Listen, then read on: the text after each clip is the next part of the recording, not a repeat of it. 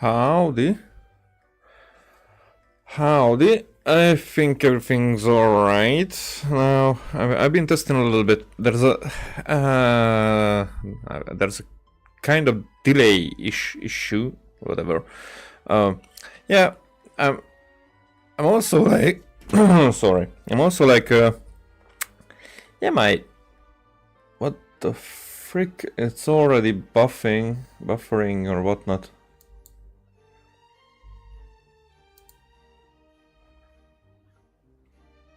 So, okay. Maybe I can see now what I'm doing. I mean, on the YouTube studio. issues, whatever. So that's why I'm late. I was basically at 26 minutes ago I wanted to start. I was just testing a little bit because there's a curious kind of delay that I could not catch on, and I don't know why. So this kind of delay there hasn't been ever, and now it isn't, but it was just a little long ago, and still, even though OBS showed me a delay, there was no delay set anywhere, but I saw that it was like a half a second. And I was recording, I was trying to optimize my voice, but this is the best. It will not be better than this. Then it's a little bit away, even though. But now the game is a little bit louder, because I realized that it was kind of too quiet, or I was too loud in comparison. But I adjusted the game to be louder. It's still... My problem is that my voice is very echoey, which I do not like. I cannot do anything with it. But now it's time to get into this Archon quest. Okay, so the other thing I got... Okay, first I got Furina, and I had a few of these. That is, I think, the best artifact for her. Well, I kinda... So this one is maybe the best here, even though I got one in defense. But I don't have many of the from this set, as you can see. And of course I did not save much of the HP ones, but I actually got here one. But it's an HP circlet, so not much crit rate that I have, because the crit rate would be, the best here. So not much crit rate I have from there, but I got lucky to get it here. Of course I got a flat defense, because... Or maybe this was already on it, I don't know, I don't remember. This here Hydro, but this is the worst. Maybe I got one in energy recharge and the rest to defense, so it's crap. Here, okay, let's see. So I have a Crimson of the Witch Flames Elemental Mastery, because I had that on 20, and nothing from here would be, because this is defense, not even for saving. So this is also Elemental Mastery, then why not? The other one, and this one is attack percentage, but nothing on it basically, so that wasn't worth it. Here again a little bit of crit rate, a lot of crit damage, also 2 on the defense, but at least attack there. Not that I do anything with attack. Also she's just level 50-ish, I think. So here I got one in HP, and all of them in flat defense. So this is sad, but it's still better than this one, because this went all in the in defense percentage. So I was like, this one is better, so why? Whatever. So it's crap altogether. It will be better, but now I'm gonna focus on leveling her and Charlotte as well. So there's no point in saving for that long. Oh, level 60 almost. For weapon festering desire, I was thinking, because I could have used the skyward blade, but festering desire because of the skill. Where it is? Where is it? Where? Oh, there you go. Okay, so because elemental skill. That's the main reason. Okay, talents are crap at this point. Of course, no constellation. So altogether here, because she's scaling on crit rate, so that this one will get better, and then the crit damage would be like a deciding factor more. But actually, I would like to go with HP. Get her to higher HP, because a lot of things go with HP. Now, this is like my leveling up band, so I'm not gonna use this one. It's more like I think I'm gonna make a clear one with Traveler, with her, a jungle definitely. And who should they go with?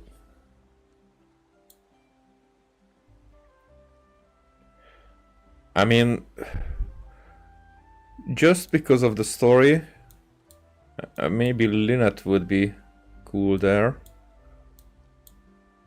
because she's from Fontaine. But let's go. So I would like to be viable when something happens with this party. So let's go with these guys. This world is full of unsolved mysteries. So it's not that they are a viable comp, not in any case.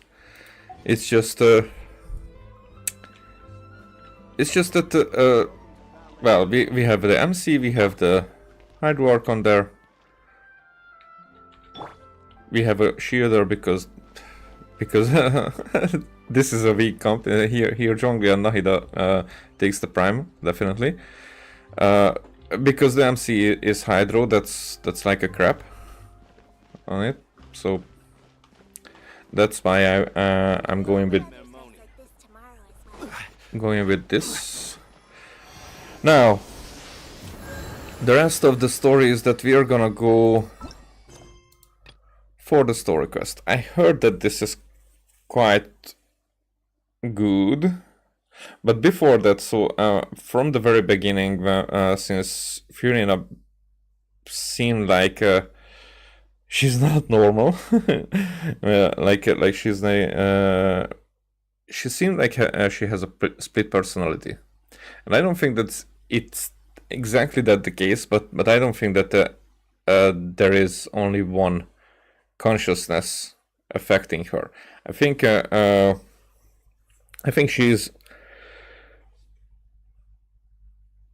she's acting in the name of her. So my theory was, and maybe it's that, but the trailer doesn't seem like put everything in that direction.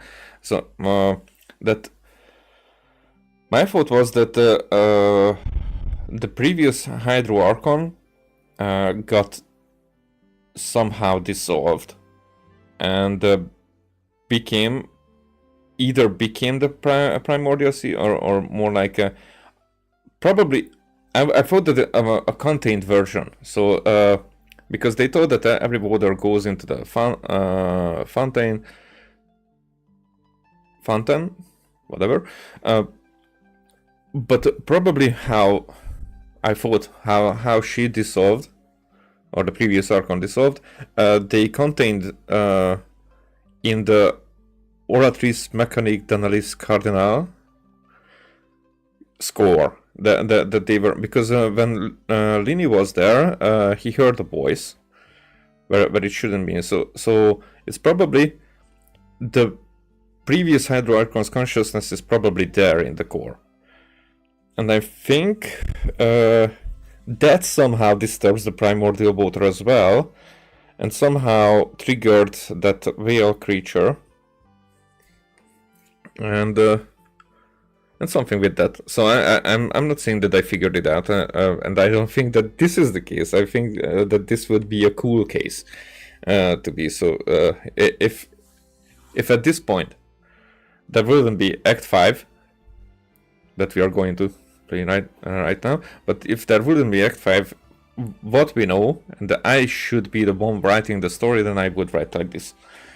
That the previous Hydro Archon is there somehow, and that's why Furina is, because not exactly dead, so that's why Furina doesn't really have all the Archon authority and whatnot, because she's just acting in place of the Hydro Archon, but not actually being the Archon. However, I got a little bit spoiled, a little bit. I'm not even telling in front, because that's more like an emotional understanding of the ending. What got spoiled? Nothing like concrete. But with that, I don't think that my theory holds already. I think it was debunked by that, but still, I wanted to tell, because that's how I think, and basically more like that's what kind of mentality I have when I'm writing my own book, which has not similar. Maybe I could say that similar complexity in story, and this idea is kinda there.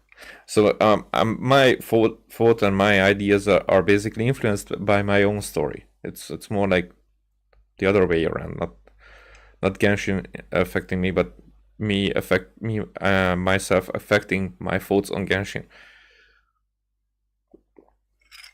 And I have my trusty coffee here. I don't think that anything is in the way for us to get into this one. I'm very excited. I really waited for a long... Not waited for a long time. I think I should say that I hyped myself up a lot with this one. And not because of the... Because I didn't know how much the community was waiting. Probably they were waiting for it as well. It's just I was not that much aware. For them it's more like how the stories went, that it was building up. For me it was like an instant. Maybe from the second appearance from Furina, I was like, okay, something is not okay with her mentally, and that intrigued me a lot. That doesn't mean that she's not acting, because she's an actress. I think she's an actress directly for this job. Okay, let's see. Some time has passed since the incident of the Fortress of Meripede, and your sentence here is almost finished. Now for a little rest after breakfast. This is the life. So we did have to spend our sentence here, even though we were allowed to leave, but we had to spend it in some way, which was actually it was funny because it was 45 days how we were sentenced, and that's basically well, almost, but not exactly, but that's basically the in-betweens of 2 updates. So it's almost like, yeah, almost like it's when we were finished with the updates, then we are gonna get finished in a few days after. Wait a sec. With the sentence. Isn't something important supposed to happen today? Oh, today's our big day! We're supposed to leave the Fortress of Meripede! Come on, we've got to go complete the release procedures now! Yep. Masquerade of the Guilty. So I'm really curious about the trial as well. I think we will be... I'm not sure about the Tebat lore, but we will probably be bombarded with all kinds of things, plot twists, and figuring out who's doing what, why. Wait. Oh, below. Let's see. Let's get a farewell meal. Welfare meal. But for me it's farewell meal. Yay! Understood. Enjoy. I'm enjoying it. I'm enjoying it. Let's see. Let's get rid of this.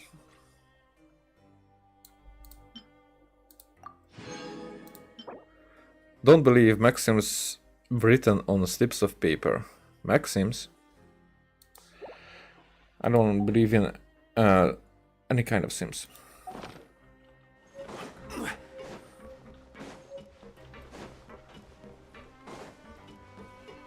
Oh, here. Hey, Mongrain. Please, sign here. This document will be effective immediately upon signing, and you two may exit the Fortress of Meripede via the regular channels.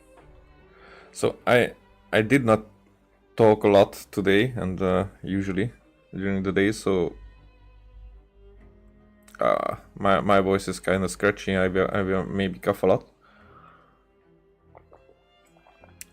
It's been so long since we've been to the surface. Let's hurry up and... Open. Oh, it's starting again.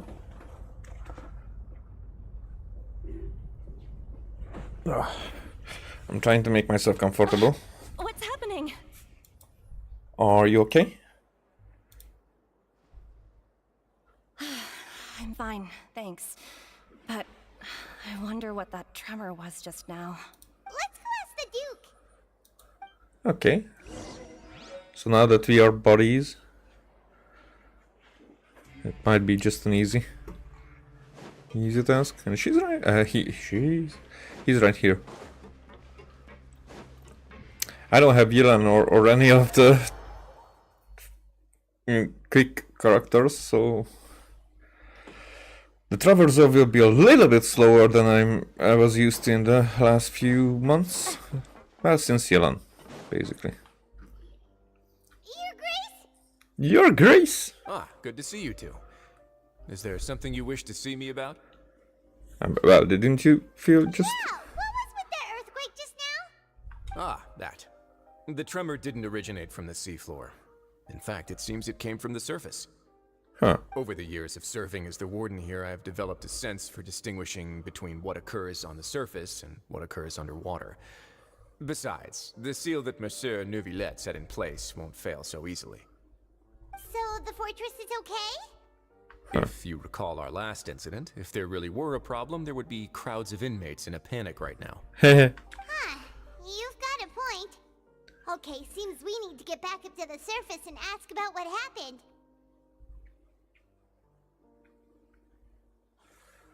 Alright. By the way, do you know what day it is today? I believe today is this month's pipe cleaning day. Wait, seriously? Actually, today is the day we say goodbye to the fortress, but thanks for reminding me, because that makes it...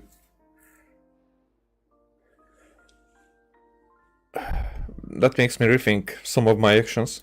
Ah, yes. Have you completed your release papers? Yep. It's you two. Are you leaving now? Yep. That's right! Today is our last day in prison! But now that Paimon says that, it doesn't feel like we were confined here. It's actually been pretty nice! A lot of people have helped us out. Oh yeah, Paimon feels fond of this place now! Then be sure to come back and visit. I'll miss you. Alright. If you've signed the release papers, then you're free to go. The guards will escort you out. You're not going to see us off? Now you're expecting too much. You got used to the good stuff, huh? I knew you'd ask. All right, sure. Huh? Let's go. Well, you actually agreed. No worries, you must be busy. Paimon was just joking. Ah, so you do have a polite side, I see. After being down here for so long, I imagine you must feel like you're lacking companionship. Shall I come along too? Oh, that's alright. It's not like we'll never visit again. Yeah, don't worry, we'll come back to see you. Paimon really likes the cafeteria here. The chefs sure do know how to make good grub. Huh. I hope you won't be here as convicts the next time I see you. We'll do our best to stay out of trouble. Well, it seems our work in the Fortress of Mirapede is finished. That's the end of another chapter in our journey. And since Nervlev was the one who asked us to come here... So we're not going to ask His Grace to have an interview with Charlotte or gather that kind of information, maybe? We should probably go report to him now. Next up, the Palais Mermonia. You're going to see Monsieur Nervulette? Please pass on our kind regards. I'm sure just your regards will do, no? I believe it would be the polite thing to do. You're right. I've heard the Palais has been terribly busy these days. Tell him that I hope he hasn't been overwhelmed by the recent string of troubles. Alrighty. So the thing is that there's still some kind of earthquake. Tell me something. Oh, wrong button. If you're concerned about things at the Palais, why don't you take some time to go up and check things out? I believe you should still have some vacation time to spend. Thank you for being so understanding. It means a lot. And she's gonna refuse. It's been some time since I've gone to the surface. I must say that I've started to miss it a little. Maybe not. Okay. We're not gonna just walk up there. We're gonna take the quicker way.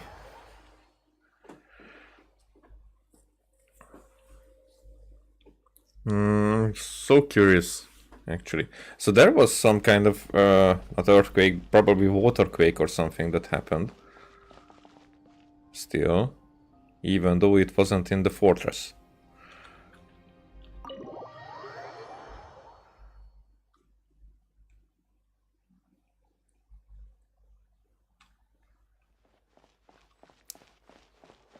Yup. Huh. The Palais Mermonia sure is buzzing with activity today.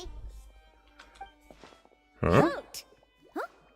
Oh, it's you two. Apologies. Monsieur Nervulette did say you'd be welcome at any time. Excuse me, would you mind helping me take a look at this report? I'll be right there. Sorry, I've got my hands full here. You can see yourselves in. Okay. Everyone's so busy. Seems a lot has been happening. Okay, I like that one Maruzen's voice actor, actually. It's different.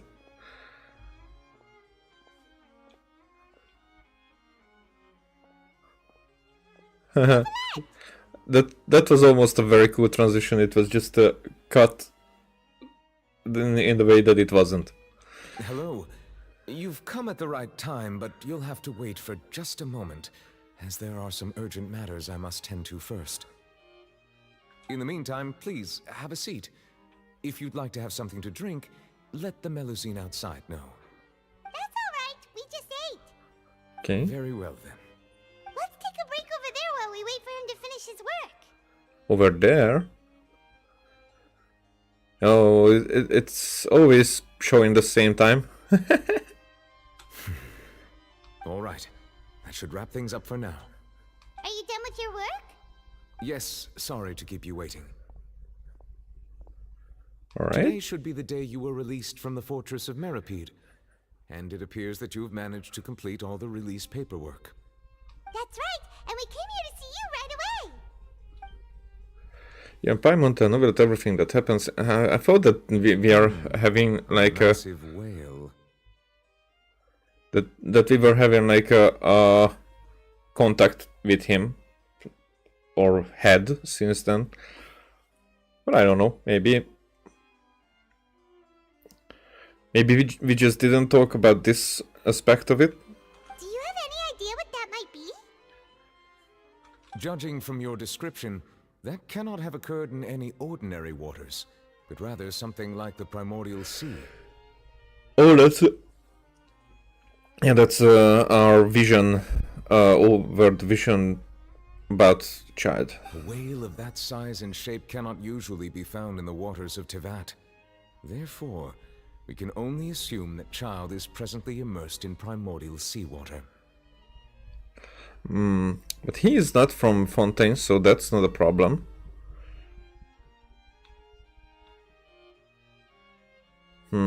Interesting. Primordial seawater? But how? And is he okay? Yeah, he's not from Fontaine, so he won't dissolve, but something probably happened to him. And because primordial seawater had like hallucinating effects, even on Fontaine people who did not get dissolved. So I'm curious how it changes his conscience. Most people wouldn't be capable of entering in the first place. I'm not completely sure how he could have gotten there myself. There's something we'd like to ask you about. So, but the question is, because there's that seal, but that seal is not over. Doesn't seem like it's a over container. It's more like a containing water, but that's probably like a much bigger water mass. There's something we'd like to ask you about. Yes? What is it? What was the tremor we felt earlier? Oh, right! Paimon felt it too! In the while floating. We asked the Duke and he said it wasn't from underwater, so we figured you might know something about it. It turns out that I have just received a report about this particular matter. In fact, that's exactly what I was busy with a moment ago. The source of the tremor was here on the surface near Poisson. After the shaking stopped, the water levels in the Poisson area rose at an alarming rate. Oh. The water levels rose? Oh no! What about all the people there? Fortunately, the water levels only rose for a short period of time, and have already returned to normal now. However, I still have a bad feeling about the whole phenomenon. So did it return to how it was before, or now if we get there we see water level higher? Because again, in the trailer we saw the opera house.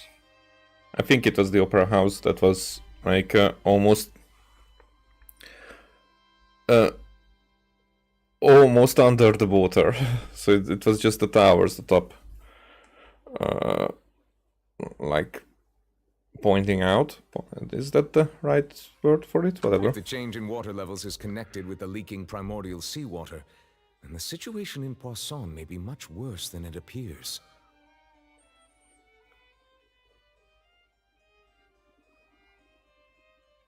Navia should be in Poisson, right?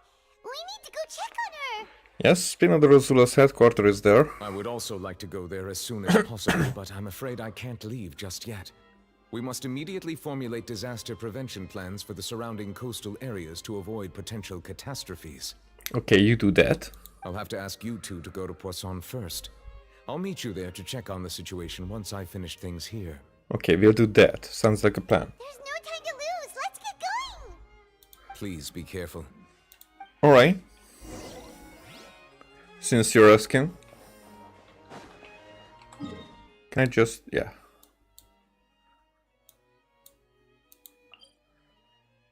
The map didn't change.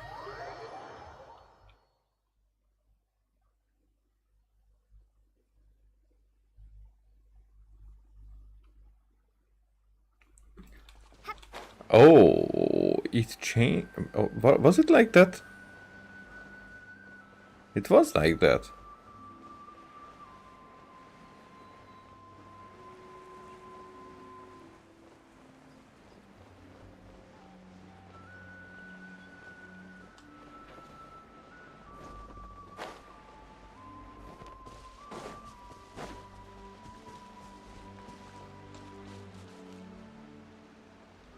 Okay, if I'm gonna just go down there, then it would.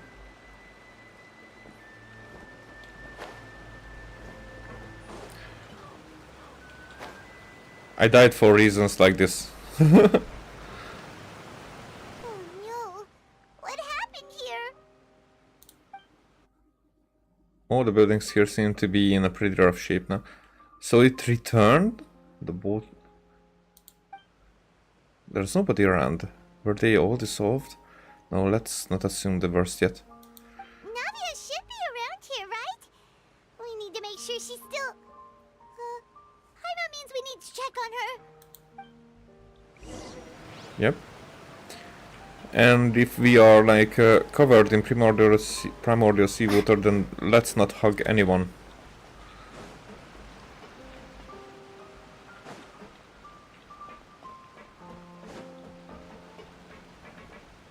Huh. We haven't seen a single soul all the way here.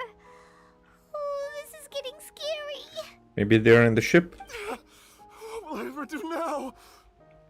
Look, there's someone on the roof over there. Just stay put. We're coming up. Watch your balance. All right, just hurry. Okay, what's going on? I'm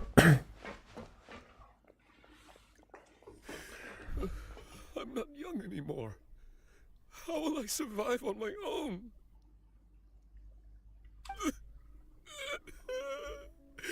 My Desiree! What the... He looks pretty sad. No way. My leg! My leg! How could this have happened? It hurts! Is she... Just hang in there. Help is on the way. You can hold my hand if it makes you feel better.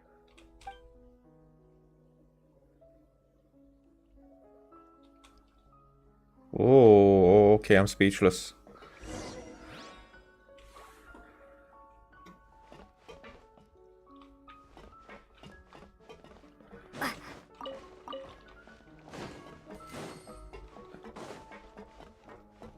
She's quite sad. Hey. Don't make fun out of this moment.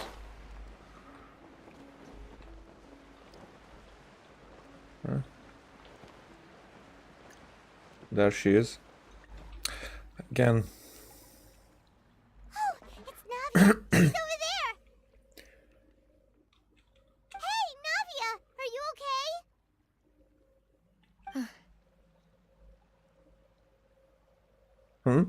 Okay, took you some time to look at us. You're here.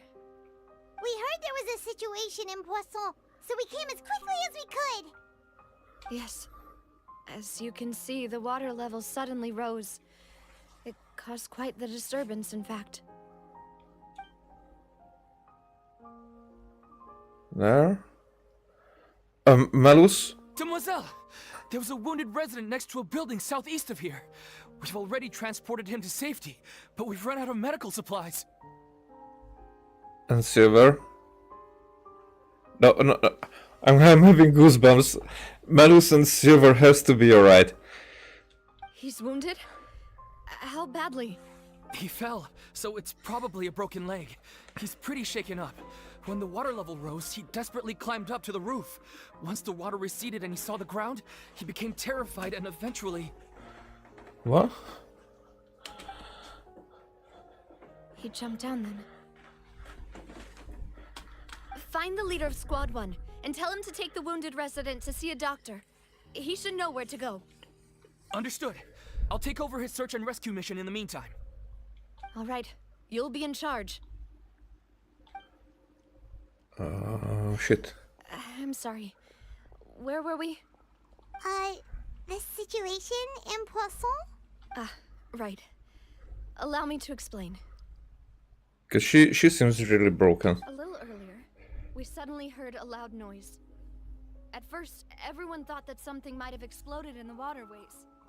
But before we knew it, water started pouring out from everywhere. The rushing water seemed a little odd, almost like the unique color of primordial seawater. Some people didn't realize the danger and thought it was just ordinary water, leaking from somewhere. Everyone on the street who happened to be close to the water didn't have a chance to escape. As the water levels rose, they suddenly disappeared. They were all dissolved. Those who realized what was happening started to flee in a panic, desperately trying to get to higher ground. Many were injured in the stampede, and some people fell from significant heights. The Spina di Rosula initiated rescue operations as quickly as possible, but there have been a lot of casualties.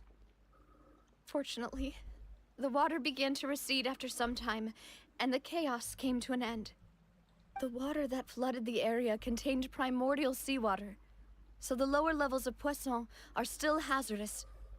To ensure everyone's safety, I've asked the people there to leave as soon as possible. No one knows if this could happen again.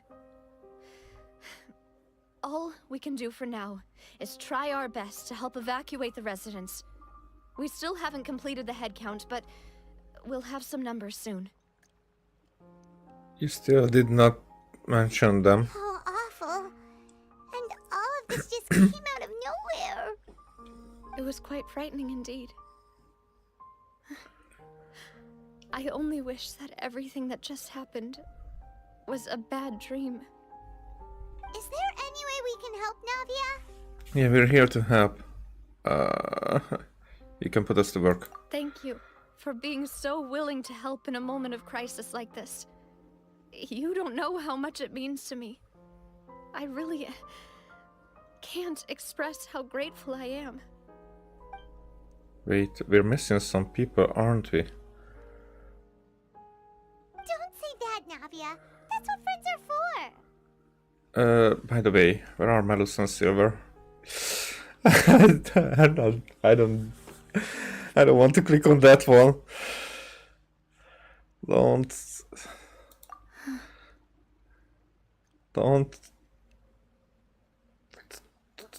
Demoiselle! We've got a situation here! And you're really doing that way? I'll be right there. Sorry, I need to go for now. And off she goes. Seems it might be a while before she can take a break. Well, it should be the same for us. Navia walks around talking with many people and organizing various matters. Her decision clear, blah blah blah. The wounded are being tended to, and we finished a preliminary head count. More support has just arrived, so I suppose I finally have a moment to focus on my own matters. Of course, we should remain ready for anything, and continue doing our best to rescue others. I'll be sure to have everyone at the Spina di Rosula ready to render assistance. Traveler, Paimon, would you two accompany me to my father's grave for a moment? Huh? Right now? I understand. Thank you.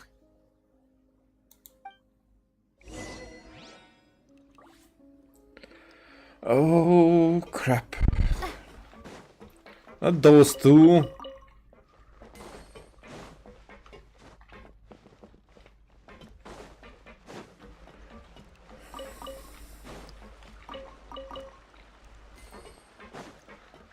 Okay, should I go from the other way?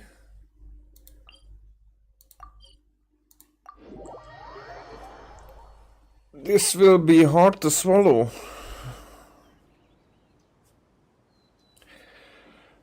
Sorry, I'm not the most comfortable. Let's say that way. So I kind of have some not health, probably health issues, but not the kind that you should worry about. It's more like muscle issues or stuff like that. But really, it's very uncomfortable. It's almost like a constant state now, and it's very annoying and a little bit disturbing as well. I'm just apologizing, not really wanting to do anything with it.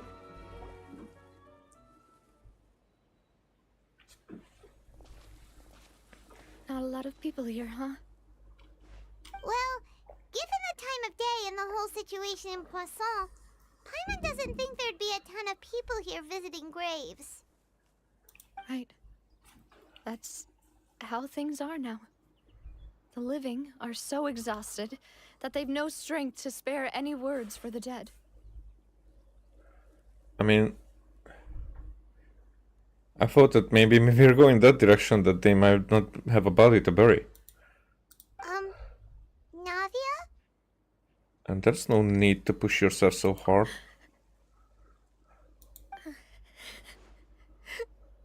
Navia, what's wrong? Sorry. I just...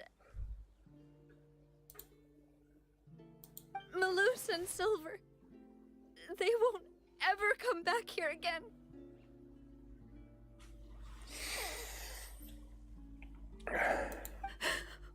What should I do, Papa? Huh? What happened to them? Avia, sorry for your loss. Everyone agreed on the rescue plan, but still... I was the one who initiated it. They were helping evacuate the residents, but they couldn't leave in time. And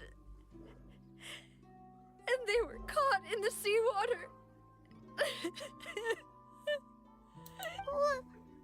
What should we do? Shut up. Just shut up, Paimon. I've known them for so long. And I know they weren't afraid. But... They were your best friends. Your family.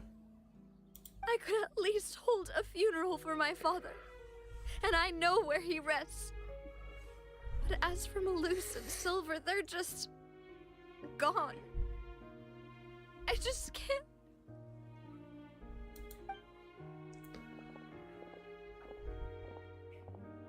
Everything looks so clean after it rains. Even the gravestones. I didn't expect that you'd enjoy a glass of red wine in front of Master Callus's grave. I can understand. Besides, the scenery here isn't half bad. I'm pretty okay, I'm saying, but I'm really glad that I'm not having face come on, because...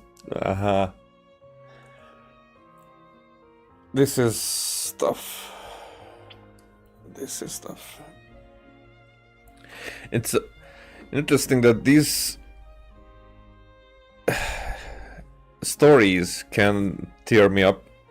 No real life happenings did that to me for 15 years. I mean, not like actually happening.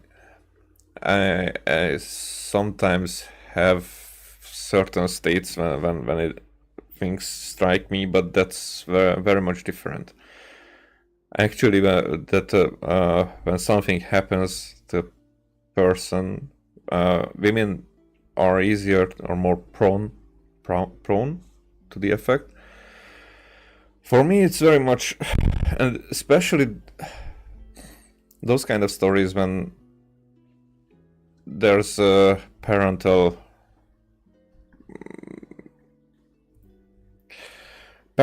or relationship stuff is going on. So, for example, for me, it was very much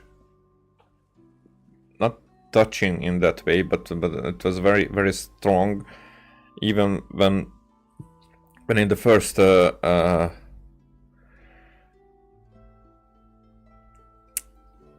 episode of The Boys, there is the situation that sets Huey in the direction where he is going. You know, I'm not going to spoil it to anyone. That definitely, and it was like quick, and it was like played done as fun or something, but for me it was more like a seeing from Huey's side. It's breaking people's wheels. Of course, this is just like making me remember, not just remember, but empathize with them. However, this does it to me, like something this strong. Like I like these guys. I like these guys a lot, and probably other people are the same way. But I'm usually not stopping when something like this happens, and not happening this strongly. But this did build up, and twisting the knife right now.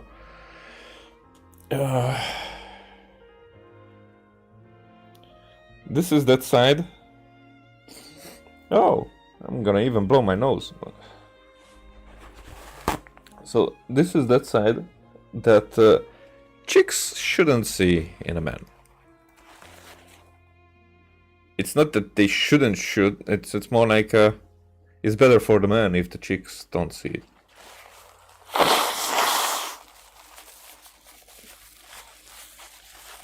Whatever they say, it's the other way around.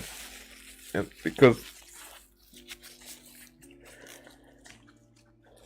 it's disgusting that it's like that, and that they cannot really do anything about it. But this is this makes women lose respect. They might gain respect in a way that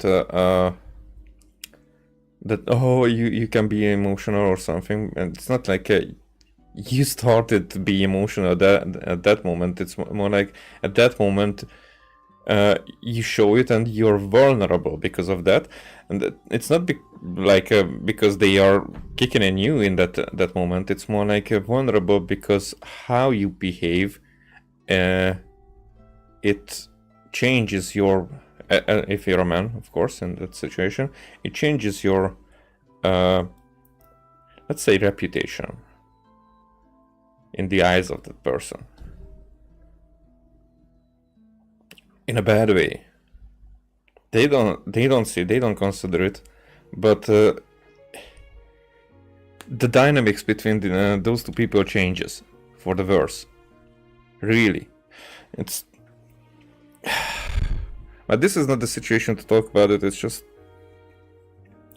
I will probably not bring this up for a while now, probably until I have if I ever make a content specifically aimed towards that. So this is the moment when I could say something like this, and it's sad. But I'm getting back to here now with my thoughts and all of that, so I want to settle back before I continue, because I digressed quite a little. See, it's not just me. I always want to bring something when I visit Papa. Perhaps we might even have a picnic. He wouldn't be angry, would he? Let go of the past. How could Master ever be upset with you, Demoiselle? Yet the cemetery is the home of those who have passed, is it not? Everyone ends up here sooner or later, no matter who you are. Buying yourself a plot in advance, are you? No need yet. But when I do, I hope you'll let me be buried beside Master Callus, Demoiselle. Definitely. Hey, stop joking around. I'm quite serious. That way, it'll save us both the trip to see each other whenever you visit your father's grave. Oh, that's a strong line. That makes sense. In that case, could I be buried on his other side? After all, besides you, Demoiselle, the two of us could certainly be considered Master's closest companions, no? Personally, I believe we fill those shoes just fine. Why are you bringing this up all of a sudden? Seriously. All right. I'll remember your requests. She cannot fulfill them. Oh, crap. I'd really prefer not to talk about this stuff. And what do you mean by saving me a trip? I'd make the journey even if I had to visit you two somewhere else. She really got the short end.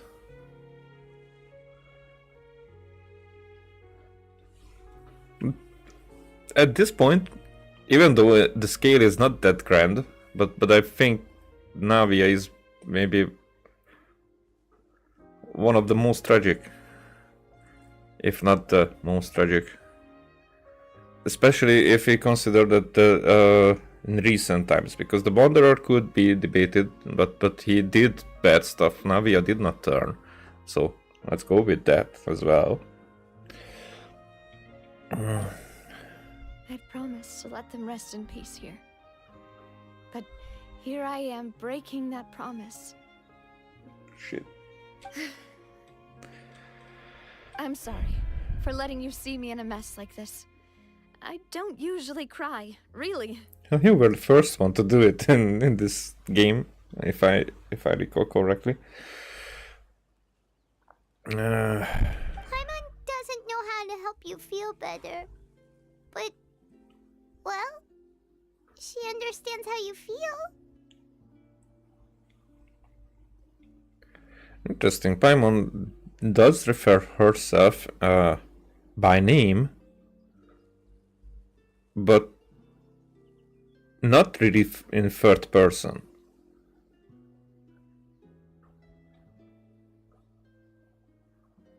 But I mean, when she refers herself by name, then that sentence is in third person. But she does say I, doesn't she?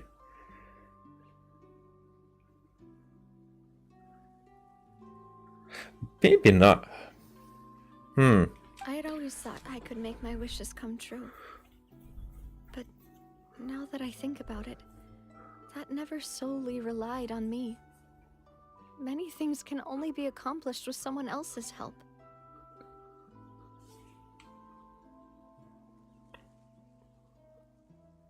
That's actually very true.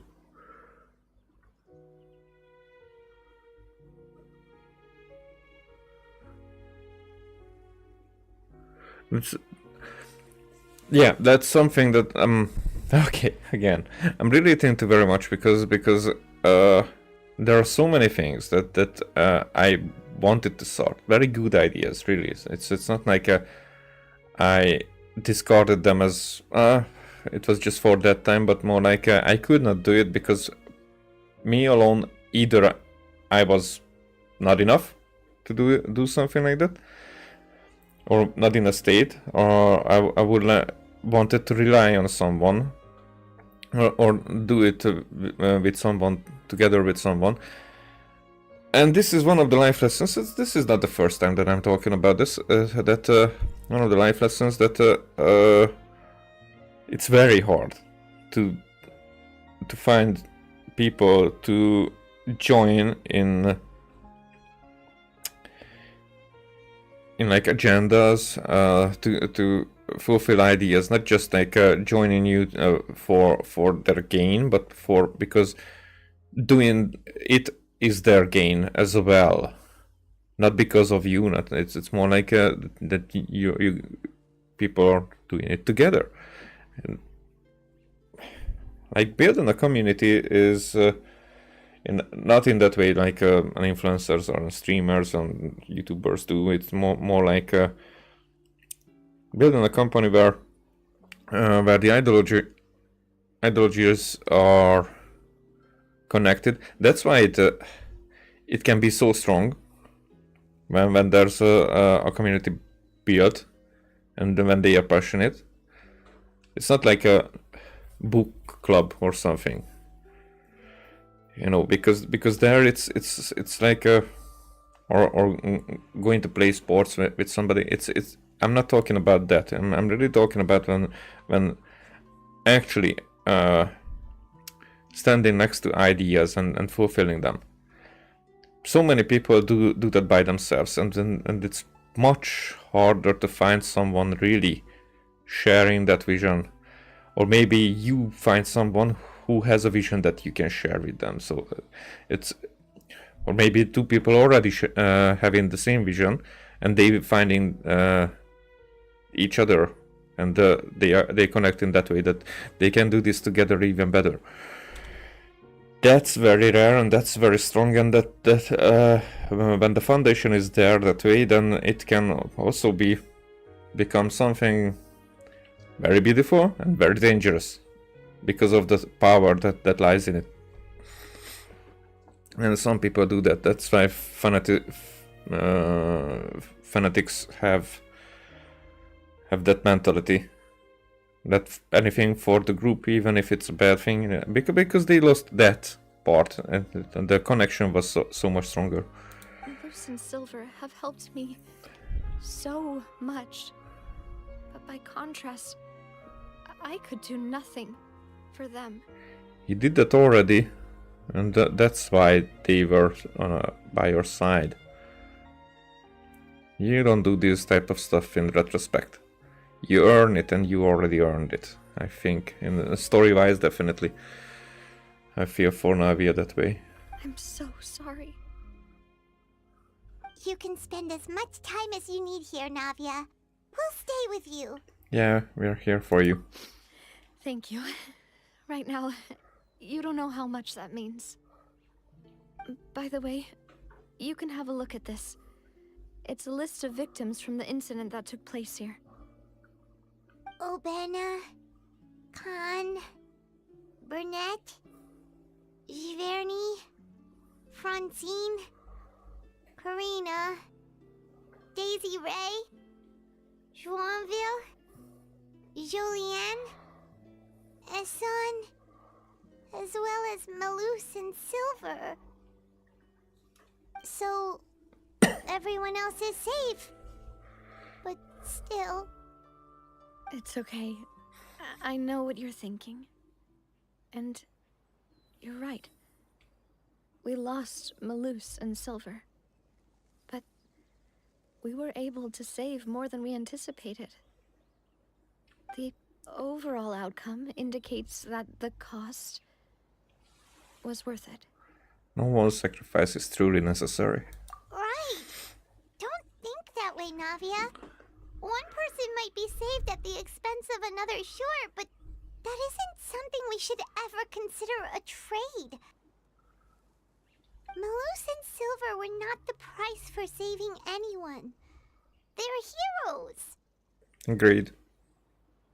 Strongly. You're right. Thank you, Paimon. Yep.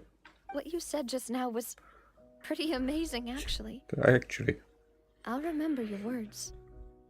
Oh. Really?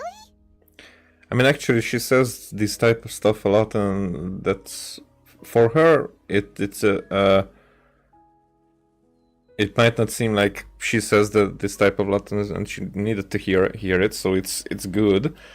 But she actually does it a lot, and sometimes in a way that, you know, we, as an audience, are like, again, this kind of thing. But she does it with a good heart, definitely, as far as we know. Seems you've become more eloquent in the time since we last met. Oh shit. What are you doing here? The knave? What are you doing here? Is everything going well on your side? Oh! Okay, that's what I said. Second big twist, I think. Or, counting Malus and Silver, maybe the fourth. Yes, my people are carrying out the mission according to your request.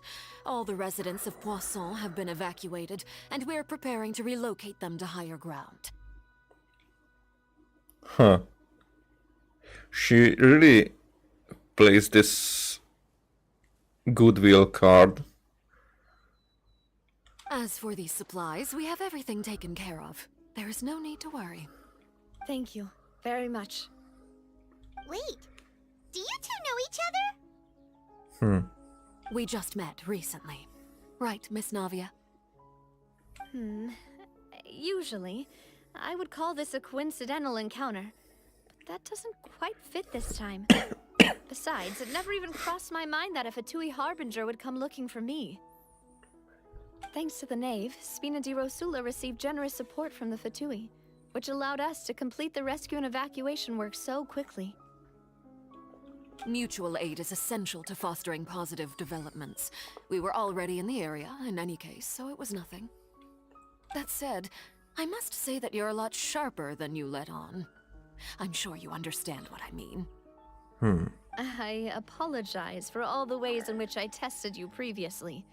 We've never worked with a Fatui before, and it's extremely important for us to know who we're working with. Well, in this case, it's because in Inazuma we had very different dynamics when it came to work together with the Fatui. So I'm very curious. My subordinates have reported that Fatui soldiers have been observing water levels and taking head counts in various locations. I hear that they've also prepared a large amount of emergency supplies. I'm quite surprised. This is nothing to brag about, nor do I intend to. It is simply the way of powerful organizations to act forcefully, whether they are doing good or ill. You've witnessed that firsthand, in any case. As I've told this traveler before, I know of the prophecy, and I intend to prevent the impending disaster. Lending your organization a hand was a natural first step in accomplishing that. As such, do not be troubled by this token of our sincerity. Perhaps one day, you'll also be able to help me in the same way. So she does play that card. Which is interesting because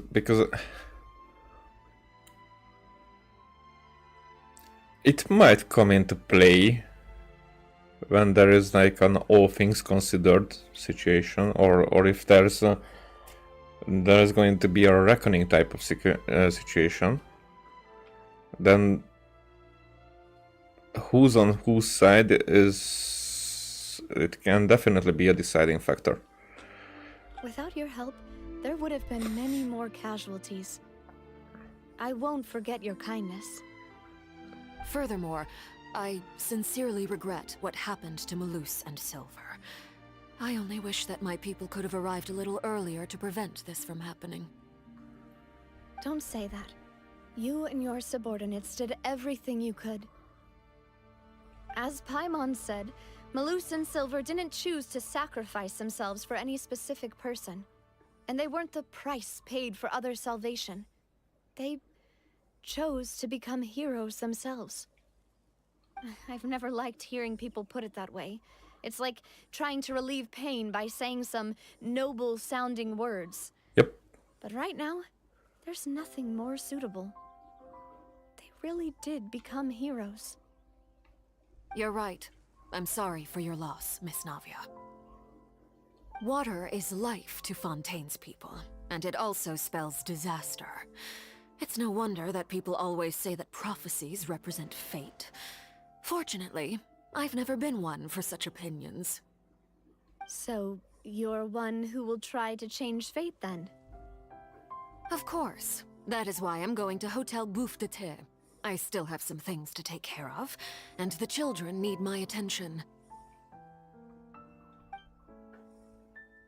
By the way, Traveler, Paimon, one more thing. Alright, then we'll just... Huh? This isn't right. Paimon thought you would ask us to walk with you for a moment so you could tell us something in private.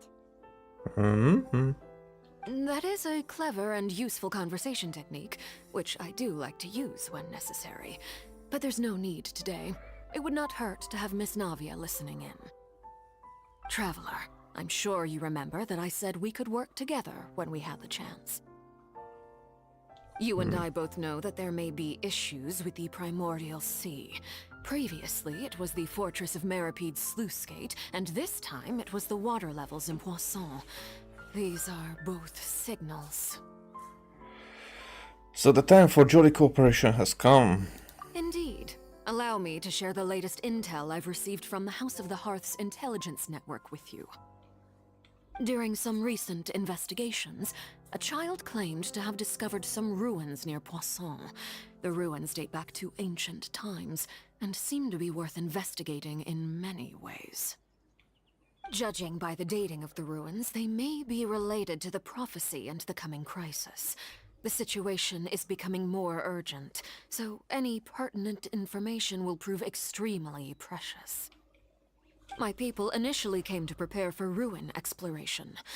Unexpectedly, this disaster struck, and at present, we're all busy prioritizing the rescue effort. So that's why the Fatui were already in Poisson. I wanted to take the children along, but unfortunately, Linny, Lynette, and Fremine have all been dispatched to higher ground to assist affected residents. Linny told me that outside of the house, the person they trust most is you. Which is why I want to give you this task. Are you sure this will be okay? Can you trust an outsider like me? I don't care if she can trust me. I'm caring if I can trust her. The House of the Hearth's members see each other as family, but Linny, Lynette, and Fremine said that they also see you as such, even though you are not from the house. And those are pretty brave things to say to the knave. I'm sure you already understand how earnest they consider their friendship with you to be. Oh, that somehow makes Paimon feel kinda happy. And it somehow makes me feel manipulated. not that I wouldn't believe that that's the case. I'm more like feeling that it is used for winning us for cooperation. The intel I just shared about the ruins could fetch a high price. But since the children consider you family, it's only natural that I freely share it with you. Got it! So all we gotta do is go to some ruins, right? We can handle that. Excuse me, but may I tag along? You wish to join, Miss Navia? But are you sure you're up to exploring some ruins? You need to rest. Or maybe she needs company. Well, I'm sad, yes. But I can't just go back and plop myself into a chair by the roadside and do nothing. There's no point in being depressed while we still have a disaster on our hands. As my father's successor, I must live up to the hopes he had in me. Besides, I'm also doing this for myself. I need something, a distraction, to keep my mind off Malus and Silver. We are strong, but she needs company right now. As I said, we can be that company if she goes to explore the ruins with us. Yep. Since you put it that way, I have no objections. What do you say, traveler? We'll go to the ruins together. All right. The ruins are to the south of Poisson. Here's the map. Okay, the three of us will handle it. Come on, let's pack up and get going. Alright. Not that far, actually. Nope, nope. Nope, unnecessary. Nope.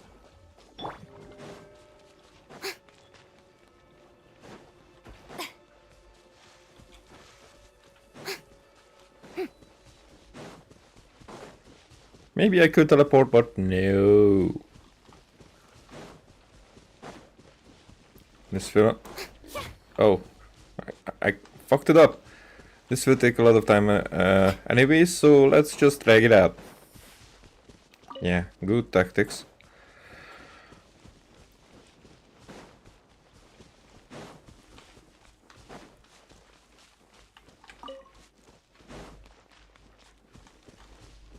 Right, actually.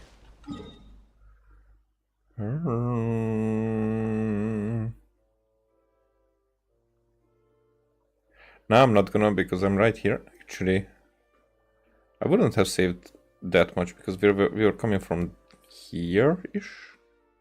Here, somewhere here. Maybe here.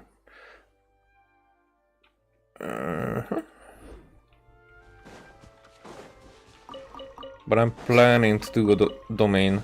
No, a boss. Not a domain. A few times for leveling her up. Now, those flowers that are needed for her to be leveled up, those are not that easy to come by.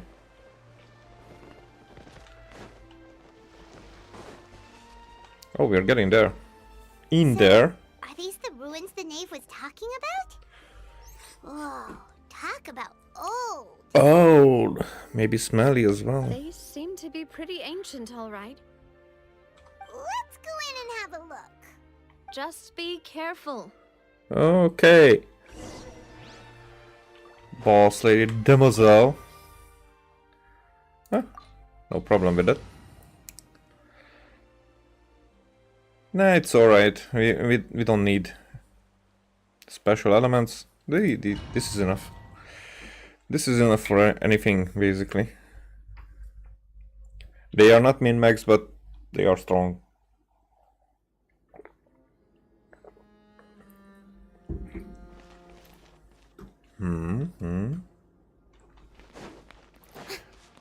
There are definitely hidden chests around.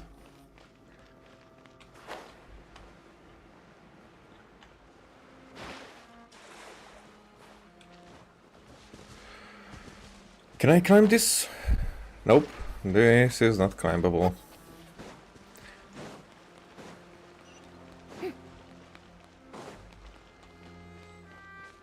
What is happening? Shower me with praise.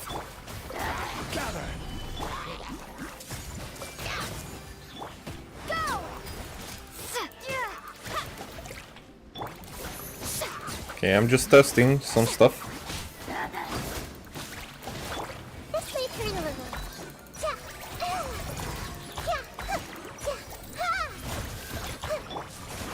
Solidify! Yoo-hoo!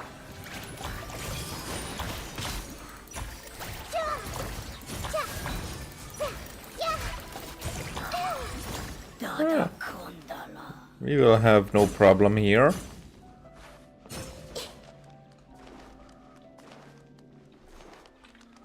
Wait, what? Commission. Oh yeah, we can finish it like this. And now they are finished. Wait.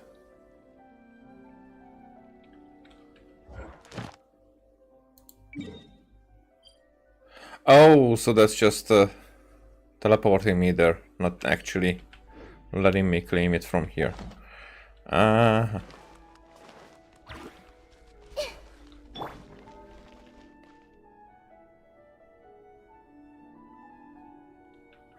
interesting.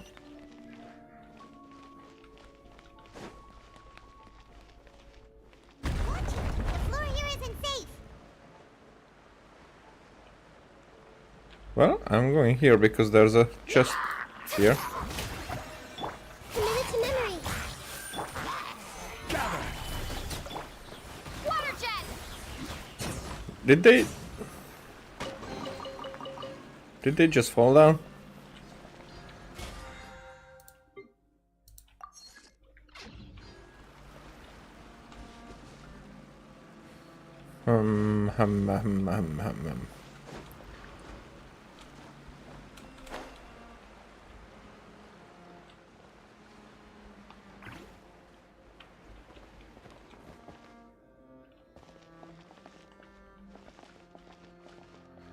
Oh, they fell down and probably died as well in the water.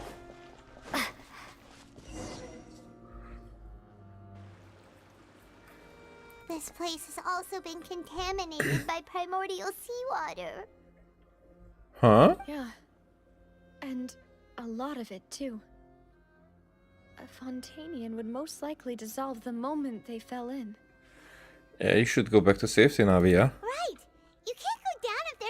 primordial seawater. It's too dangerous, and it won't be any help for you to just stay here. Huh? Don't get by my wrong. We're not saying you're useless. It's... Not better. No, you're right. I can't do anything in this situation. I'll leave this to you. From the look of things here, maybe there's no way back.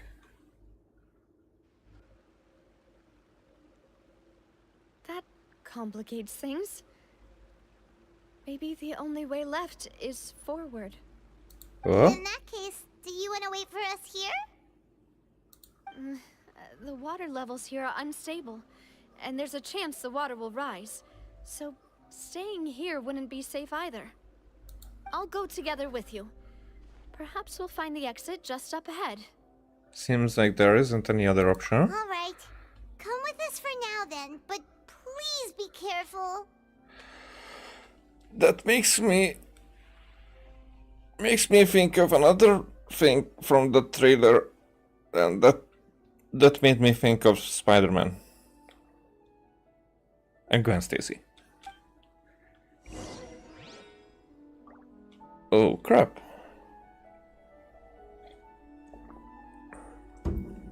So actually she's just here. I was thinking that maybe we would have like a situation where we could use her as a character, like fight with her, but it's too early because she's not actually a character yet.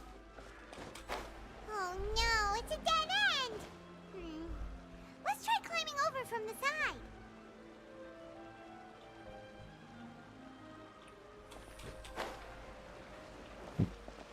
It's interesting that you barely can see the where the water ends and where it starts. This is Tomb Raider over again.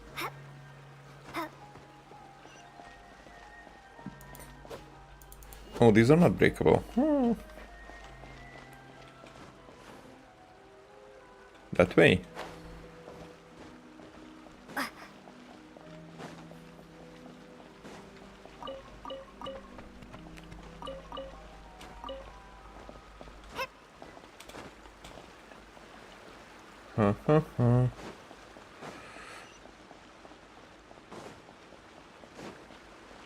So that water there, that doesn't count.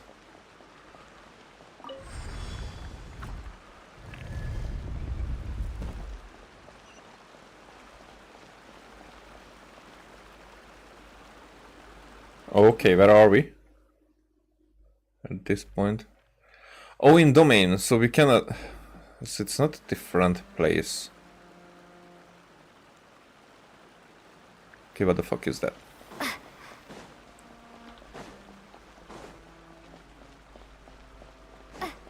Wait. The camera gets different here.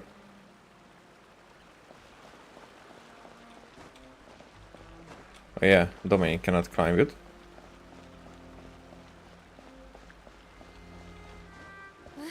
Wait, there's something wrong with this bridge. Run for it! There. No.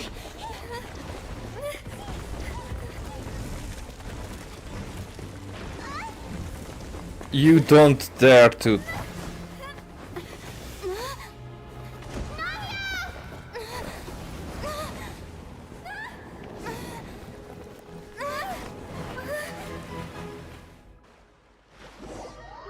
You don't dare to. No, fucking, don't do it.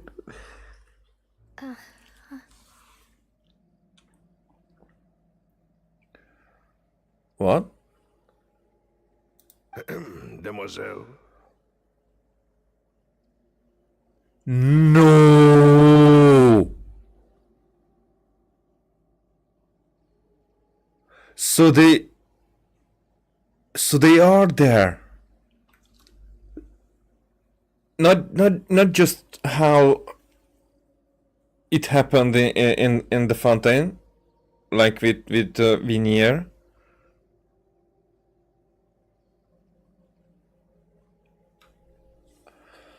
I want to get this before we continue because holy crap. Huh? You're no fucking Mademoiselle, what are you doing here by yourself? Would you be standing here till dark if I hadn't come to get you? Maybe she just wants some time to herself, Malus. Oh, was I sleeping? Yes, it would appear so. I must be tired. That's quite possible. However, you were the one that suggested we go out for a walk. Oh, right. I nearly forgot. nearly. It must have slipped my mind when I dozed off. I haven't had a nap today yet. Have I? This is a familiar feeling, yet something's a little strange. Is something the matter, Demoiselle? Oh, no. No, I'm fine. I was just trying to recall why we came out for a walk. Do you remember Mr. Giverny? He'd requested our help before with foreign merchants who had a debt dispute with him, and we'd resolved the matter not long ago. We were headed to see how things were going with him at the moment. Ah, right. Yes. I remember now. Oh, Miss Navia. Ah, Mr. Malus. And Mr. Silver, too. It's good to see all of you. Wasn't she the one? No, that wasn't. She had glasses.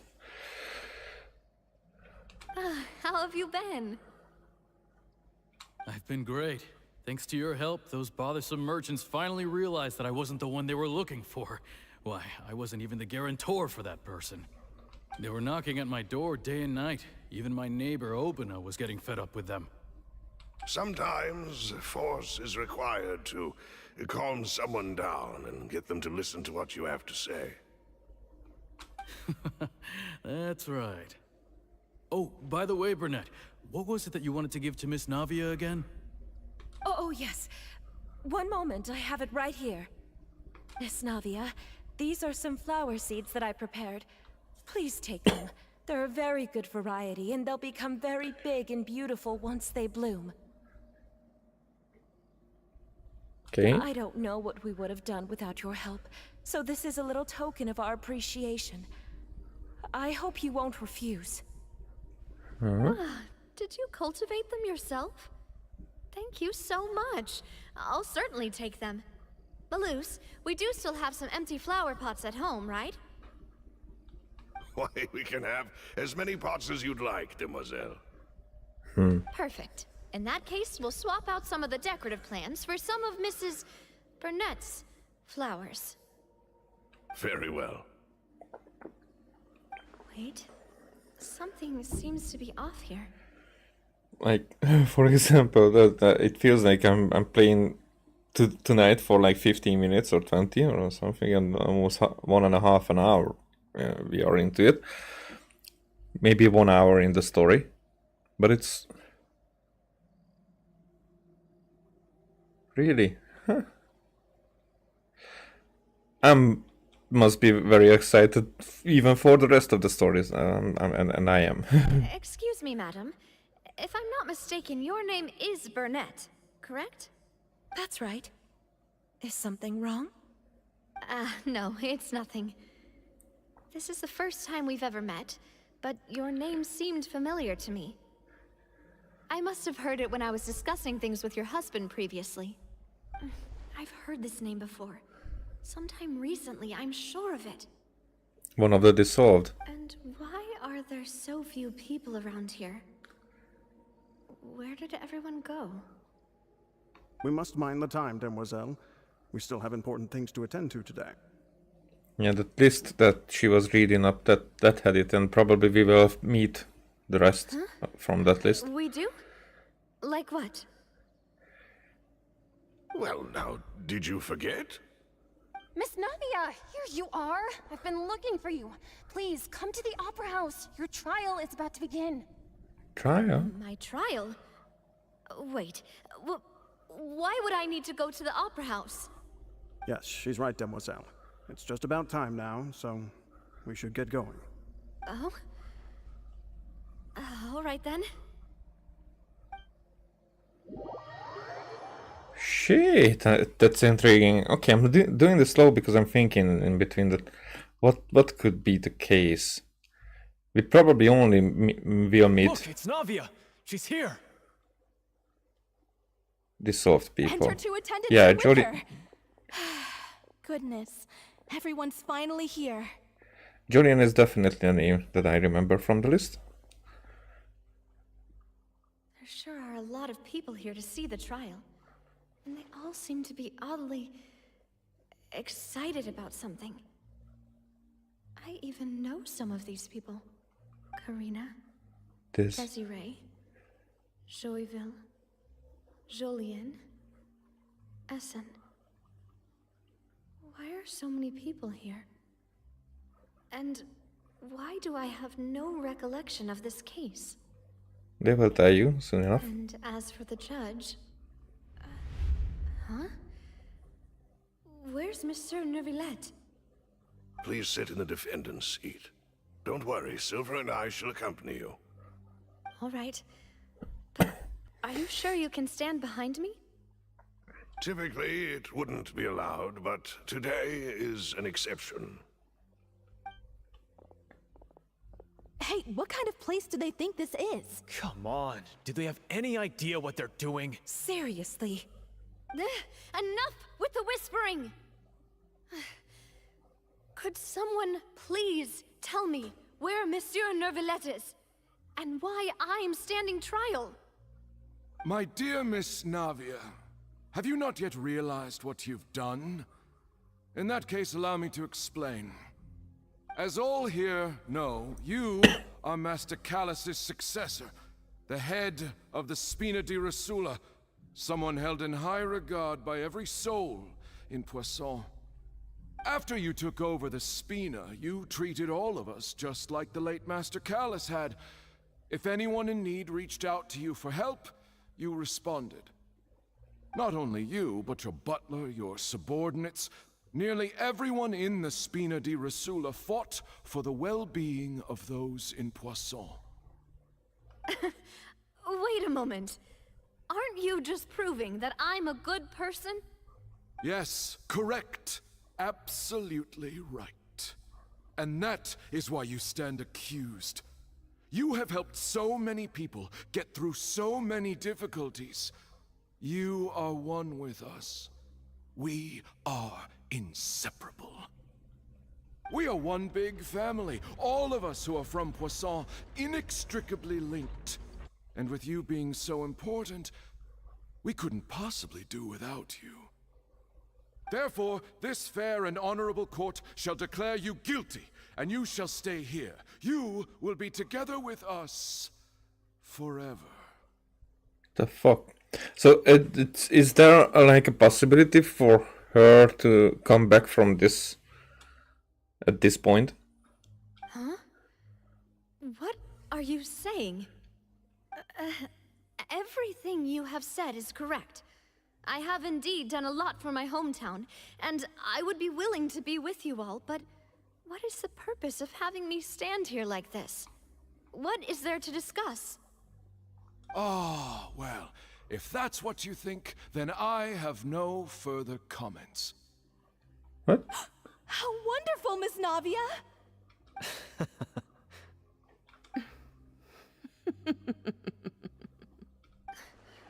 I know all these people. Why are they laughing? I seem to remember now. Yes, I get it. This trial is... Wait just a moment. This isn't right! Malus? What was that, Mr. Malus? Our conclusion is very clear and unanimous. Let the court judge her now. She's guilty! Stay here, Navia! You're one of us! Demoiselle, don't admit guilt. This trial means to keep you here forever. I wish to exercise my right to defend Our Lady. Mr. Joinville, you only know of Navia's goodness, but nothing of her utterly independent mind. Independence is the question here. She was born a free and independent spirit. She has never been tied down by anything. Indeed, even the death of Master Callus couldn't stop her. Her actions cannot serve as proof that she identifies herself as part of any group. She merely acted as an individual, extending her hand to help others. Please do not mistake her actions as being otherwise. Really? As an individual, you say? Don't forget, we are all Fontainians here. This is the nation of justice, the nation of Hydro! Even if Miss Navia only voluntarily rendered her assistance, that doesn't change the fact that her beautiful soul must return to everyone. Water accepts all, blends with all. It will surely accept her kindness. Everything is measured here in the nation of Hydro, and in the end, everyone shall meld together. Thus, when a unanimous opinion emerges, that opinion represents justice. Now, I speak for everyone. Our opinion is consistent. Navia should stay. We and Navia are one. And you would call this justice? Preposterous. You are merely jealous that Demoiselle still has a chance to exist as an individual. This is kind of nonsense, but I do want to think that it's not just for the case of being confusing, but the things that are said here actually matters. So that's why I'm like focusing on it, but still it feels that it is just to twist reality. Have you forgotten how much you all once longed to become individuals, to become independent? Do you mean to defy our justice? Okay. No, now stop here. Because the previous Hydro Archon, if I was correct, and she is in the primordial seawater, probably dissolved. Or maybe she is the primordial... No, that's not... but more like taken over it by giving it consciousness, maybe? Maybe obsessed with justice. And now that Navia is there, with this type of justice thing,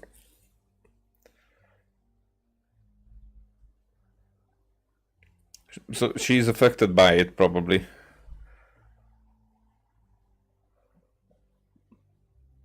So I don't know the outcome, so my theories at this point will go everywhere, and this might still not be the right theory, but this is how I see it at this point. And if that's the case, then this is very important, because now it's not like all, but it's more like a former Hydro Archon that we could write here, and this is because there is like this authority, and this authority is like in the Oratrice Mécanique d'Analyse Cardinal. As well, that the justice done by it has to be accepted. No one can defy it. That's kind of a sin, and here it's taken like a sin. If your justice is flawed, then why should we acknowledge it? As you said, we can also have our own justice. Silver and I shall defend Demoiselle. And that is how we will enforce justice. My head... it hurts. Demoiselle. Silver, it hurts. My head is spinning. All I can see is stars swirling in front of me. And that's a big Paimon. I remember now. Everything that seemed odd from the very beginning.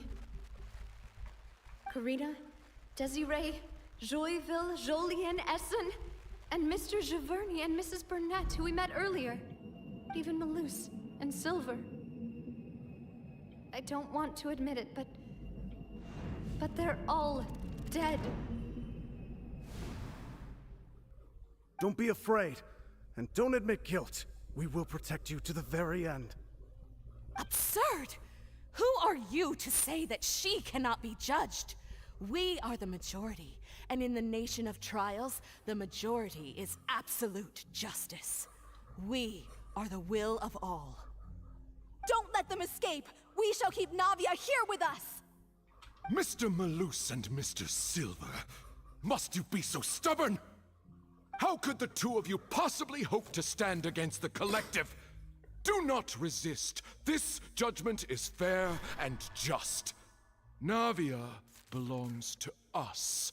Was that the Oceanid? Oceanid? Oceanid? For me it's Oceanid, so... After all that happened, Yep. she should not be left alone in Poisson. What are you saying? No more excuses! She says we're jealous. Jealous? How could she possibly be an independent individual? What's with these people? Who's jealous of her? She belongs to us. Miss Navia, she... Huh? Silence. Oh, oh, okay. How did he get here? That's...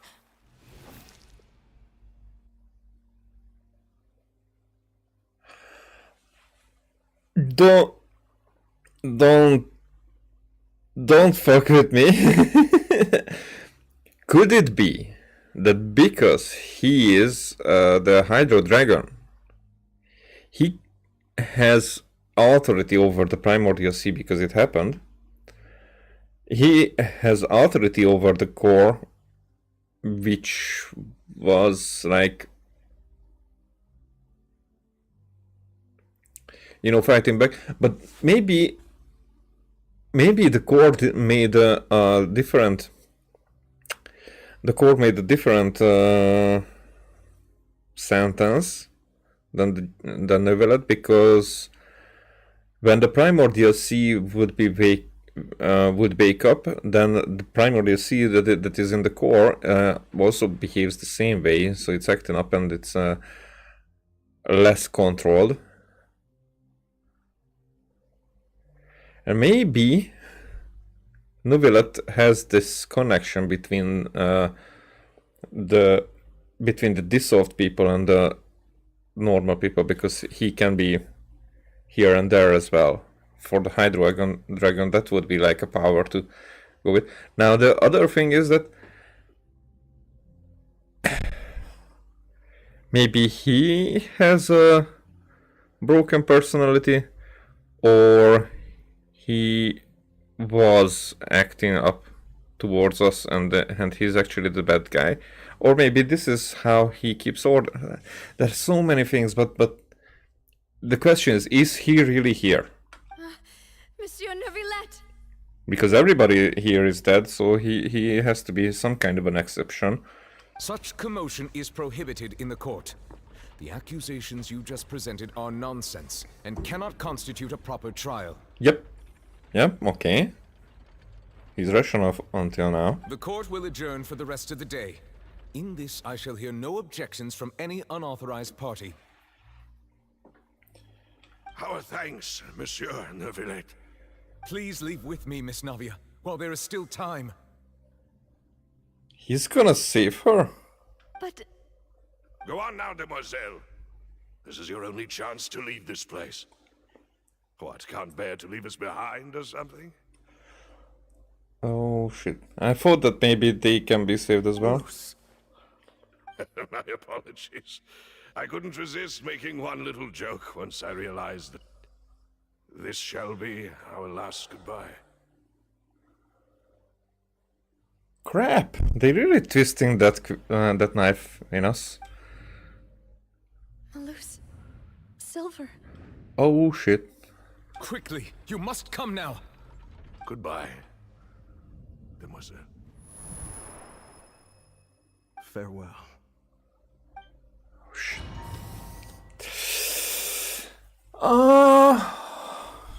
Fuck. No, wait! Just a second! Navia? Okay. You're awake. Good. He's really here. Explanations. I must have been dreaming. Malus and Silver were still alive, and they were defending me at some insane trial. It looks like you're all right. Did all the sad feelings cause you to have a nightmare?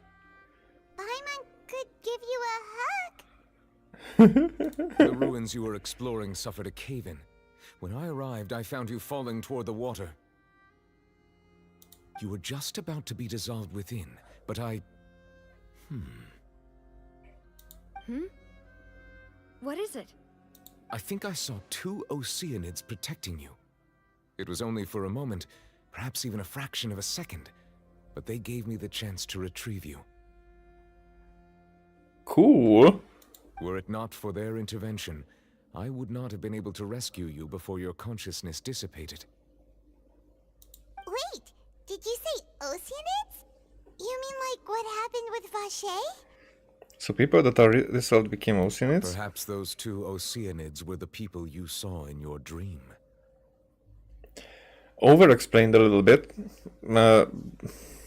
Because that's probably how we should take it, but I think it should have been more cryptically explained.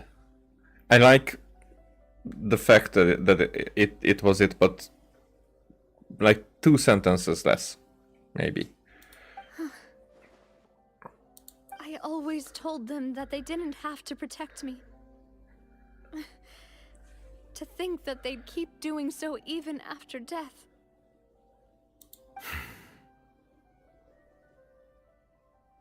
Please come with me.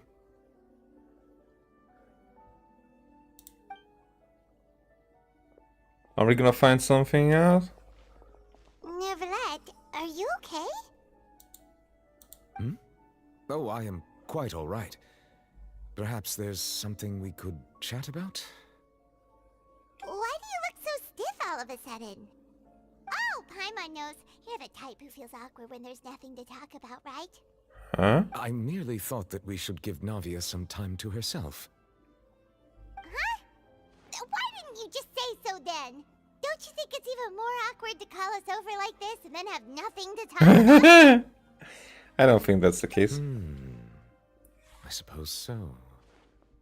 By the way, Sigewin sends her regards. Ah, Sigewin. I hope all is well with her these days. Her work in the Fortress of Meropide has not been too much for her, has it? She's a little more... fuck, no. He's a little more cheerful than usual. What the fuck is happening? No way, don't worry. She's doing fine down there. She's an amazing head nurse. I see. Well, that is good. I have always worried that Sigewin would need a lot of time to understand the world of humanity, just as I have. Oh, and the Duke also says hi. Even though Sigewin made him do that. He hopes that you haven't been overwhelmed by all that's happened lately. Thank you. I have indeed been busy lately, and I also hope that everything is going well in the Fortress of Meropide. Small talk. He still doesn't know what to talk about. Let's chat about something else then. You're the expert here, Paimon. What should we talk about? I would have a lot of questions, but... So, Neverlet, you're probably quite the swimmer, huh? Yes, of course. This isn't going anywhere. Let's try something else. Okay. How did you find these ruins? Did the knave tell you? Finally. Yes, in fact. I had arranged to meet you in Poisson, but when I arrived, I discovered that the Pithew were helping the residents evacuate. They had even transported a large quantity of supplies to the area. Amid my astonishment, I ran into the knave, and we had a chat. She informed me that she had asked you to investigate the ancient ruins here. Okay. Yeah, we originally planned to meet up with you, but we thought you might still be busy with all those official documents. We didn't think exploring the ruins would take very long, and who would have thought you'd wrap things up so quickly? And that you... Why are you here?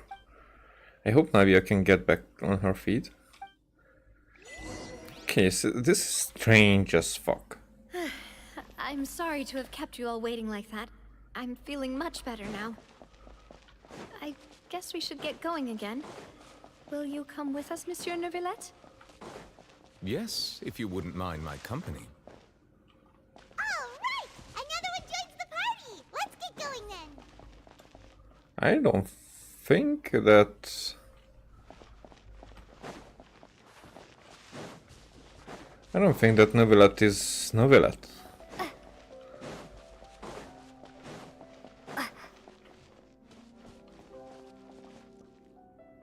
Huh. Interesting. What is broken down here? From up there? Maybe. No chest here either.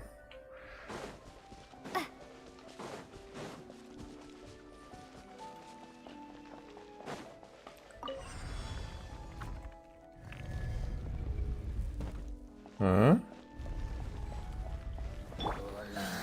Solidify! Strike a pop! Everyone hold hands! Yeah, yeah, yeah. Gather! This is order! Whoa, that was... That did hit hard.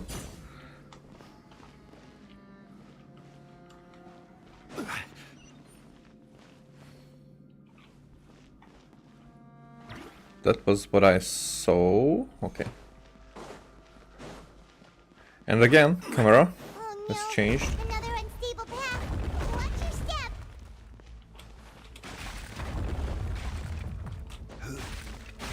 As I said, Tomb Raider. The fuck? No shit. First of all, I was out of stamina. Wait! And now how would you want me to get up there?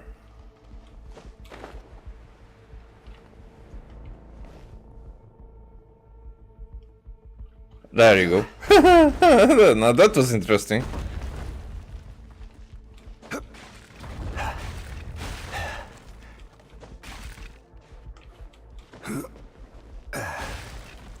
I had to die twice.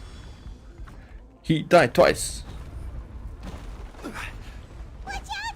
There are rocks falling over here! I see everything.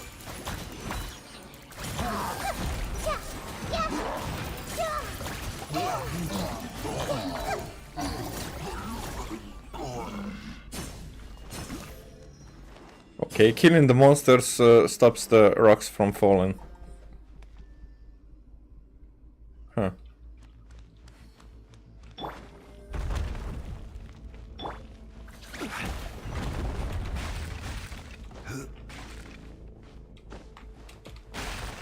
It seems we're almost at the top.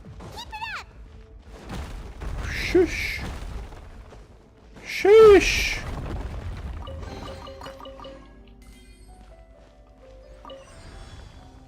That's actually pretty cool. I really like that kind of mechanic that you have to like escape that kind of stuff. Strike a pose!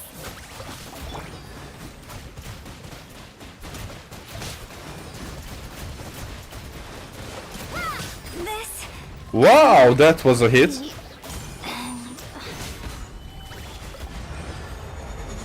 Interesting.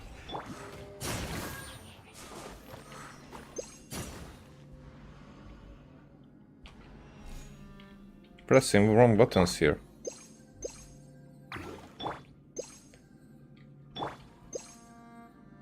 Ah, Zhongli can eat another one, okay.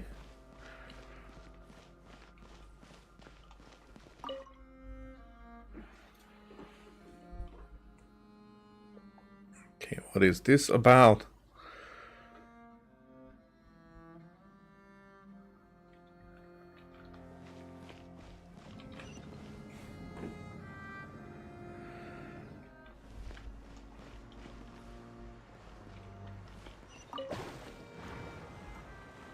So what about that thing? That is just there.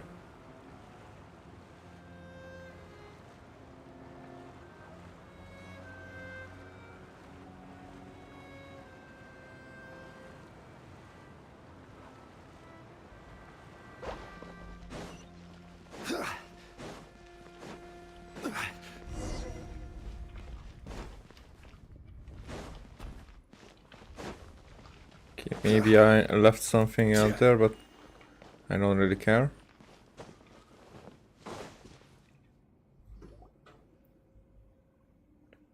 Looks like we've reached the end. This is the place. There should not be any other hidden spaces in the vicinity. The path sure had some twists and turns, but it turns out that this place isn't actually that big. There seems to be something on the wall.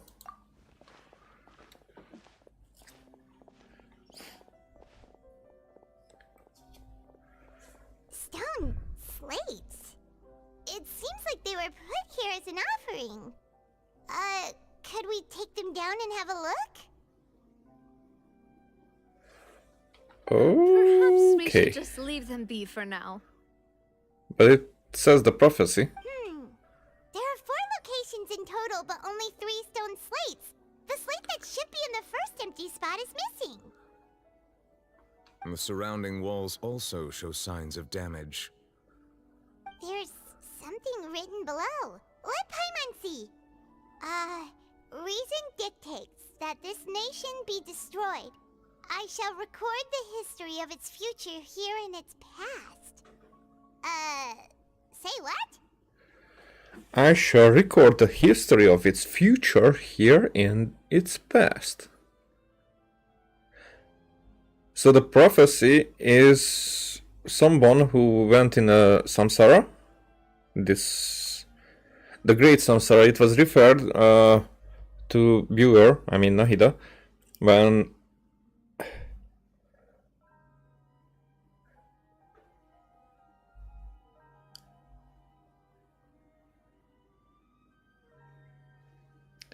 maybe when she was talking to herself. I'm not sure. But because I think that her old self told it to the new one. You know, Ruka Devata told it to Nahida. And she was surprised. But she also forgot that happened. So we kind of know that there will be a time loop. A great time loop. Probably 500 years. That is... somehow related to Karya, but maybe it's not where it starts. But it seems like that this time loop is like something over and over again, which either happens because of us, or we're kind of I mean the twins kind of might be the trigger, probably for the end and for the beginning of it.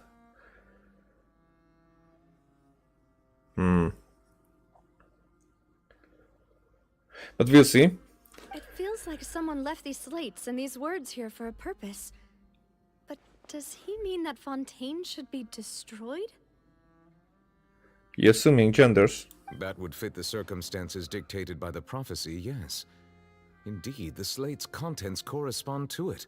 Take the second slate, for example. There's a person kneeling here. She seems so dedicated. And there's a whole bunch of other people behind her doing the same. She's facing this... what is this? Some kind of island in the sky? That's probably Celestia. What I think. Celestia is angry. And they probably try to make peace with it, so they kind of struck a deal, I guess, for it. So I think the whole nation was doing something, and like she is asking for forgiveness, but for that she had to sacrifice herself in some ways, I guess. And is that Lady Farina in the third image? Did the Hydro Archon fall into the water? And not just in the water, it's more like that's something part of a theory of mine, because she is definitely going by people's will. They definitely affect how she is reacting at stuff. Changes very rapidly as well. So is she created here, or could it be that there's a spell over her cast this way? Which might be that part of her personality has been stripped out and put. So she might be the Hydro Archon, but actually most of her personality is ripped out and imprisoned in the Oratrice. It could be. So it's not two persons, it's one person's. But I don't know. But I feel like I'm onto something. And is that a ring of people around her? Paimon doesn't quite get it. Are they all in the water?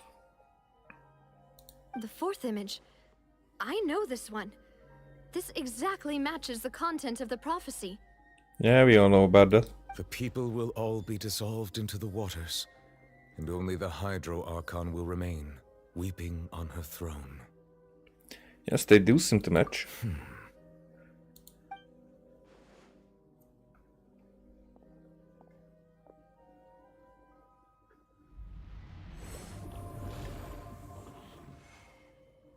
What? More information should be hidden in these slates, but I fear I cannot easily uncover it, most likely due to us missing the first slate. I am very sorry. Don't blame yourself, Monsieur Neuvillette. Deciphering ancient stone slates isn't one of your duties. Ooh, Paimon's getting the chills just looking at these slates. This says that it's the history of the future, right? That means the prophecy's sure to come true. And I think the history of the future, because somebody already saw it and went back and recorded it for. So it might be that it. Oh, wait a second. If it's some, it could be that that the second slate here, the first that we saw, the second slate is what happens now. There's a sentence for it, but it has to be. But it affects the past. Or I'm thinking of that way, that's someone who has made these stone slates, saw this happening, but it might not be that it happened then.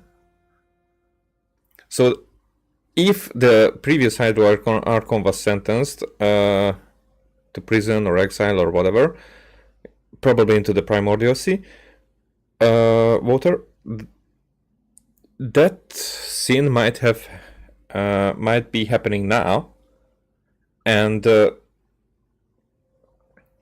historian here, whoever writes these chronicles, when they went back, then they were writing the stone slates and thus creating the prophecy. So it might be that in the previous Samsara there was no prophecy, there was just a sin.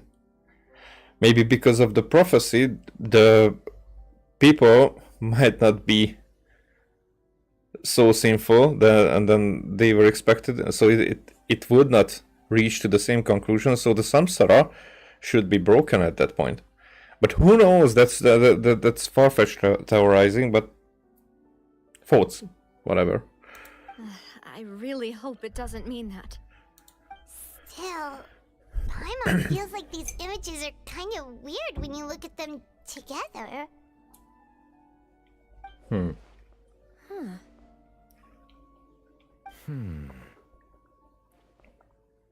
What do you mean, Paimon?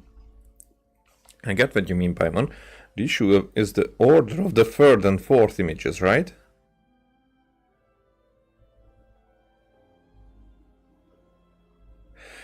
Is it backwards? That's right! If the images are in chronological order, shouldn't the fourth, the waters drowning Fontaine, come before the third? Where the Hydro Archon herself falls into the water? Huh? And yet the order is reversed here.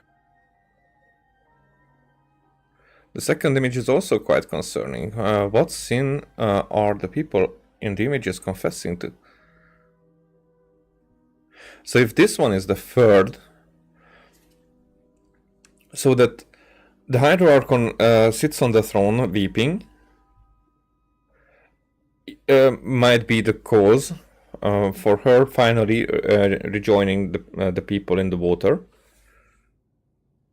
And why being... Then this would mean that they are in the water, but this might not be the Hydro Archon. I mean, she's not recognizable to be the Hydro Archon, but who is this then? And why is this following the previous one?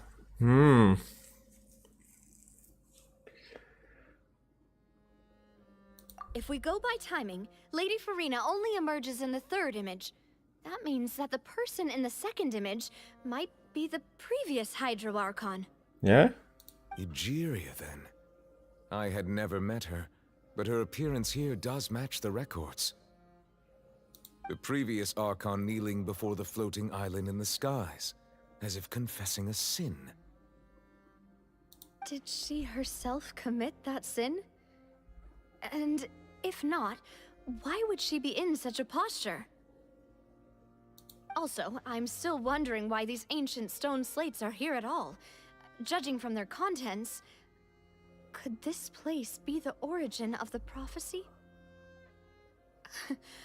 Does that mean that someone, or some people, once saw these slates? But who would have created these slates and left these words here? It seems that any further clues will have to come from Farina. Oh, okay. In that case, there's no time to lose. There's nothing else to be gained here, so let's head back first. Yeah, we better get somewhere safe for now. And do we have second thoughts? Honestly, who created the slates doesn't matter now. The real question is whether things will truly play out as the prophecy foretells or not. So maybe it's not backwards.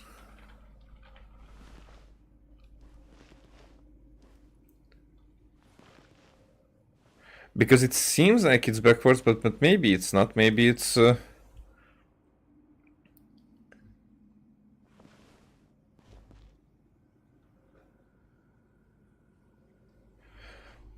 So the thing is that this, if you understand this one, this might be the reason for this fourth one. And this might be just understanding the past, because I think this, if this is the previous Archon, and now we kind of confirmed that, then this happened, but this would have happened either in the end of the previous Samsara or just like historically. Previously. I don't know. I want to know, but I want to figure it out as well. So let's go.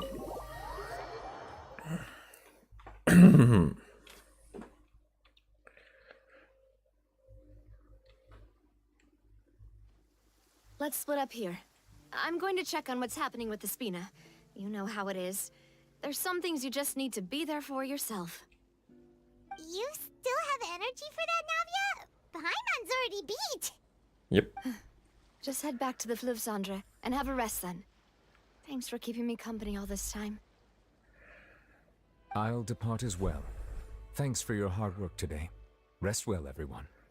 But you were strange. Traveler, I will go talk to Farina tomorrow morning to ask about the stone slates. Uh-huh.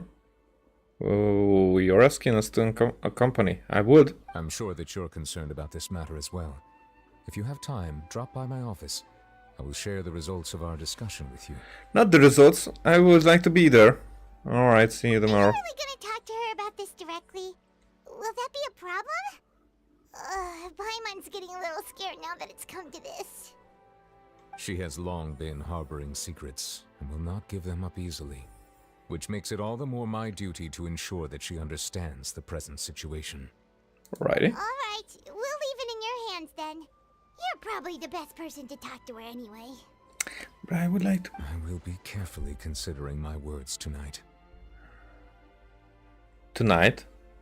And also, maybe he will tell us, so we will be like with the talk with the knave, that the initial talk, whatever. So it was like we were there. Traveler, Paimon, our safe house at the Fleuve Cendre is always open to you, as ever. So please don't think you're an imposition. Alright. I'll be on my way then. Okay.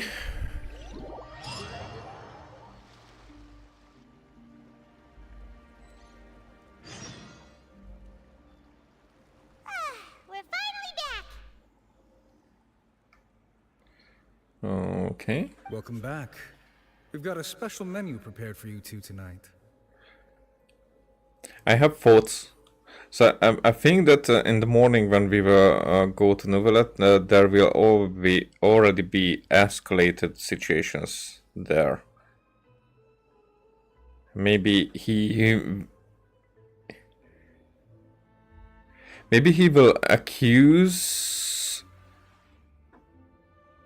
Farina with some kind of a sin that she has to confess on the trial, and there will be no other ways around it anymore.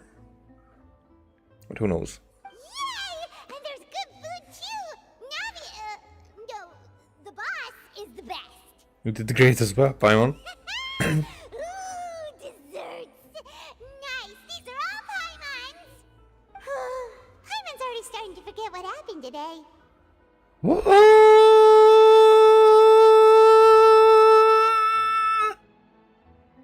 Now you make sense to be here, and if you're getting into my party because of this, oh, then there will be like free hydro.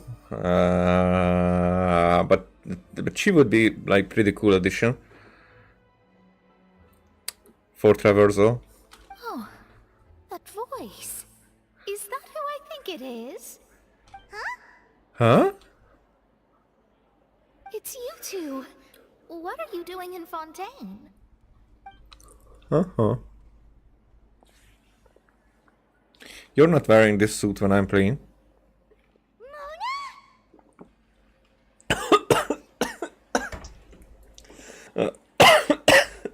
Okay, I did drink in the wrong time. Lady Magistus, did the stars not tell you that we might be here? Seriously, nobody just uses a scry glass whenever they've got time to just see who they'll meet on the road. Still, we didn't expect to see you here. Wait, you're not a Fontainian, are you, Mona? Well, I have some business to attend to here, so I booked a hotel in the city. I was just out for a stroll when I bumped into you. Quite unexpectedly, if I might add. Why did you think I was from Fontaine, though? Is that because Magistus doesn't sound much like a Mondstatter surname? Yeah, let's go with that. Well, I used to have my own surname, which was, well, some other thing. Either way, the old hag told me when she took me as her disciple that the first step to being a great astrologist's pupil was to change that name. Huh. but I like how Paimon avoided, but no other reason. Not like you would fit in here quite well. There was nothing for it, really. She really is amazing at astrology, so I changed my name to what it is now according to her wishes. To my surprise, however, Megistus is not the name of some ancient house or clan. Haha. It isn't? Nope. Although it is used by us in place of surnames, it generally just means great. Oh, the great Mona. I wouldn't say Mona as great, but it rhymes with pass. Wow! Imagine including a boast in your name. Wait, are you gonna have to put that into your genealogy as well? I reckon so. In any case, I'd give my disciple a name like this as well, if I were to take one. May I ask what your master's name is? Astromancer Barbeloth Trismegistus. Haha. Whoa, that's a long one. Does it also mean great or something? My name means Mona the Great Astrologist. As for the old hag, hers is, in plain speech, the thrice-as-great Scholar of the Stars. Just take it as a title specific to astrologists. Thrice as great? That's so petty. I know, right? That's just how she is. She used to call herself Megistus, actually, but when she took me in, she changed her name to Trismegistus. Talk about excessive. But that just this way that it means like nothing. I mean, it bears no value. Megistus is thus the calling card of our school, so to speak, which makes it about the same as a surname. It's all right if you don't get it. You can look into it further should you need to study astrology more deeply. How about triple strength traveler or triple appetite paimon? Terrible! But anyway, you're not Fontainian, are you, Mona? You're from Mondstadt, right? Well, I was born in Mondstadt, yes. My parents migrated to Dorman Port, and I traveled with the old hag for a while, after which I settled down in Mondstadt City. Oh, that's a good thing then. At least we know you won't be dissolved by Fontaine's waters. Speaking of that, I'm sure you're aware that a bunch of things have happened here in Fontaine, right? I know you're not a local, but I'd avoid getting too close to any water that looks strange all the same. There's something ominous about it. Well, the water, I mean. Did you come to Fontaine because of the prophecy, Mona? That was the main reason, yes. Just a while back, the Steambird invited me to take part in a panel and speak about the circulation of the prophecy as an astrologist. The invitation was sent quite early on. I don't think anyone expected Fontaine to be in this much trouble. What do you make of that prophecy, Mona? Just tell us what you think as an astrologist. Your word would go a long way to make things more certain and less scary. What I can tell you is that I'm an astrologist, and that this prophecy concerns the fate of Fontaine, even that of Altivat. Ascertaining this is akin to reading the fortune of the whole world. I'm afraid that this is not something that just anyone can do. If I could do it, you would no longer call me an astrologist, but a visionary. But on the flip side, the prophecy is so huge and powerful that it must surely come from a powerful visionary. Its contents involve the fate of the world. Disregarding it would be a mistake.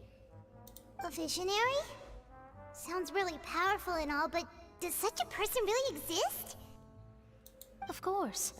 The old hag could do it, and I'd bet there are others amongst those Hexenzirkel colleagues of hers who could do something similar. I need to ascertain the accuracy of the prophecy. Could you help me to get in touch with your master? Huh? Are you sure? Yeah, definitely. All right, I'll help you. It isn't often that I see you with such a serious look on your face. I'll tell you once I hear back from her. Oh, that will probably be just a remote talk. Through some kind of device. Thanks, Mona. You're amazing as always. There are a few characters that we are quite waiting for their appearance, so to speak. One is the Grandmaster of the Knights of the Favonius. One is the old hag, Alice. And there are others right now. These two came into mind, but there are a few. Of course, on Fatui, May Harbingers. Oh, well, this is something only I can do after all. So yes, your praises are quite welcome. That's the greatest of astrologists for you! Of all the people we know, you know the star's the best! Indeed, indeed. That's the spirit. Oh, she's a narcissist. Oh, sorry. I came to see what all the commotion was about. If there's anything you need, do not hesitate to inform the Spina di Rosula. Oh, whoops. Guess we were getting a little too carried away there. Well, I'll go tend to my own business now. If I receive any news, I'll be sure to come find you two again. And there she goes, quick as rushing water. And here we are with the Spina guy giving us suspicious looks. Well, we were making ruckus. Try to keep it down next time, Paimon. If Paimon hadn't spoken for you, it'd be you getting all the weird looks. Huh. The things Paimon does for you. Alright, thanks, Paimon. That's more like it. Another narcissist. Good morning. To be honest, Paimon's still feeling kind of sleepy. Now I'm interested what will be the next step. But it's time to get up, traveler. We agreed to go see Neuvillette, so let's pack it up and get going. Okay. The stretching animation is so cool, but it finishes so quick. Like it, like she realizing that, oh, somebody saw me, like stretching. Oh. Wait a second. Do you have anything for sale? Finally on the right path.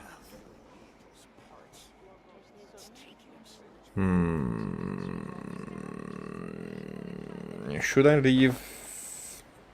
I mean, I can teleport.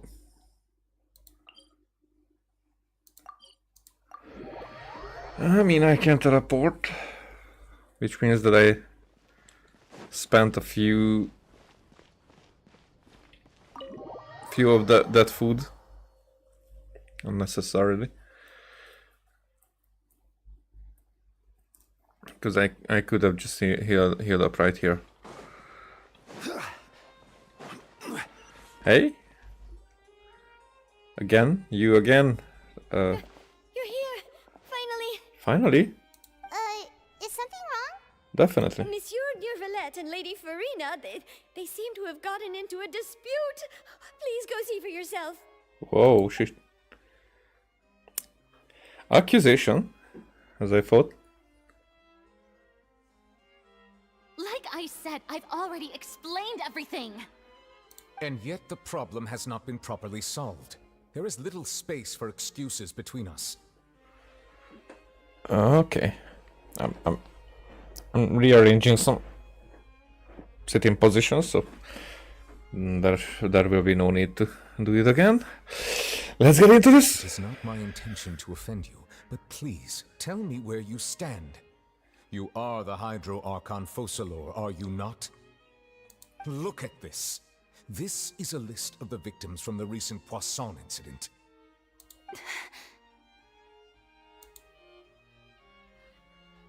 She's reading it. You mean they're all... We did not arrive in time to avert this disaster, and I will not have it happen again. I will say this. She was crying. You must tell me everything you know. I just clicked already, but she was crying. Yesterday, I found 3 stone slates in some ancient ruins near Poisson. Do you know anything about those? Seriously? You're questioning me like this is a court case now. I don't know anything about that. But you found them in some ancient ruins, you say? That's correct, which is why I came to ask you some questions. There should have been 4 slates, but one of them was missing. The other 3 featured different images that seemed to correlate to the prophecy. The prophecy? The second of these slates depicts the previous Hydro Archon Egeria kneeling before a floating island in the sky, as if confessing something. Do you know nothing of this either? I don't. I've never seen such slates. I'll ask you again. Do you really have no information regarding the previous Archon? My deciphering of the slates indicates that the Hydro Archon Egeria once had to confess to, or apologize for, a certain sin. If anyone would know about it, it should be you. All gods don't have the same secrets, you know. She was herself and I'm me. Is it really so strange that I know nothing? I understand your concerns, but I'm sorry. I just don't have anything to tell you. Forgive me for saying this now, Lady Farina, but I have long known of your various secret investigations into certain matters. There are several indications that you have been investigating the prophecy on the sly. This is not strange in itself, considering that you are the Hydro Archon. But it is strange that you should also claim to not know any of Egeria's secrets, as well as do nothing following your inquiries. Okay, so I don't think that it's a coincidence that he's pointing all this out. I don't think it's just there's already information there that she is in fact investigating the prophecy, not just acting like it. You have never been as superficial as you have presented yourself to be, nor are you a fool. And yet, your behavior is very inconsistent. Yep. Yeah. So you've been watching me all this time, have you? I didn't think you were that type. It's like there was a switch there. You. Well, since you know about my secret investigations, then you should know I'm actually working to take care of it. There's no point questioning or suspecting me. You're the Eudix, but you're still my subordinate. You should be following my lead. Just trust in me. You're Archon, and do as I say. Never mind whether you can truly convince yourself to or not. It'll all turn out fine. Well, that movement, and they do it very subtly because that's the limitations of the game. But that movement was there, which is why people press X for doubt, you know.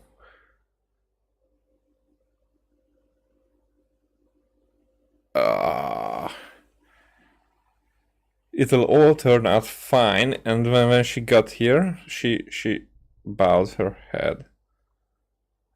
That's all I have to say. We do not discuss this matter again. They will. Oh, the opera's about to start. Toodles! Really? She's actually... Sheesh. Did Farina not notice us standing by the door? Wonder what's up with her. She was smiling. She didn't seem in the mood to care if we were listening in or not. She seems deeply troubled. She seems to be deliberately hiding something. Nope. None of these. I mean, yes, but not the one that ran away. I assume you've been outside for a while now? Oh, you noticed. Seems Farina didn't even realize we were here.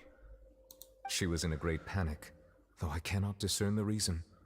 Our discussion reached impasses time and again, a state of affairs that we cannot allow to continue. Still, I do not understand. Dialogue is the basis for understanding, so why did she keep refusing to engage?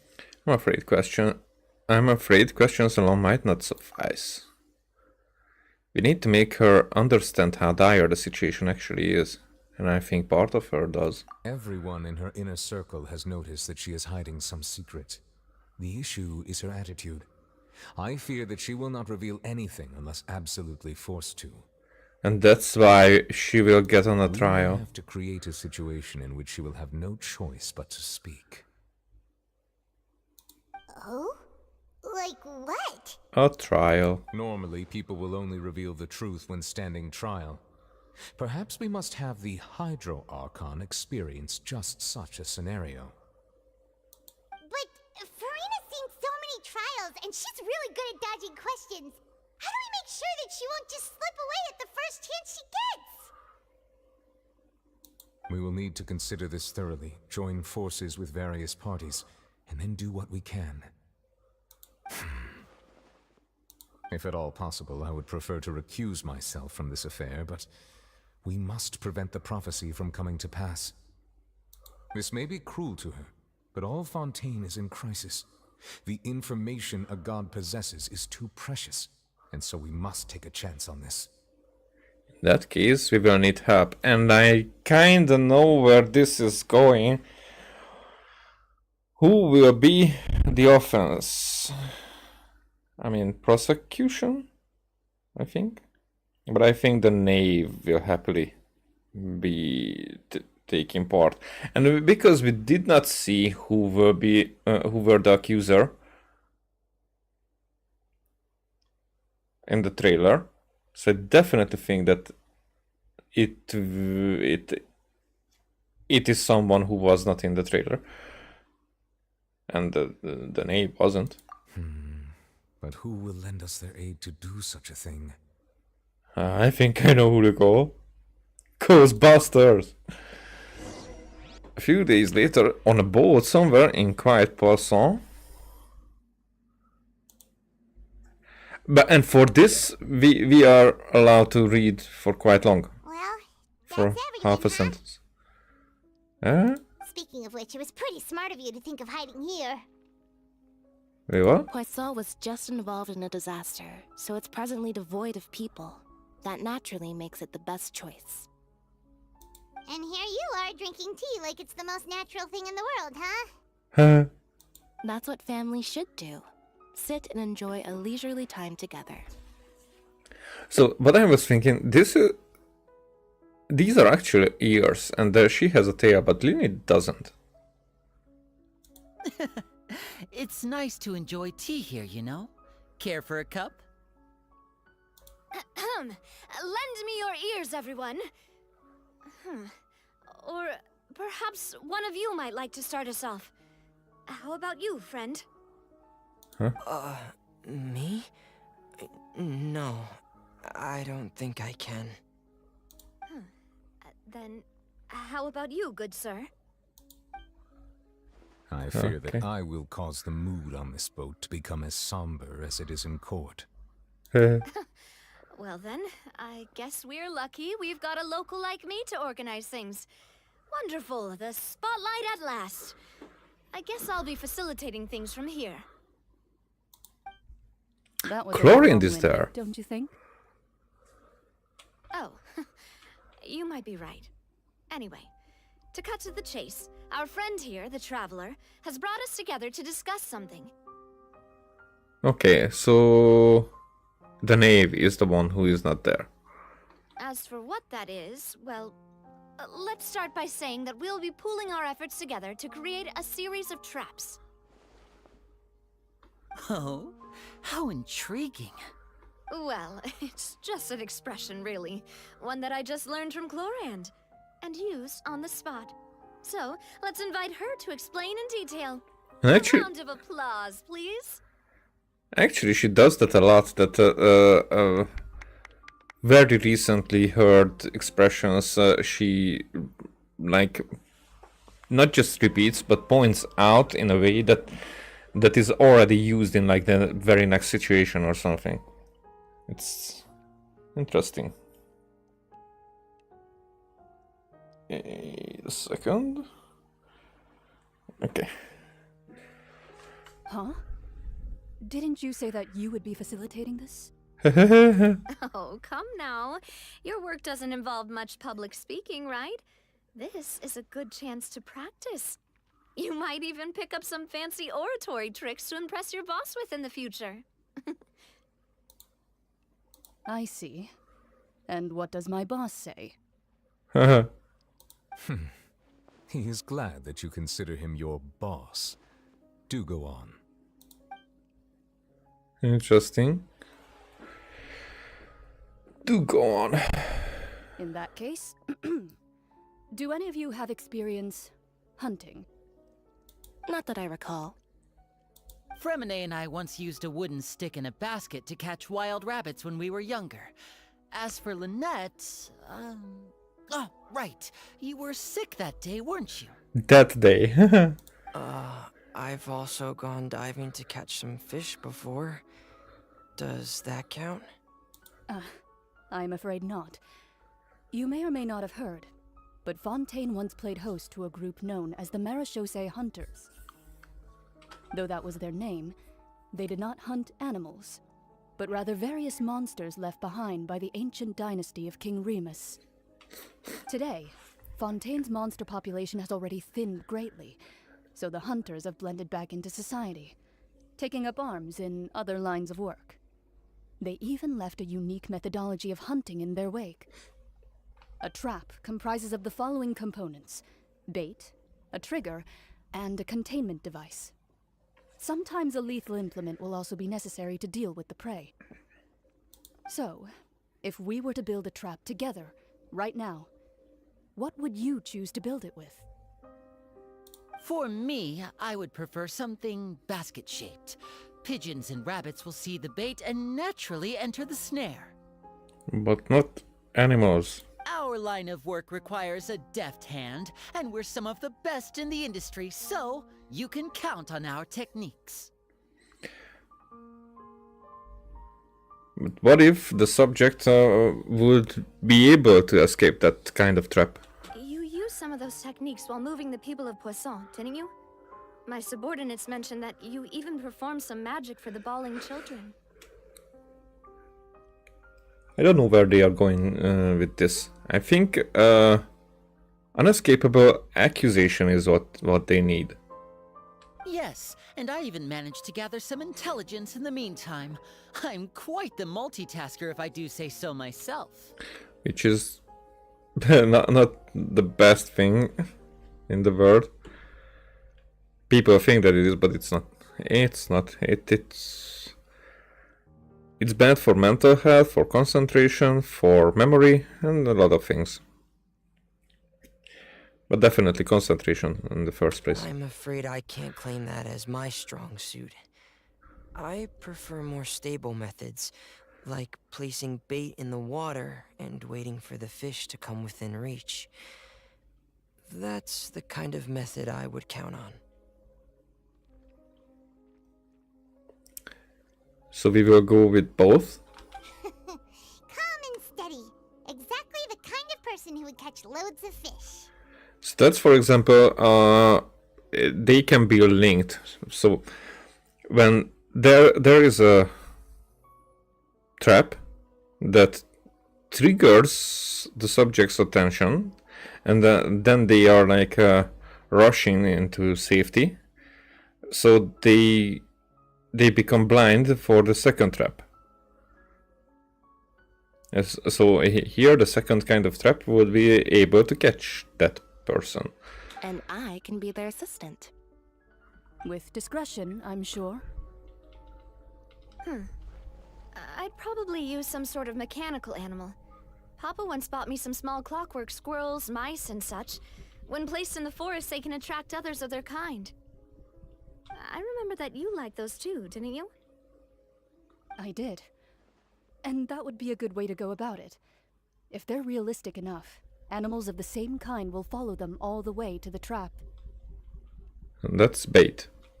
What about you, Monsieur Neuvillette? I fear I do not have any related experience. That makes sense.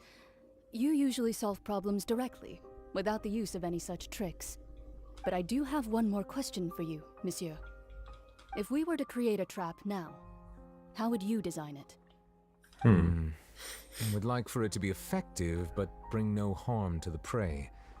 A more gentle trap would be ideal. Kind, as always. However, our intention doesn't necessarily change the containment device and the type of implement we need. If we wanted to kill the prey in one strike, we would need a powerful implement. However, that also goes for prey that must be captured and safely contained. Wait, why's that? Only a hunter who's a true expert at subduing their prey can snare it without harming it. The line that divides life and death is often exceedingly thin. So are we going hunting together? Kind of. Huh. We hadn't thought of seeing ourselves as hunters. It kinda works, but maybe it's still not the best metaphor. If our means of capturing and dealing with our prey is to put them on trial, then the hunting metaphor is actually quite accurate. But we shall require much more courage than any hunter to judge a god, a being whose seat is an exalted throne. So are they, because of hunting, are they... So it's not the accusation, but more like the method that they are following to trap her into telling the truth? So, because then that way it's a metaphor.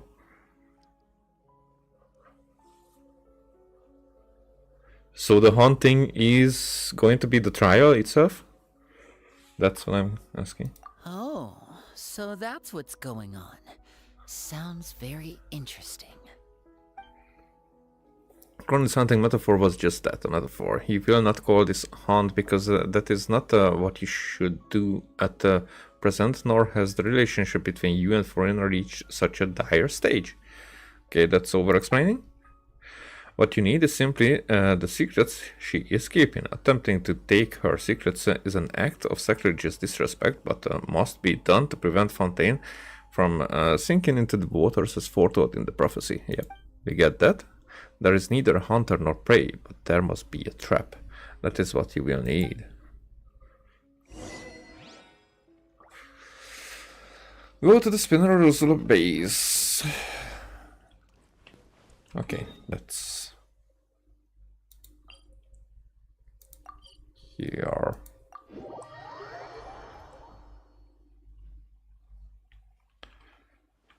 Woo! Oh. Okay, Zhongli is not from Fontaine, so he did not dissolve. I'm interested in, at this point.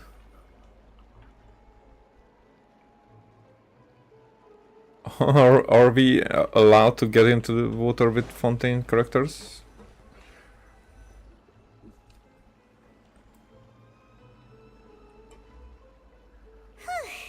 It's been a tough few days, hasn't it? So much has been happening. Oh, you're going to recap it? Those meetings sure did make me hungry. So we're not going to deal with the prophecy probably. Just getting into that situation where we actually will understand the Archon. Maybe, hopefully. Okay. Paimon didn't think the meetings would go on for so long, but everyone seemed pretty fired up, huh? Huh. Paimon thought they'd be at least a little frightened. Well, Fremine was, now that Paimon thinks about it, but everyone else just looked a little surprised. Do you feel more confident after the meetings, Paimon? Well, it's hard to say. Paimon doesn't have any experience with this sort of thing. But with you around, Paimon sure will do great. After all, you're the most reliable person in the world, aren't you? Huh? Yeah, something wrong?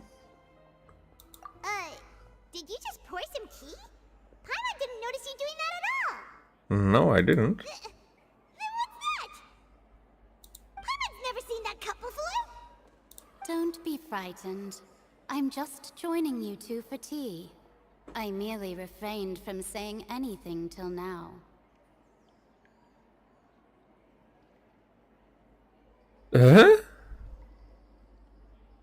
Okay. Either someone is invisible or someone is contained in the water. or uses it. Who's that voice? But there's no one here. Aw, have you forgotten me already? Wait, you are familiar. Oh, Alice. You heard from the sky in Sumeru. The voice from the sky, I fear that description is wrong. Though, not completely wrong. You're feeling lost now, just as you were feeling previously. I sensed that confusion and thus came to you. Guiding people is an irresistible hobby of mine, after all. Who are you and what do you want with us? Consider me a passerby, just accepting a commission from my friend's disciple on a whim. My friend's disciple, which is Mona. So this one is not Alice, but a friend of Alice.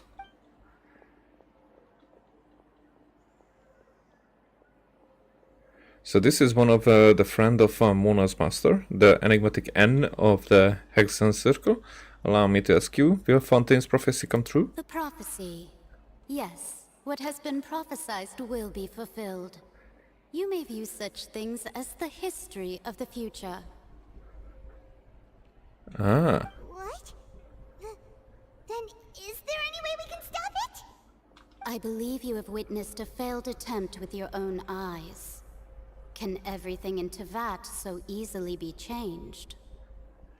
So that was a failed attempt.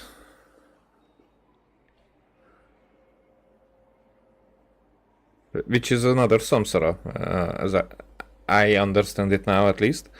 There it is again, fate. Can there really be no exceptions? Ah, so you've caught on. Just as prophecies are usually only the future as seen from the perspectives of the gods, could things be happening in hidden corners where the gods' gaze does not fall?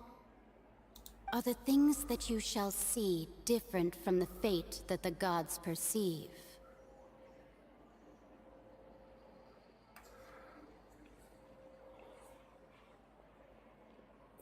It's a very interesting question. Are the things that you shall see different from the fate the gods perceive? Because, hear me out, if there is causality, cause and effect that way is like with a samsara, it happens over and over again, but you might change a little bit, and the end result would differ, which would differ either by a little or more. So if somebody wants to keep up the samsara, then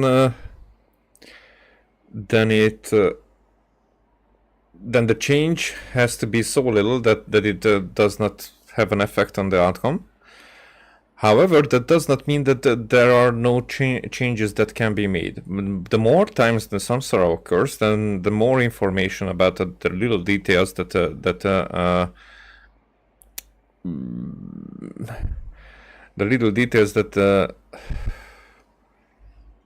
like lead to a certain outcome will be revealed. But the question is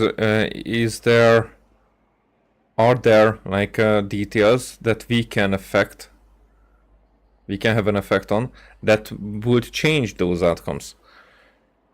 And it might be either that so when we were sent here as the twins, we were sent here to change that samsara, because we are details that are new in the equations. But we have to be guided to do that, and we have a guide. Holy crap, that's what's going on. I'm If that's the case, and it's probably the case, that Paimon is actually either the unknown god or a servant of the unknown god, maybe subconsciously, which I was talking about it, but that would be definitely the reason then why we are here and why our twin is here, because for certain changes to occur, maybe it could be that if our twin have arrived not in this samsara but in a previous one, for us it's the same 500 years, and for us it's just one time when we arrived. So we are still new. We are still from out of this world. But if our twin was already in the samsara when the samsara has restarted again, then he would be like from this world already, because of that would have changed his history in Irminsul, while we still did not have any. That would make sense. This is actually the first thought process that where I would consider not too far-fetched, but really fit in this story, as far as we know. But for that, the loop, which was mentioned, was the samsara that was referred a few times. Definitely with Navia at one time.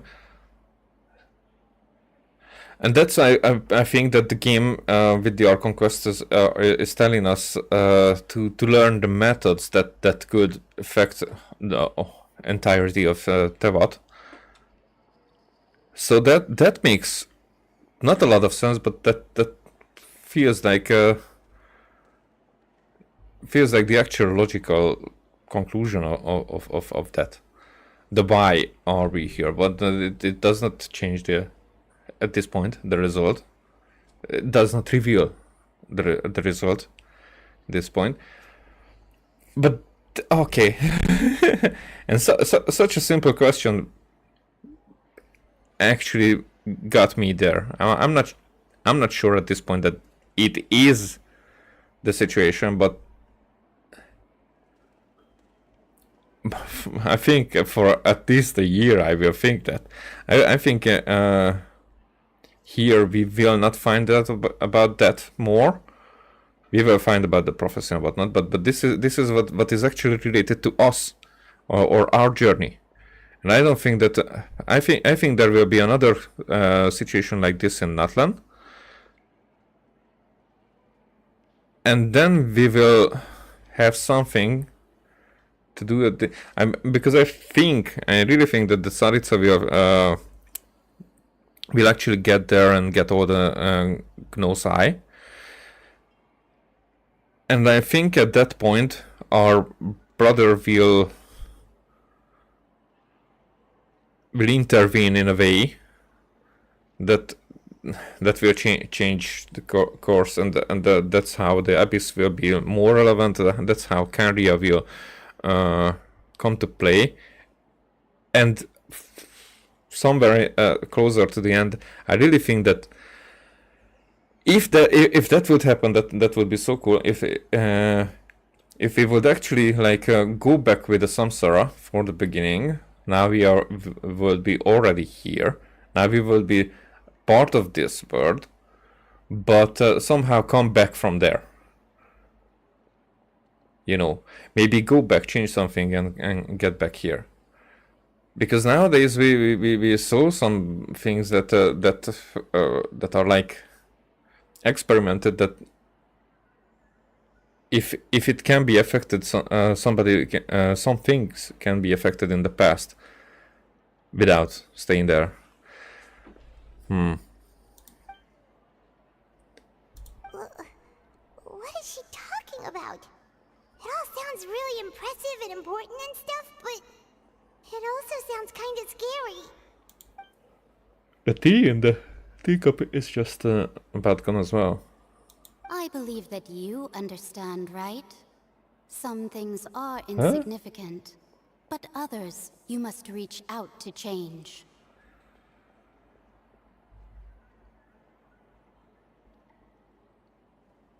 Yes? Ultimately, fate shall serve as your only guide, no matter what will happen in Tevat's future. All you need to do is to play your part. It mean, I mean, the tea. So it's really the teacup that is. The tea is gone.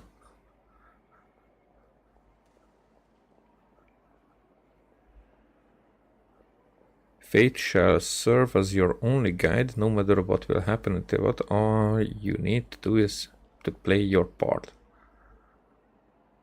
As the detail. And fate. Paimon would be fate. This was good tea, by the way. Thank you for your hospitality. Well, that'll be all for today. The voice. It's gone. And, well, she did tell us some things, but I don't think that I deciphered it the way it was intended it to be. Mage N. Is this the clue you're leaving for us?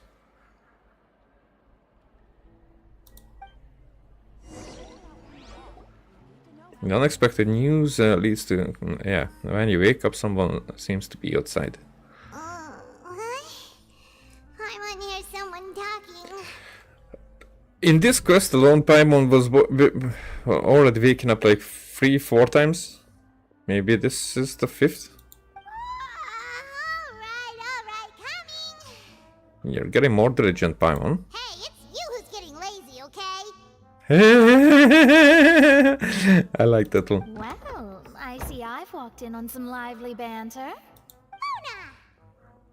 Have you been these past few days? Fine, just fine. I went to take part in that Steambird panel. It turned out to be more interesting than I expected. Not all Fontainians are pessimistic about this. One journalist mentioned that sitting around and waiting for the end to come would be wrong, and that they should make their own rescue preparations. I agreed, so we had a brief chat with her. Did she have pink hair by any chance? Why, yes! It was Charlotte. You remember her, right? That daredevil journalist? I'm in full support of her view. Prophecies are very important, but how can people allow their lives to be commandeered by just a few words? Well, if not just one life, but all the lives around you would be on the plate because of those few words, then it's pretty serious. So I'm not commandeered. It's I read something like that. Why don't you have a watch? Because how was it phrased? And I'm translating as well. Because I don't let time affect my life. You know, or something like that. It's like it's out of your control, man. So don't act like you're a higher authority than time. Nope. That's right! Paimon's glad to hear something sensible for once. Ah, yes. About what we had discussed before. I did try, but I'm afraid I couldn't reach the old hag.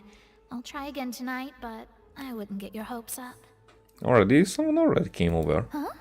Huh? You tell me about your mysterious guest? Goodness gracious. Are you serious?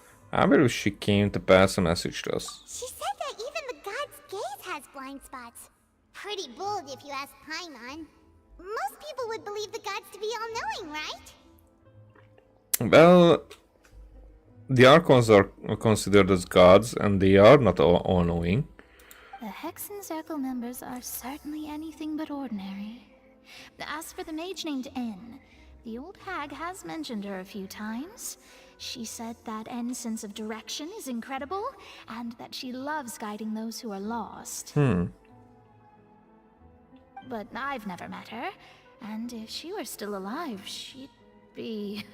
well, suffice it to say that the hag's at least a few hundred now, and N's been around for longer than that. Whoa. The Hexen Circle sounds like a scary group. But they must really stay in shape to live so long. Their abilities alone are pretty terrifying. If she came to see you personally, then the problem you're facing must truly be of great importance. Well, it's not like Paimon could understand anything she said. Yes, she was quite cryptic, but I suspect she means that there is still a way to turn things around. She didn't say when or what that would be, though, so... perhaps it is something that you cannot know right now. True. Her words are meant as a helpful hint, but when will we realize their value and meaning? So it's like the one prophecy that Doctor Strange had. That at the moment, if you know in advance what it is, then it will not happen. But if you know it at the moment, then you know maybe what are the stakes, or realize what to do then. Now, what I'm curious about, if this will be just okay, this is the moment and haha, but there has to be a reason not to tell us in advance then, if that's the case. So when the moment happens, I will think back. Now I'm thinking forward, that I will think back why or what could have been a reason for not telling us about it earlier. Was that the best answer that my question could have gotten? Maybe. Maybe we need to understand something first before acting on it. And probably to understand something, that would come from fear in this case, because that's our goal. So it might set us on the trail that we are already on. Traveler, Paimon, are you two alright? Oh, we're fine. We're just a little down right now.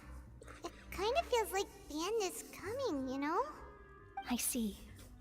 I feel that same sense of desperation, too. I guess you could consider me someone who has often witnessed fate.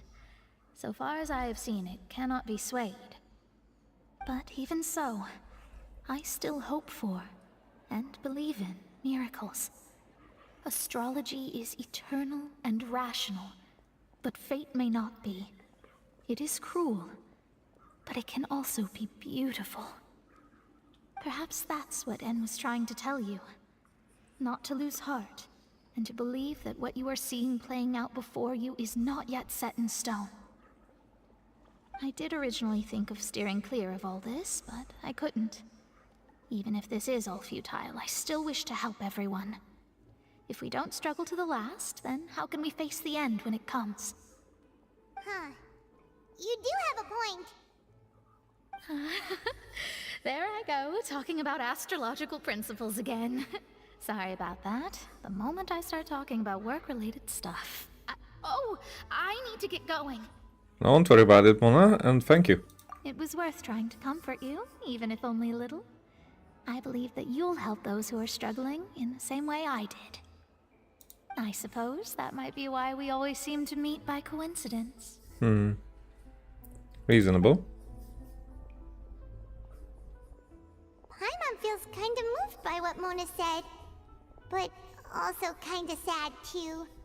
Hey, Traveler, Paimon suddenly feels like going outside for a walk. Let's go. Let's walk around the city, shall we? There's a few spots we always like to walk by. Okay, I will do it the way so that I can claim the commissions.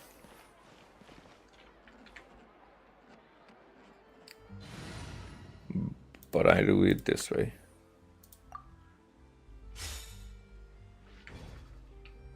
Ad Astra Abyssos. Thank you for completing today. All right. Ad Astra Abyssosk. Well.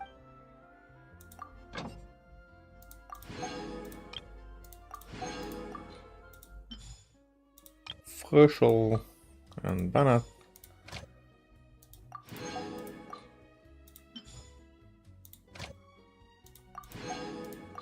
Ching.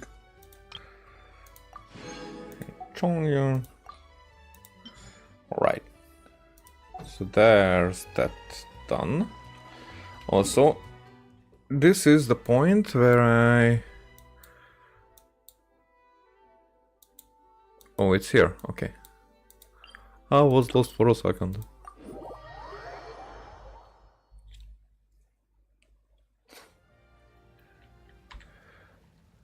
Now, we need a party for this one. Should be my usual, but here there's hydro everywhere.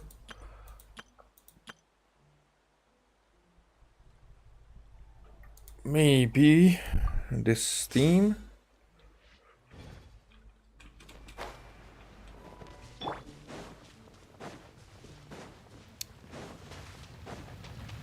Yo. Illusion shattered. Hey, Is there more? No, just you two.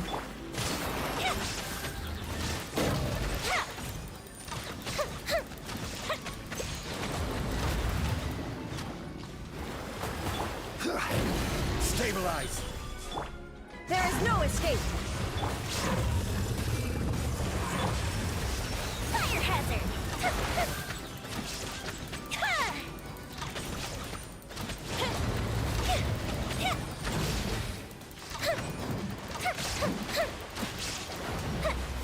There. Solidify. Revival team. Time for a light show. I will hit it before. There you go. Okay, again, change it up to this party. Claim the rewards.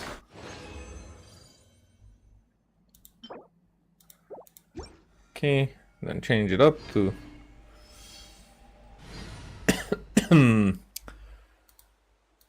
which one? This party. Alrighty.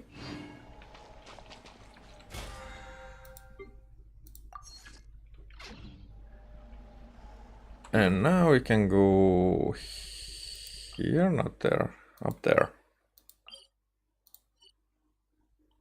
Or here? Here, just to, because I kind of don't know where the teleport waypoint is.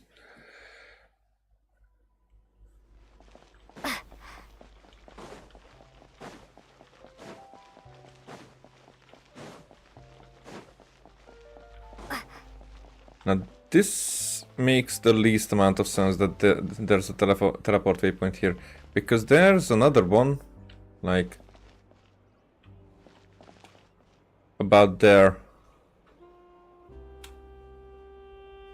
because that's the steam bird, and there is the commission. So I usually teleport like there, just jump down and there. So it's like a straight line between the two.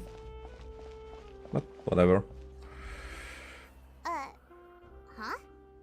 Our names are written in this newspaper. What's going on? Maybe you're famous. The underwater stronghold, the Fortress of Meripede, has continued in its noble autonomy, but that does not mean that others cannot interact with it. My recent attempts to enter the fortress bore little fruit. Huh. Guess Charlotte still hasn't given up on that. Thus, did an Outlander friend become the focus of this report, a blonde adventurer with their white fairy legends trailing in their wake. It is said that this mysterious traveler once visited the underwater fortress.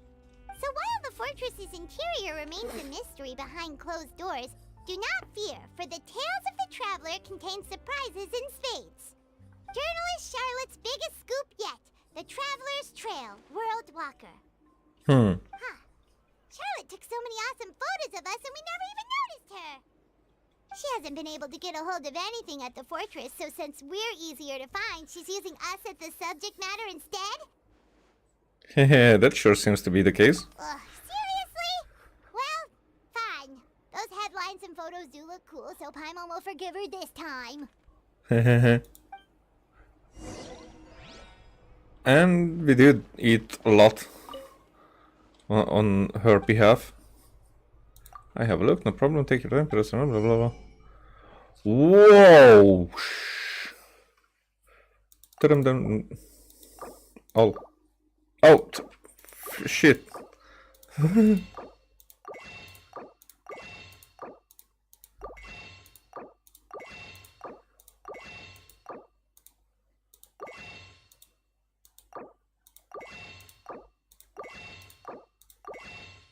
There you go. You got yourself a good deal, man. Oh, achievements and achievements. So these were the ones missing.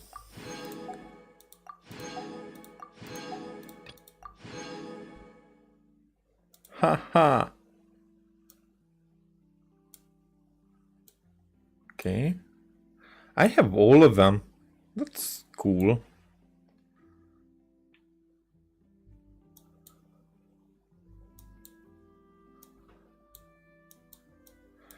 These Challenger series are what I'm missing, and Run Beyond. This is the Serenity Pot, I guess. Fishing Guide, yeah, I know about that. Ingenious Invocation.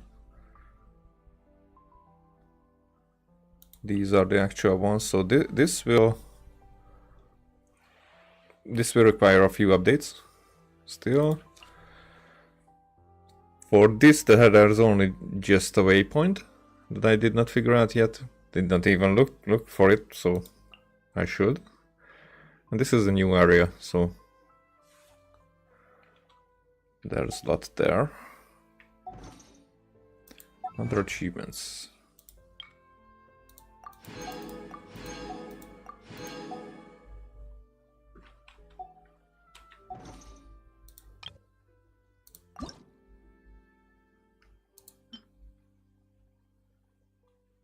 It's alright now with this one.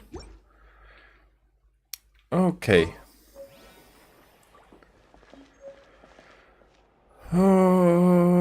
This way. Is it? Not far. Okay.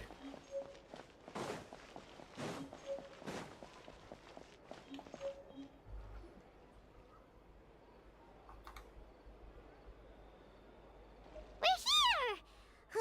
Paimon's hungry. Should we go in and get something to eat?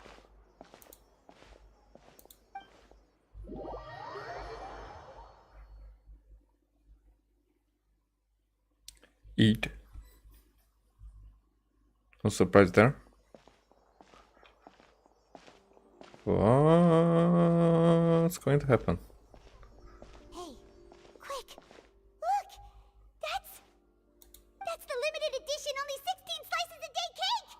It hasn't already saw that for the day. It was so delicious the last time we tried it. Despite the tense situation we were in, let's give it another go. Paimon's sure it'll be great. We can't let anyone get ahead of us, but if we are eating it, wouldn't we be like last time we ate from that cake, we went to jail for it. One slice of cake, please. Someone showed up after all. Oh, wait, you're the one from the Palais Mermonia. Hey. Oh, are you here to buy cake too? It seems Monsieur Neuvillette was right. You really can eat. Wait, did he really say something like that? That's right. Even he has his own preferences when it comes to food. As for me, I love the cake and coffee here. Do you come here often? Usually every day. Every day? Huh? It's part of my daily schedule, apart from work. I shall have my cake and coffee. Yeah. For me, just a coffee, but I mean, instead of cake, coffee and coffee. Then what if someone told you one day that this place would be closing soon, and you wouldn't get to eat cake here anymore? What would you think? But why would it close? Hmm? Well, Paimon doesn't know either, but maybe the waters will rise tomorrow. You know, like in the prophecy. Oh, the prophecy. To be honest, I haven't paid much attention to that. No, still, even if there'd be no more cake tomorrow, that wouldn't keep me from having some today. No. It's the same for eating in general. You might not be able to eat tomorrow, but if you can do so today, then you should carry on. That's what people call living, you know. Huh. Don't be sad. Excuse me, could I have 2 more slices of cake to go? These 2 slices are for you. Sijuin said that this kind of expression you're making is what humans call being sad. Oh, you know Sijuin? I sure do. She was born before me, and she sometimes comes to the surface to teach us things about humans. She said that humans are creatures that are saddened easily. Yes, and you can only lift their spirits by feeding them delicious food. So please try the cakes here. Only try to. Okay, Paimon definitely fits that description. I've got something else to do, so I'll be going now. You two try to stay in a good mood after eating, all right? Bye. She's cool. I'm assuming genders. Alright, let's dig in. I'm unsure this cake will be delicious. I mean, that would be cool if they would be genderless. Last time, and the flavor gets even better with a sip of tea. It sure would be nice if we could come again tomorrow. Sure would be nice if we could always eat delicious food here.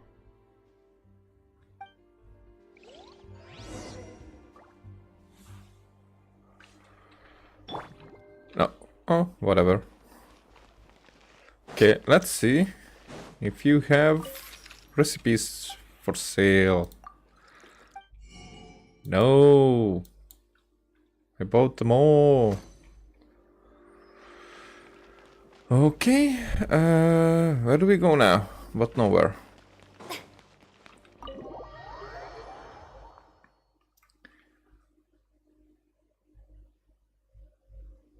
Oh, we're near the Steambird office. Let's go look for Charlotte and have a chat. And the thing is that this middle section feels like they try to give us more of the population, so that probably we will be more saddened when it comes to, you know,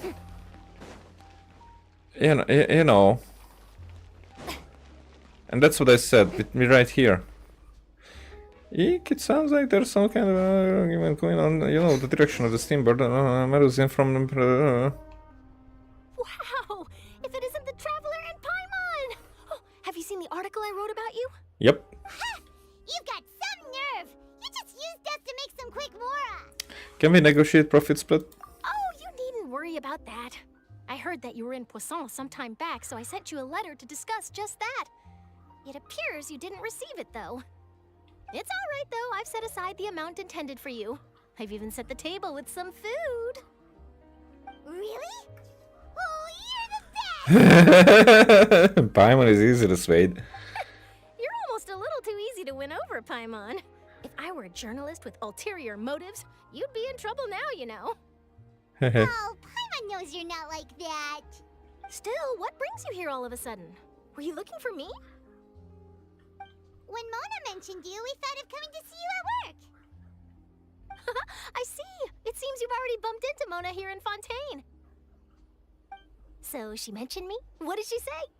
She said that you're a real daredevil of a journalist. Nice.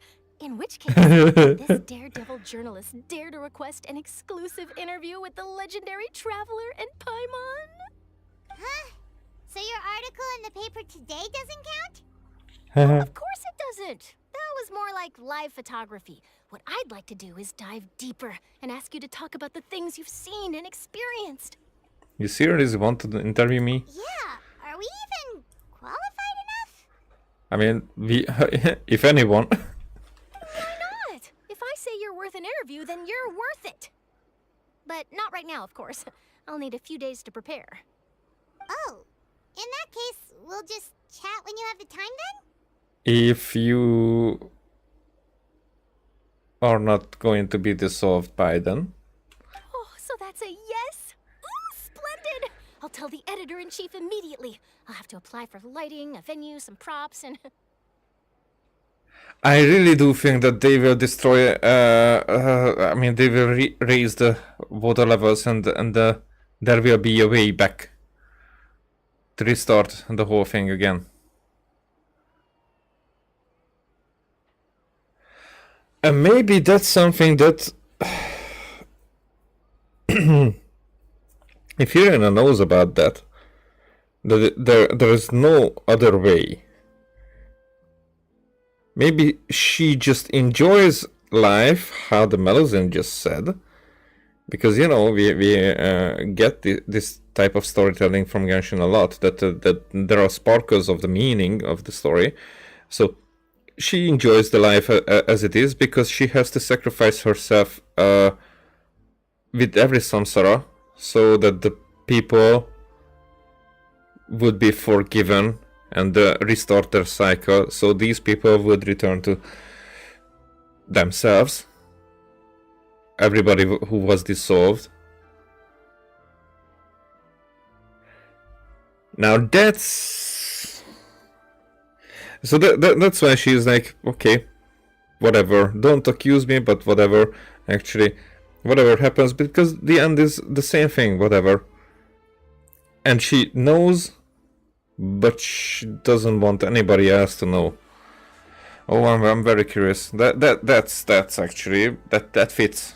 Whew, so much to get done now. Talk to you later. But there are so many options. What could happen? Question for you. And what's that? If, just for example, Fontaine were to be flooded tomorrow, what would you do today? Huh. That's the prophecy you're talking about, isn't it?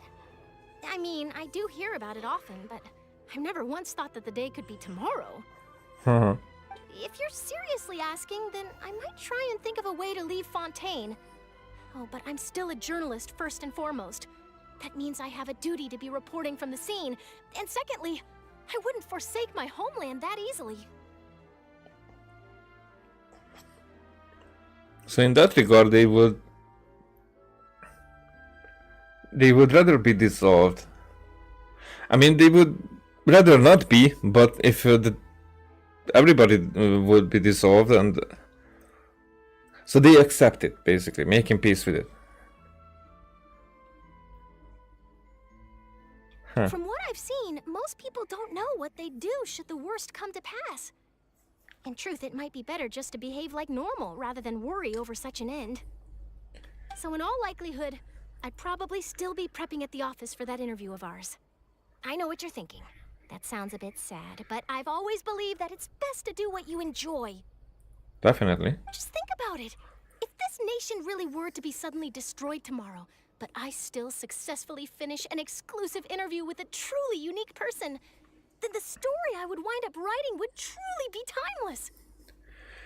So how I think, it's mostly that wouldn't save anybody, and that wouldn't bring the ideal outcome, but that is the mentality that makes this nation worthy to be saved. Even if it's not going to be saved, that is why it would be said that they would not be saved. Which might be that maybe Kanria was not like that. And also, who knows? Who knows? Maybe Fontaine is just the next on the list. Maybe before Kanria there were other nations as well who have disappeared at the previous samsara. And that gets smaller and smaller by the 500 year. And then do you know what I'd do? Well, I'd write that story, send it for printing, and use messenger pigeons to get copies out to the various nations as soon as possible. I'm not a dreamer, nor am I a workaholic. Oh. But I do love my job, and I'd be proud of leaving such an article behind. I guess you could say that I was born to be a journalist. But anyway, that's my answer. And on that note, I'll get back to my preparations. That's so nice. All of a sudden, Paimon actually kinda envies her. Anyway, let's go and take a look at the sea, shall we? Are we even halfway yet? Probably not. I mean, I saw 6-hour videos about this. Can be a pretty soothing combo, huh? That there are 6-hour videos and streams and whatnot, 5 to 6 hours, and I am taking my sweet time. So we're probably not even halfway. The sea breeze and scenery can be pretty. Paimon's been thinking. Yeah. If it wasn't Fontaine, but all of Tevat that would be destroyed tomorrow, where would we go and what would we do? No, Paimon should ask, if you could choose, what would you like to do? Now, we are questioned. We are questioned by her.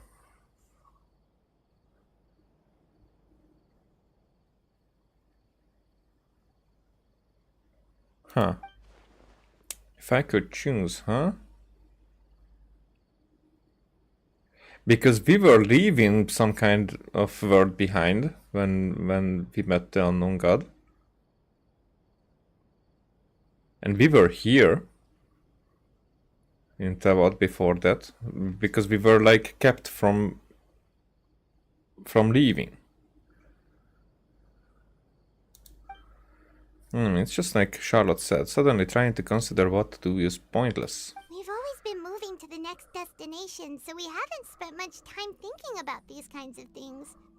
We didn't have to either, with us always being on the road and whatnot. Until that moment comes, I think I'll keep journeying on. You mean, still traveling? Yes, cherishing every single moment. That I have to look upon this world. Huh. Wait, isn't that what we've always been doing? Yep. The mentor goes back and forth between you, the two of you, as time slips by. As night falls, you return to your accommodations, and then this busy day. And Paimon will wake up again. The next few days are just as calm. Charlotte comes to find you and conducts the interview in the Spina de Rosula safe house at the Flow Center. Navia, having finished her business in Paso, even drops by to take a photo with the two of you. All goes well. And then...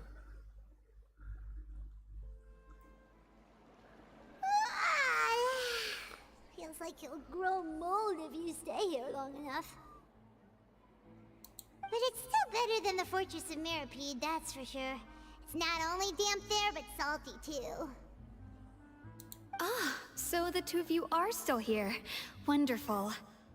Oh, you're from the Palais Mermonia, aren't you? Yes, I'm Isadora. Monsieur Nervillet sent me to look for you two before. I heard that afterward you went to the Fortress of Meropide. So are you under the impression that we might be wanted criminals? Not at all. I'm well aware that you're friends of his. Actually, I'm here to pass along a message from him. Let's hear it. Did something happen? Yes, inside the Opera House. The Maréchaussée Phantom has declared the incident a small-scale riot. A riot? Well, that said, I don't personally think it was that serious. Lady Farina was watching a performance at the Opera House, and while she was resting during an intermission, some other audience members suddenly started harassing her, loudly accusing her of doing nothing about the prophecy crisis. And before she could respond, others started to join in. Oh, yeah, it's starting. The crowd continued to grow, and protests against the Hydro Archon started to break out. So people have started to put the blame on Farina. Guess they finally found an outlet for the pressure they've been under due to the prophecy. That's actually very well put. That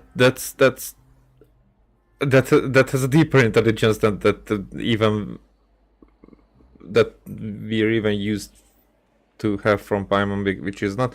But Paimon says clever stuff from time to time. But this is textbook human behavior. And not just by the meaning that it's a crowd. With individuals, it happens a lot. Part of it is projecting.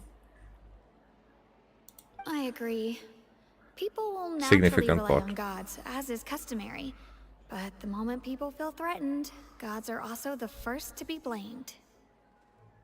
Well, always the highest authority first to be blamed the most. It's not, but it does not mean that because of this is the behavior that they are not responsible. Actually, the dynamic usually works that if they are the highest authority, that the higher the authority is, then the more responsibility, not just responsibility, but it's more like in their hands. The situation is in their hands more to have that situation occur.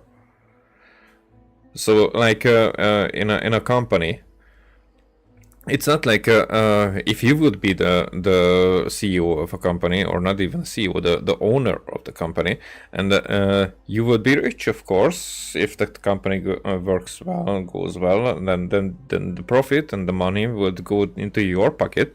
So, but you would be like distributing back to your workers. Now, regardless. And that's again the mentality. I do agree and do disagree with. It's not that easy. So that the worker class or down there, they are doing the most of the work. Now their work would not have that kind of meaning and wouldn't be like without logistics, without management, without other people who are higher, who can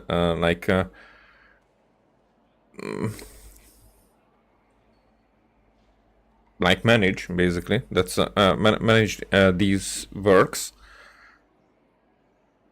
which makes their work, even though it might seem easier most of the time because they are not doing the hard work, the dirty work part of it, or rarely. But their work is harder because without their work, there wouldn't be your work. At least not in that company. Not for that. It will be disorganized very much. But again, the managers, if the company is big enough, the managers have to be like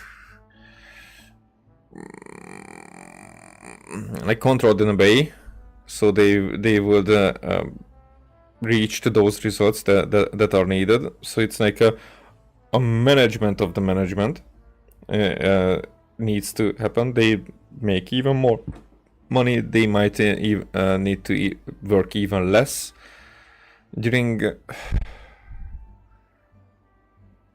like any part of the situation, but the other managements would blame them, and for where their hands are tied, they would blame the higher up. So it's always the blame goes higher and higher, and the situation is, even if everybody would get the same payment, there would be reason to blame the higher ups for like the type of work that they are doing or whatever. But so there's always the blame goes upwards, because if a higher up would like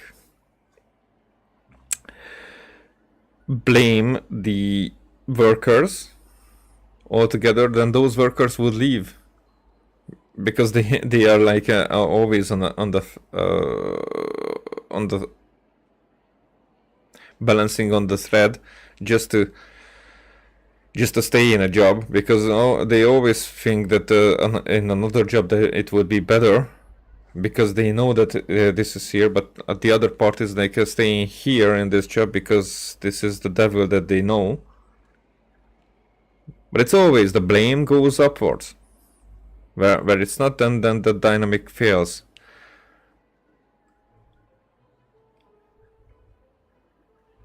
So yeah, when they are threatened with gods, so it doesn't matter here that it's gods, but the gods are the first to be blamed.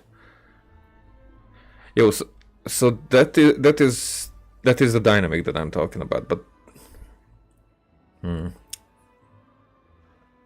or they are talking about basically, but me too. It's more like I had a train of thoughts that I lost. But I said what I wanted, but in between I had another, like a branch of thoughts, more like that I lost. Okay, whatever, let's go. So what happened after that? Is Farina okay? Seeing that the situation was spiraling out of control and that further argument was pointless, she claimed that she'd gotten tired of this and left in a hurry.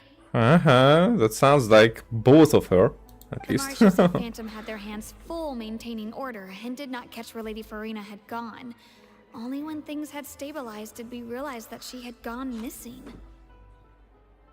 So, you mean she's still missing? That's right. The Marechaussee has dispatched many people to search for her, but we don't have any leads yet. That said, I don't think there's much to worry about. She is a god after all. Even if she were to fall into the hands of rioters, what could ordinary people do to her? I understand the situation, but also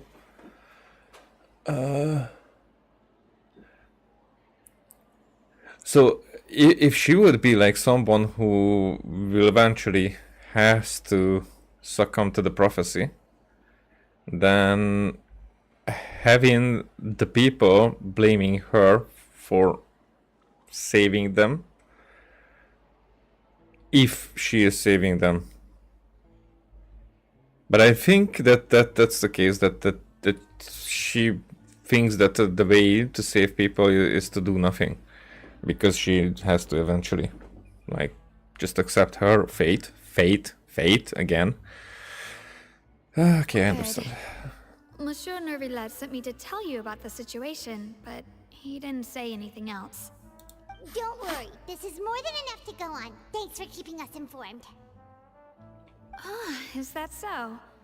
Well, alright then. In that case, you two take care. I'll be heading back to the Palais now. Oh, Well, sounds like we should hurry over to Poisson then. you should go on quickly. So that might have been the indication that the plan is set in motion. If we know Farina, she won't try to fix things in this situation. Instead, she'll look for a place to wait out the heat. And as we also know, she may be loud and dramatic, but she doesn't have a heart of stone. When Nervillet was talking to her in the Palais Mermonia, and she heard about Poisson, she couldn't hide her sadness and remorse. It would be hard for her to ignore being accused by the public today. I should have lingered on that. I really, I'm so sad that I clicked so quickly there, because she was weeping. Paimon thinks Farina's probably taken the opportunity to slip away to Poisson and try to relieve the sense of guilt that she's feeling. Huh. Well, what do you think? Paimon knows the answer, of course, but Paimon can do the analysis to back it up too. Let's see, becoming a detective's done you some good. Looks like those detective novels have had an effect on you. In that case, there's not a moment to lose. Poisson, here we come! Well, she sounded like a female Mario.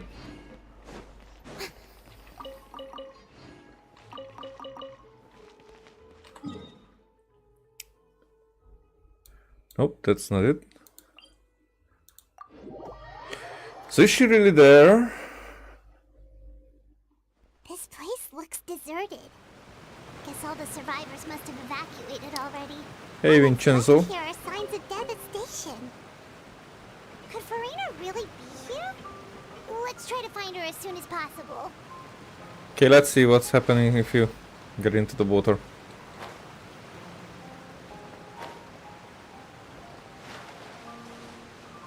You seem immune.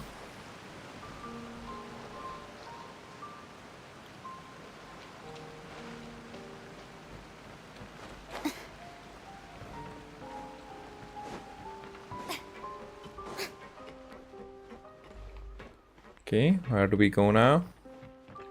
There she is.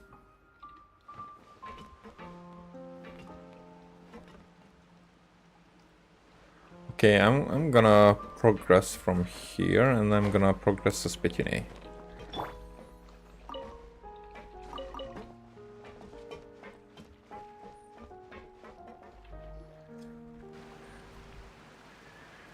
We're finally going to have a conversation with her and like normal people.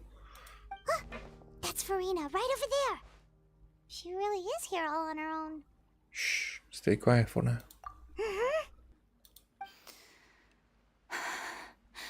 Should I just give up? This is all meaningless. What was meant to happen did happen after all. Everyone's dead.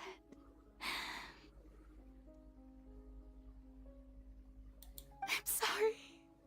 I am so sorry. Give up, Farina. There's no point in holding out.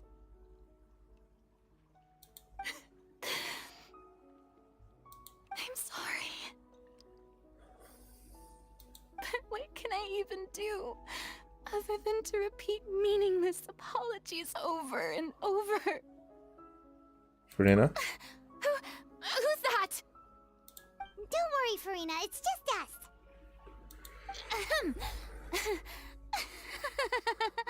So it is you, blonde traveler from another land.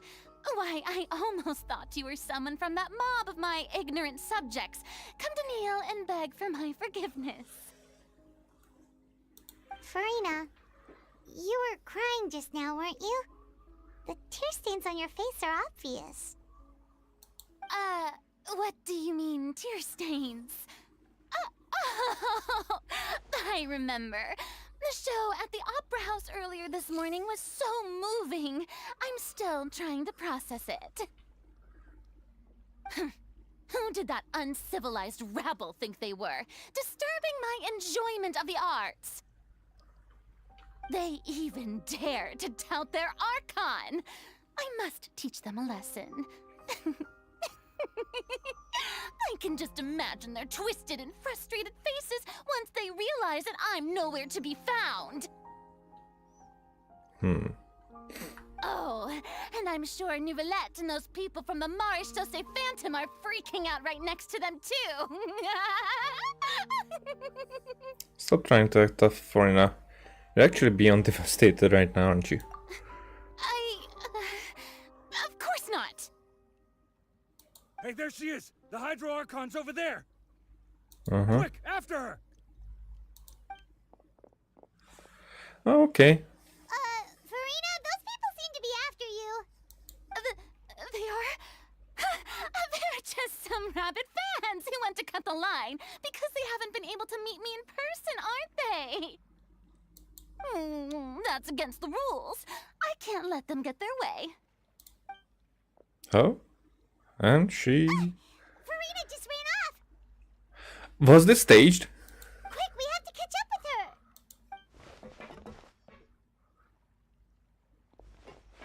It might be. She is an actor.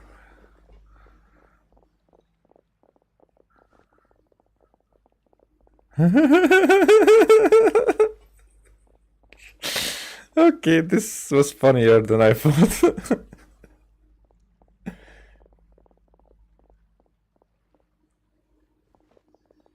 So now she lets down her guard a bit more. Hey, Farina! There's a good hiding spot over here. Quick, come to Paimon before the rest of them catch up to you. What is this place? Hurry, they're almost here. Fine. I suppose haste is warranted. Lead the way. I suppose haste is warranted. That's a cool sentence actually. I suppose haste is warranted.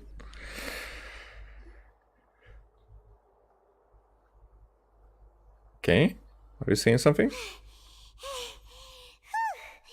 Paimon's exhausted. Is this the basket? At this point? Because this is the basket. And there was the danger first. But I think we need another layer for the trap.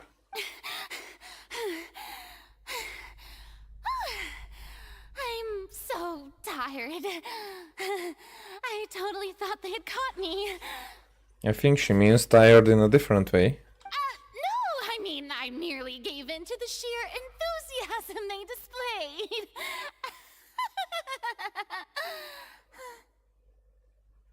This place is not what I'd call soundproof. You might want to lower your voice to stay hidden. You're right. Yep, that's a good girl. What? And now we're taken with the basket. The ground's shaking. Is it an earthquake? Another disaster just struck, I suspect. Yeah, a quake of this kind preceded the flooding in Poisson, didn't it? It can't be. It's happening again. Well, there's no need to worry too much about that. Neverlette's made some emergency plans, so the evacuation should go a lot smoother this time. Yeah, I hope you're right. But the people of Poisson, they've already... As Fontaine finally reached her limit, now that she's talking about her actual feelings, she's starting to look far less stiff. It's true. I've been investigating the prophecy for hundreds of years. I once had informants all over Tevat, searching for clues and feeding information back to me. I've tried all kinds of ways too to hold back the sea. Anything to keep the coastline from advancing. But all my efforts proved to be futile in the end.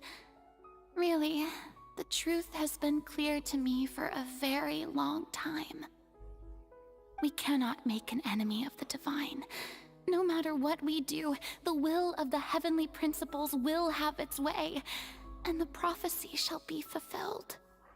But even then, you still haven't given up, right? So this is actually not just like a curse as the prophecy, but actual doing of the heavenly principles of the divine when it occurs. Give up. I do love the sound of that phrase. It would mean finally coming to terms with fate, but also for me to finally be free. But that would also mean that all hope will disappear. Indeed. I've thought about giving up so many times, especially after we almost lost Poisson. Fate is really unreasonable, isn't it? It has no heart and obeys no rules. The prophecy has only just started to come true, and so many people have already lost their lives. But just now, it all became clear to me. I still don't have the right to come to terms with fate on behalf of everyone else. As long as the final moment hasn't come, it's still not too late. Don't worry. I will keep hope alive for everyone until the very end.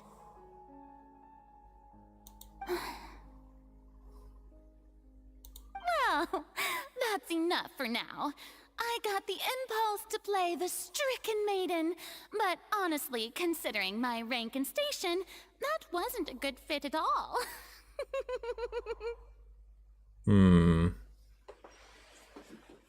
But what is with this defense mechanism? Because I can't believe that this is actually the same personality. Don't take any of what I just said seriously. How could I possibly let Fontaine fall to the whims of trivial prophecy?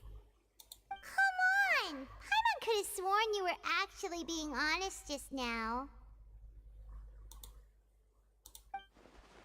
We're running out of time. We can't just go back to square one like this. I have to get more information out of her. Furina, You might not have to shoulder this burden alone. Although I don't know what you might be keeping from everyone, your people are more than willing to share your burden with you. So we expect that there is this other layer, because this is just under the superficial, but it's still the surface. There is secret. There is something deeper. This is only knowing about her feelings, but that's it. That she was investigating. This is still like just words, you know, that she's saying, and she's an actor, so it could work both ways. But there are secrets that we don't know. Share my burden. That's impossible. It was fated right from the start that this would be my duty alone. But even if your burden doesn't need to be shared, you can still choose to confide in someone. You share it with me. I'm what you'd call a witness. A witness? Yes. I've heard that you came to Tevat from beyond the stars, yes. In other words, you never belonged here. And if Tevat is, in its entirety, a show on a stage, then you're just a spectator, aren't you? Well,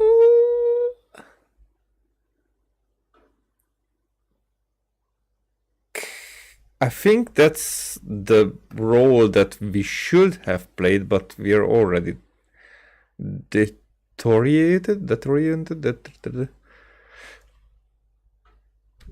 We already turned from that destination. If that's the case... There's no time left. Please, friend, just spit it out. Huh?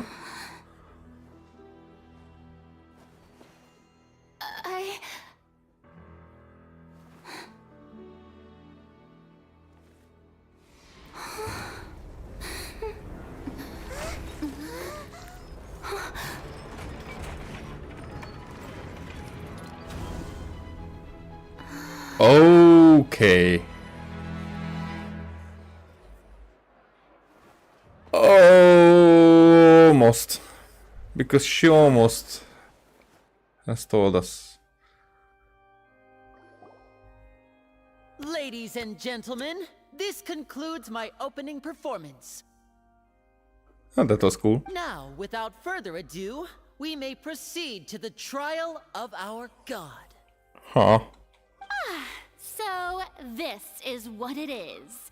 Yes, you deserve praise for the effort you took to raise the dramatic stakes. Do not forget, however, that I am Fosalor, the god of justice, the embodiment of justice itself. Does it not strike you as even the least bit absurd to bring the very concept of justice to trial? Well... You dug yourself that hole. May I interpret these words as your refusal to stand trial? Huh. In that case, you will have the opportunity to defend your honor through a duel. Sheesh. You would draw your blade against a god? If she has to, because her honor stands above all. I see. It seems like you have made up your mind.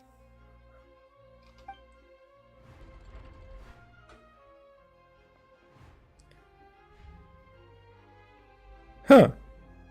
Paimon can't believe it. She just surrendered. What the heck is going on? Did I just see an Archon surrender to a human? Wow, how utterly humiliating. Lady Farina, what is the meaning of this? They all wanted to see that. I mean, not that, but their duel. seem that there has been a misunderstanding.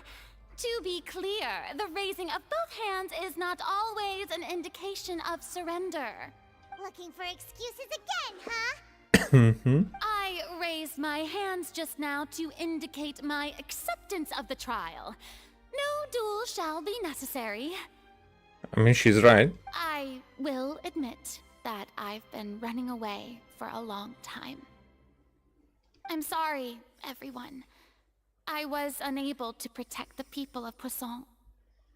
It is my duty to stand trial for my crimes. You are not the only ones to be disappointed in me. I, too, am exceedingly disappointed in myself. Half-truth. But now, it is time for the Hydro Archon to show you her courage and resolve. I, Farina, will use this trial to show the world the true meaning of justice! This time, I will protect you. Applaud and rejoice. One of the most outrageous and fantastical arcs known to the opera epiclese is now unfolding before your eyes. Mark my words, this shall be one of the most exhilarating and brilliant shows ever to grace the stage of Fontaine. The trial of the Hydro Archon, Focalor, will now begin! Woohoo! Okay. Oh, now we're making history. Why does it feel like Farina just took over the whole thing? Like, come on! Didn't she just get forced to stand trial for her crimes?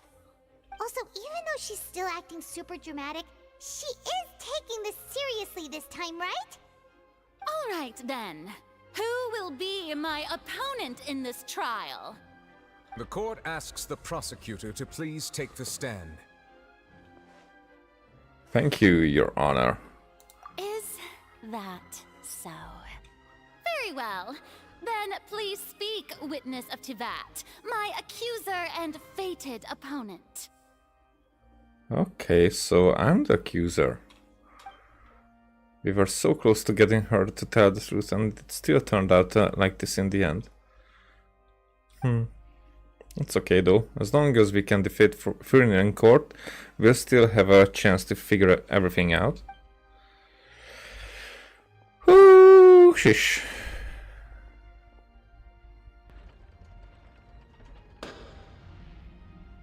Also, please allow me to ask, as a final question before the trial begins. Just how much work did you do to force me onto this stage? Well, we did do a lot of prep after the meeting that day. I can go over the tasks assigned to the Spina di Rosula, since they were rather straightforward and easy. Navia, the president of the Spina di Rosula. Most of the people who participated in the disturbance this morning were my subordinates. Oh, so at the very beginning it was... Ah, that's cool. Okay, okay. So it started earlier. They changed into plain clothes and came to the Opera House as regular audience members, waiting for the perfect opportunity to incite insurrection against you. The people's resentment against their Archon has been building as more and more of the prophecy is fulfilled. A spark was all we needed to turn smoldering anger into a flame. Moreover, according to our understanding and analysis of you, when something like that occurred, you would likely flee the scene and head to Poisson by yourself.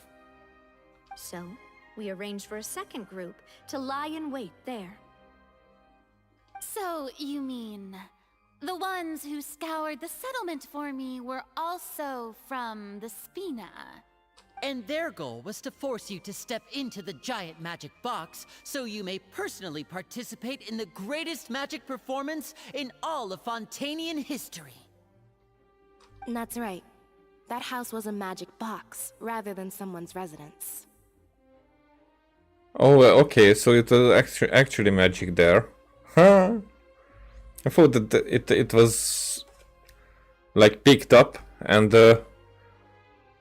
they arrived here with the box, not the box, but this house-like cabin. As the super ultimate version of the setup that I used when I first performed at the Opera Epiclese, the volume of the box was increased by a whole order of magnitude, and the distance it traversed was the entire gap between Poisson and Aranias. Its cargo, of course, was an Archon instead of a human. My thanks, Farina. Without your help, we could never have pulled off such an extraordinary performance. Now this starts to sound sarcastic here, but I know that it's a Genshin style. You're welcome? Of course, this performance was only made possible with Father's support. The House of the Hearth spent a massive amount of labor in Mora to pull this off. We had to select a location, construct the giant magic box, dig a tunnel, and open up a path through the water. It was a lot of work for all of us. So, in other words, the earthquake that we felt within the giant magic box was just a normal tremor from the transportation of the whole house? That's right. It wasn't a sign of another disaster to come. Sorry about that, we deceived you back there. Then, I can guess Nervilette and Cloran's parts. You gathered a crowd, prepared a stage, and made sure that the champion duelist would be immediately ready for a fight. Also that as soon as I appeared on the stage, the trial may commence without a hitch. Am I right? Yes, that is correct.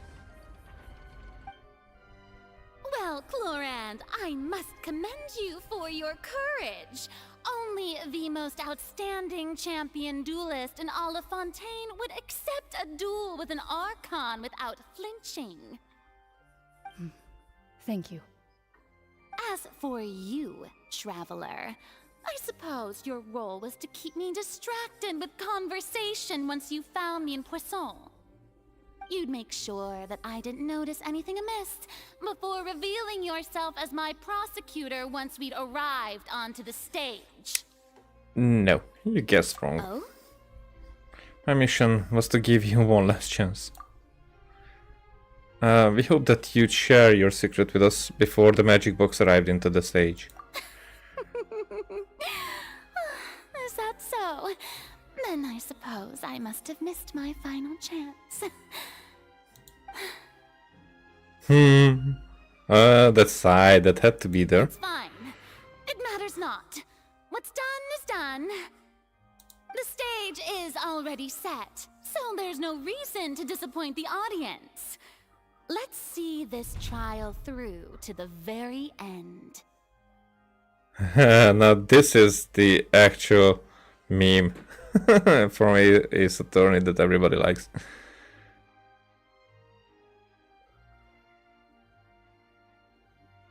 Actually, just a second. Alrighty. Yeah, the only thing we can do now is to judge the Hydro Archon. Still, I can't help but be a little bothered by that conversation earlier. What did Frina want to say to me right before we arrived on the stage? Madam Prosecutor, please allow me to pass this along. This is a document that Miss Charlotte applied for and received permission to share with you during the trial. According to her, it should speed up the proceedings. Huh? Charlotte wanted to give us something? Oh, so she's here too! Hey, Charlotte! Oh, let Paimon see. Isn't this the exclusive interview that she did with us before? So she's already finished it, huh? Wait, then that means this document is a perfect timeline of everything that's happened ever since we stepped foot in Fontaine! So in other words, we can refer to this anthology of evidence every time we want to use something from our journey as evidence for an argument! It's a super practical gift. I never would have thought of using it this way. Let's quickly confirm the information in it. Just think of it as a refresher, alright? Oh, shush. You defeated the Hydro Archon in the very first duel you took part in at the Opera House. That's one for the history books, all right. I didn't think that you'd wind up getting to the bottom of the case I'd been following all this time. I guess you could also see this as a happy coincidence. This is the first time Monsieur Neuvillette had a difference of opinion with the Oratrice. Even the Hydro Archon can't figure it out. A Fatui Harbinger. She's an extraordinary person. Her instinct must mean something. The fortress of Meripede was almost destroyed in a single day. That I didn't witness that scene personally will always be a source of professional regret, I think.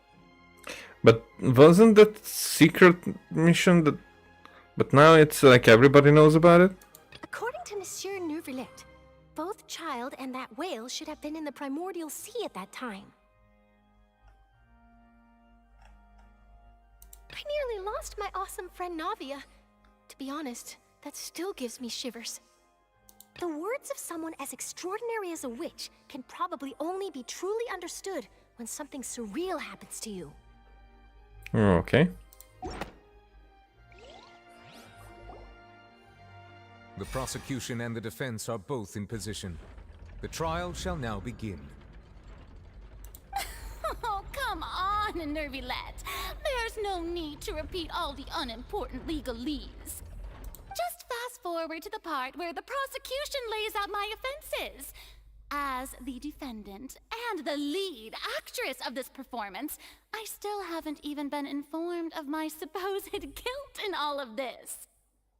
Of course, it is only natural for humans to struggle to understand the actions of a god. However, you will need more than that to convict me of a crime. That's true, but my charge here is unrelated to your conduct as an Archon. And we're actually seeing it. Instead, I would like to charge you as a fraud who's never been the Archon in the first place. Oh. Wait, what was that? Lady Farina's a fraud? Hey, I came here thinking that we were going to try the Hydro Archon for forsaking her duty, but did I hear that right? She's not our Archon at all? Okay. Charge accepted. Okay, now we're talking. Now we're talking. Plead guilty to the charge. She has to prove it that she is. That's cool. And she did not expect that, because that how it was staged,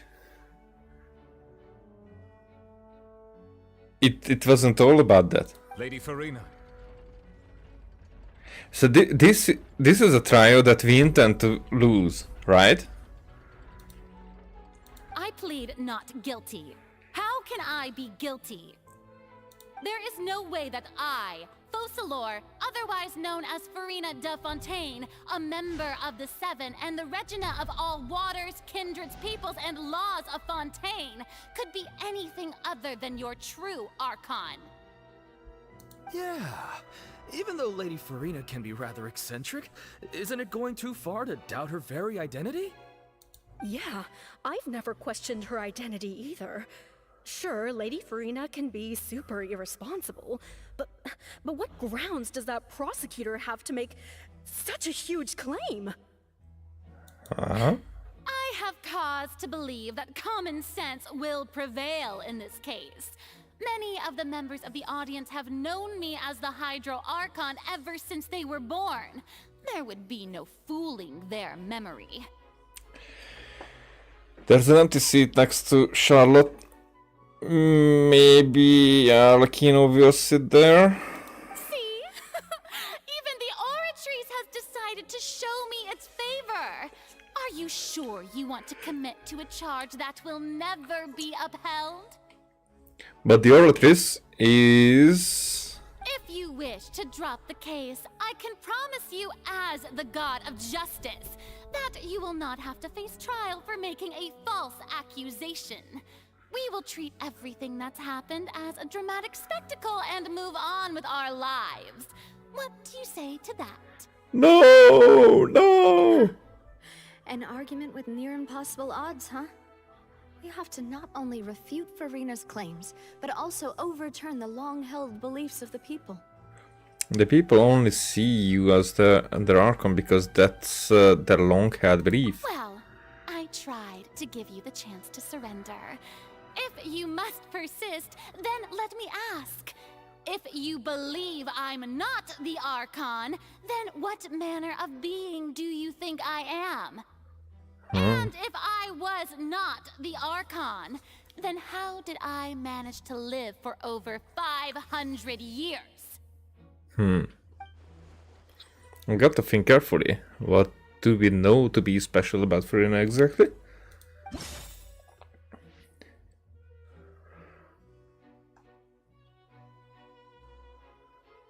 Well, okay, Anne communicated with you by connecting your consciousness. She believes the prophecy will certainly happen, but that...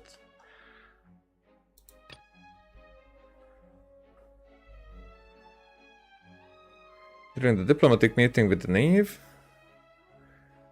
already probed Furina. Irrelevant. Wait. Okay, though Neuvillette believed Chad, the oratress judged him as guilty as the end, and even Furina didn't know why. Irrelevant? Irrelevant? So these two... And the tea time...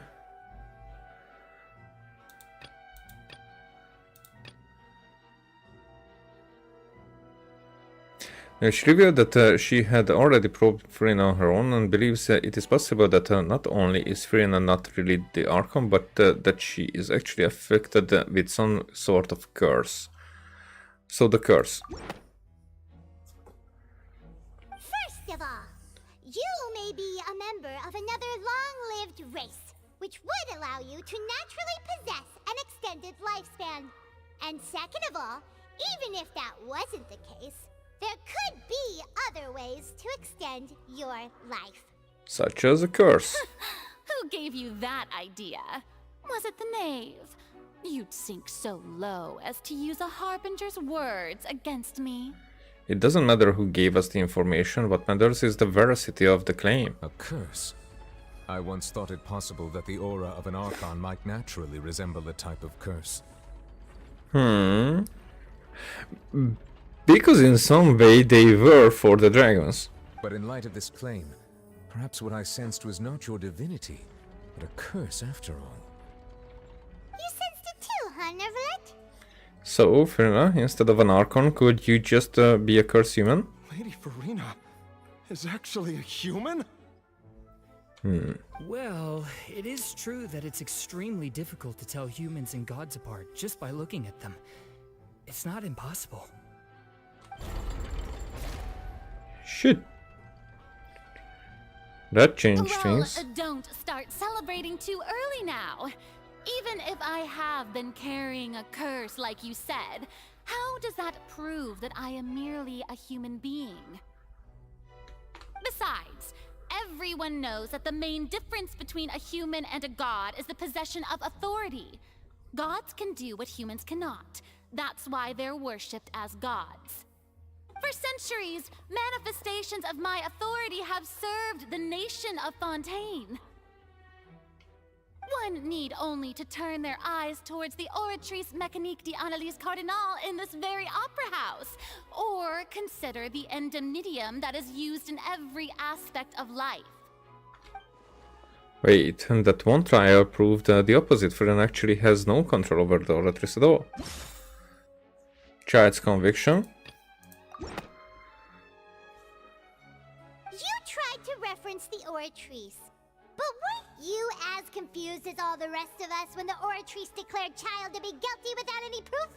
Otherwise, you should have come up with a good explanation for that by now. Didn't I make myself clear at the time? The decisions of the gods are naturally difficult for humans to comprehend. There is no need to provide an explanation. But now she's contradicting contradicting herself in just a sentence, because the decisions of the gods are naturally difficult for humans to comprehend. Because she is human, the decisions of the gods, which is the or at least the mechanic Dennalis Cardinal that was created by a god, and in my guess contains a god, that is difficult for her to comprehend, which is why she couldn't. Lady Farina, I believe a reminder of your current circumstances is in order. While the court is in session, the principles of justice and the law must come before all else. While you are an Archon, you are also first and foremost the defendant in this trial. You will prove yourself unable to defend against the prosecution's charges if you continue to withhold vital information against the rules of the court. Haha. And this is the sentence that says it if she understands it. That what is their reason to putting her on trial when that she wouldn't withhold vital information, or probably any information. I never thought you'd use that kind of rhetoric against me. That was no trick of rhetoric, Lady Farina. I've merely reiterated the rules of the court. Rules that all should respect and follow. So, you neither knew why Child was declared guilty, nor did you understand the structure and operations of the Oratrice. Instead of having been created by you, the manifestations of authority you mentioned have been made by the real Hydro Archon, haven't they? The real Hydro Archon? Well, now you're really losing me. It is true that I did not know why the Oratrice gave out a guilty verdict that day. But the Oratrice handed out that verdict unilaterally, and it has been operating independently ever since it was first created. You can't argue that just because a divine creation is flawed, that the god behind it must also be no god at all. That's how I was thinking, but now it seems like their reasoning, maybe it's not a deciding factor, but it's part of the argument, definitely, especially now. She's still throwing out all kinds of excuses. Seems like she's confident that we won't be able to produce proof that she has no power over the Oratrice. Sure, we can put the Oratrice aside for now, but then, Miss Farina, could you give us a brief demonstration of your power as an Archon? My power as an Archon? There are many ordinary citizens in the audience. How can I just carelessly demonstrate the formidable power of an Archon? If that poses a concern, I'm prepared to extend my protection to the audience. You don't need to go that far. A brief demonstration of your power over Hydro should be quite harmless. Surely an Archon can at least match the capacities of a human with a vision. And actually she doesn't have a vision, right? I mean, she has these blingies, but this would be her vision if she would have one. Aren't you the Hydro Archon? Or is it that you can't even wield the power of Hydro, much less the authority of a god? Indemnitium! Yes! It's all because of Indemnitium! All Archons derive their power from the faith of the people, and I've converted the people's faith in justice into Indemnitium! Thus did I give up all of my divine power to provide everyone with energy for their daily lives. Have you ever seen a more magnanimous god? So now she's straight up lying. Isn't that a huge stretch? Yeah, no matter how generous an Archon can be, how could they give up all their power? Can a god with no power even still be called a god? Hmm? Yep. Yep. Seems like nobody's buying Farina's excuse. Hey, come now, everyone. Please don't stare at me as if I was a liar. I'm still the same Farina you knew, right? The one that you loved. Shouldn't you want to believe in me? Please? You've got to believe me. If what the prosecutor said is true, she really has committed a grave offense. Did she deceive all of us? And all of our parents and grandparents too? And all of our ancestors? Ever since they were born? Enough! That's enough. Tell me then, if I'm not the real Hydro Archon, then who is? If you have no evidence of another Hydro Archon's existence, nor can you find anyone who can back up their claim to be such, then what grounds have you to say that I'm not actually the real deal? Wow, she came up with yet another argument. How can we refute her now? Seems like she really doesn't want to give up. If we can prove that she isn't the Archon, we can try to prove that she is just a human. And if she's only human... Murder case unfolded, though they were... So it could be...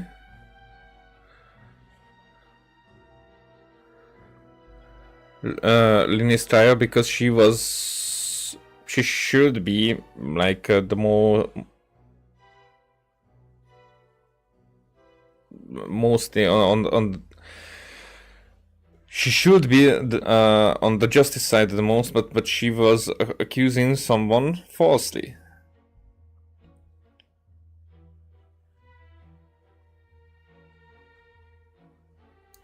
This not the way.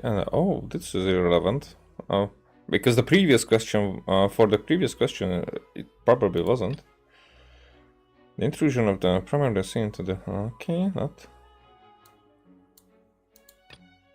And this is irrelevant. Chance conviction irrelevant. The truth behind the serial disappearance is irrelevant. Yeah.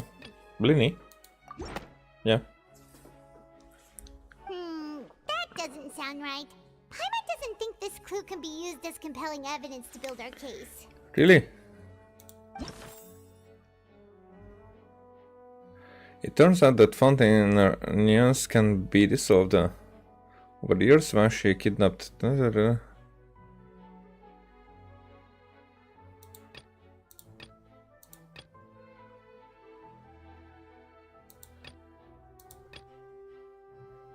While exploring...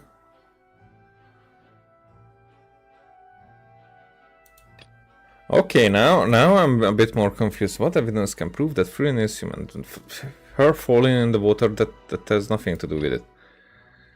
The entrance of the primary sea is sealed beneath the forbidden zone in the primary, and recently the primary sea named grown, and it was only temporarily pushed back by Nobile's power.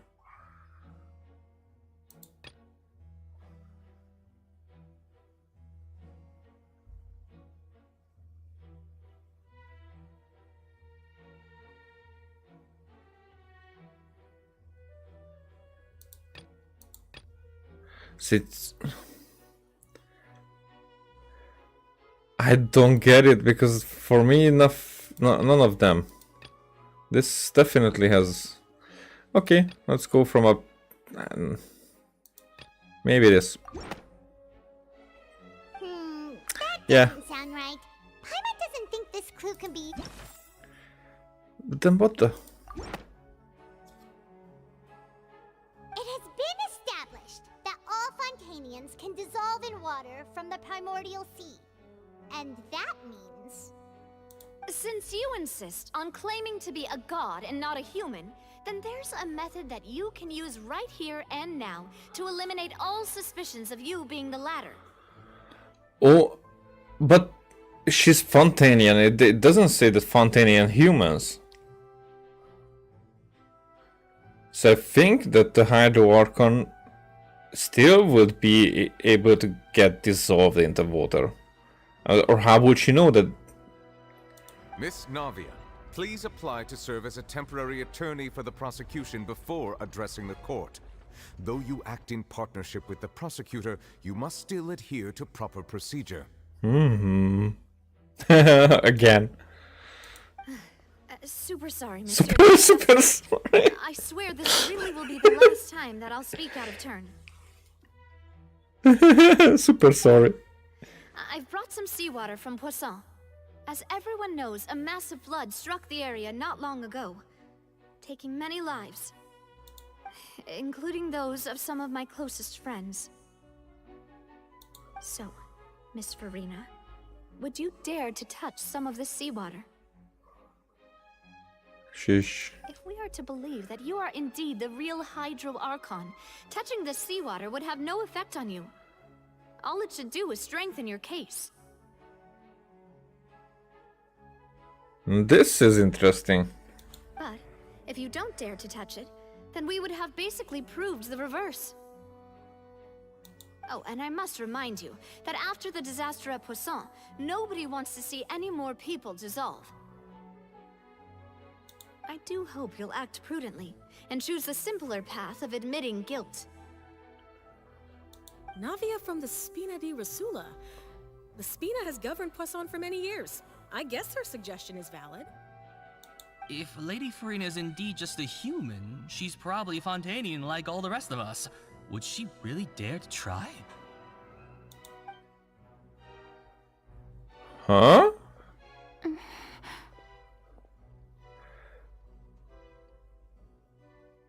Farina? Because now that's an escape for her. Lady Farina, this test has been unilaterally proposed by the prosecution. As it falls outside the realm of standard court proceedings, you possess the right to decline participation. But that does. Well, of course he had to tell her that. But refusing to participate is basically the same as a confession of guilt. She's just staring at the water without saying a single word. It really does seem like she's quite terrified of it. That could only mean... What's going on? Is she really planning to... that's not what we thought she would...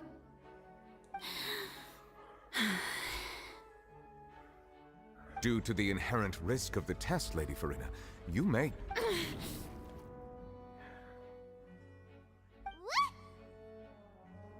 Hey!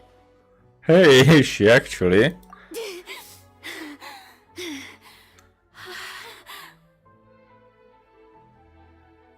But she's not unaffected by it. I'm fine! Look at me, everyone! My hand is still here!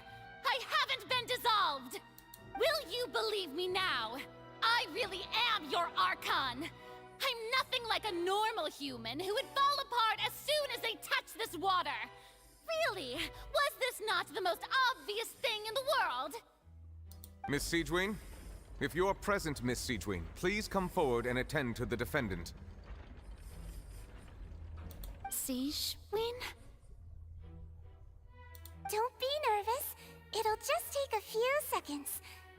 Let me see.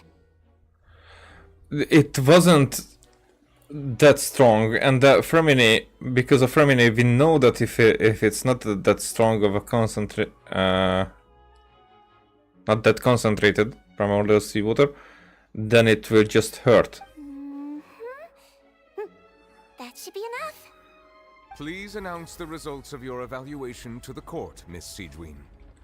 As everyone doubtlessly saw, Miss Farina was displaying symptoms of hyperventilation and flushed skin. These indicate that she was experiencing the adverse effects of exposure to primordial seawater. The extent to which she was affected is the same as other humans when exposed to primordial seawater of a similar concentration. Thank you, Miss Siegewin. Lady Farina, you may return to the defendant's stand. Sheesh! Oh, wait. What did she just say? I didn't get dissolved. Shouldn't that be enough to prove my innocence? She would have accepted it. She would have accepted it. Just dissolving right there. She really did. Well, considering your tendency to run from your problems, we did originally prepare a direct sample of the seawater around Poisson. However, after extensive discussion, we exchanged it for a sample that is not concentrated enough to dissolve an actual human.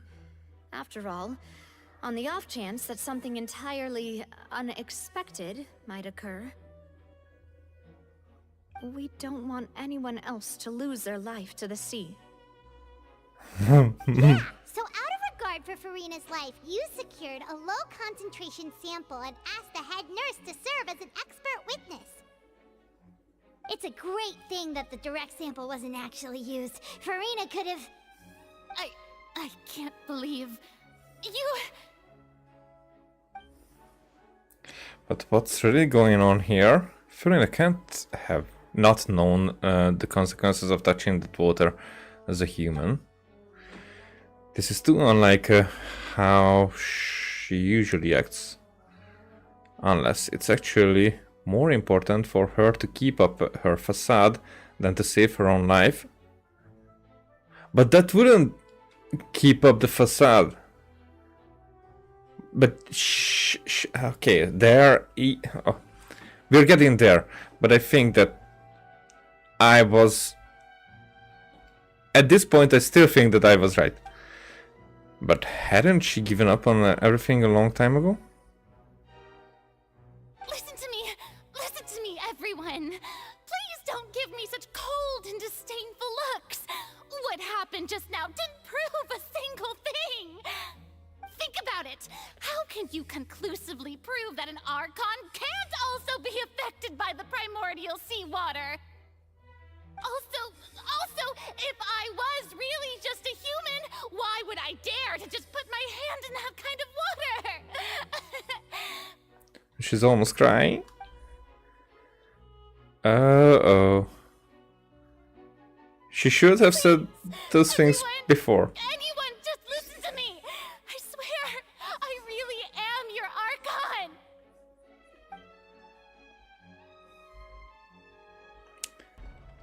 Oh, but that's so freaking sad though. Because I do think that she's the Archon. Exasperated audience member, why? I don't think anything she says at this point will sway anyone. The odds are just too stacked against her now.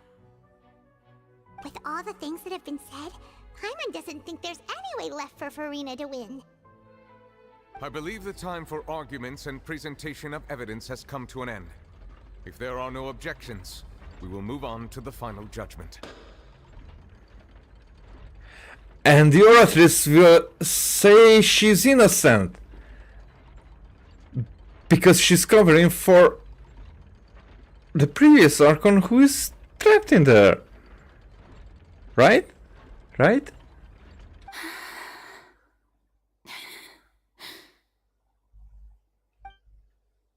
What? I don't think anything she says at this point will sway anyone. She's too stacked against her now. What?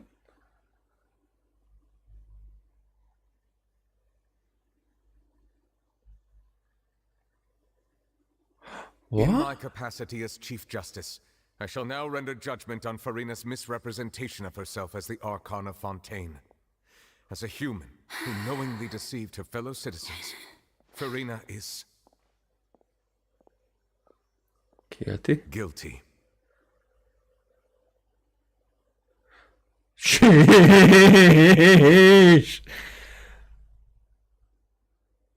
She's looking so scared. What? And this is from the trailer.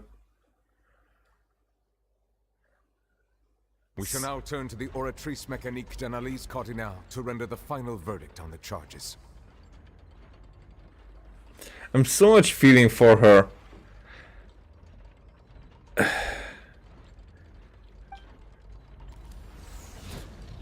And it will say she's innocent.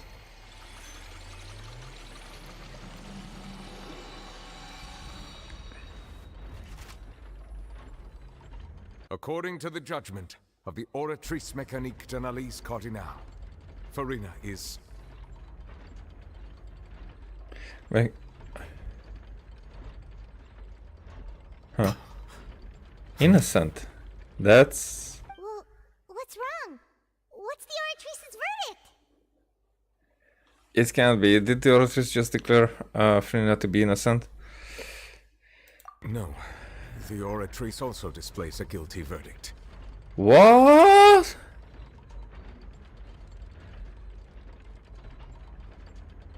And he did not Isn't that correct then? However, the exact wording of the verdict is thus. The Hydro Archon, guilty, to be punished via the death sentence.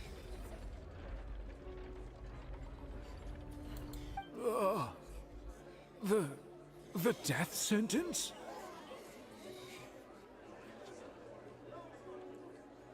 But wait.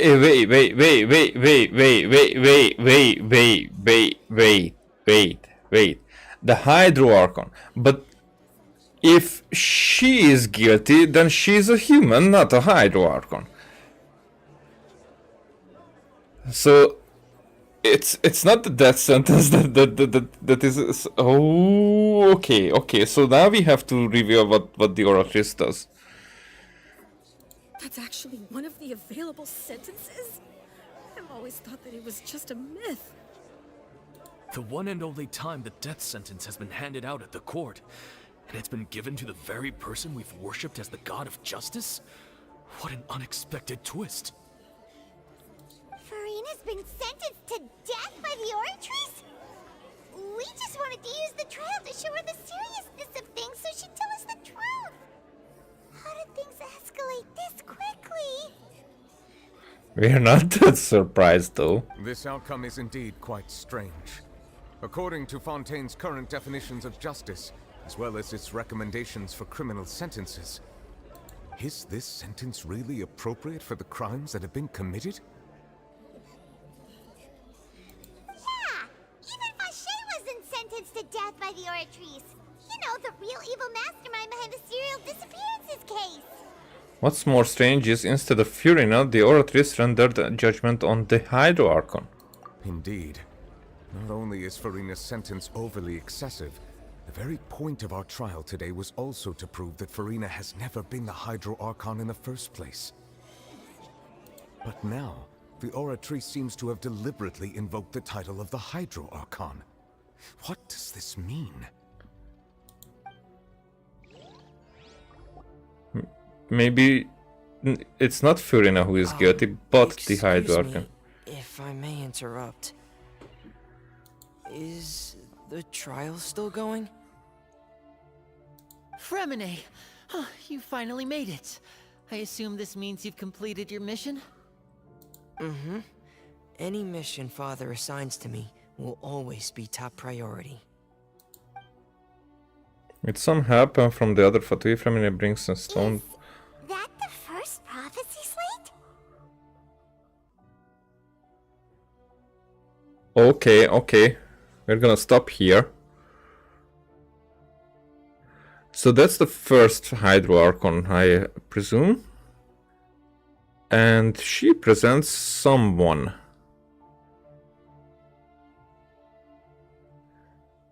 But also behind... is that...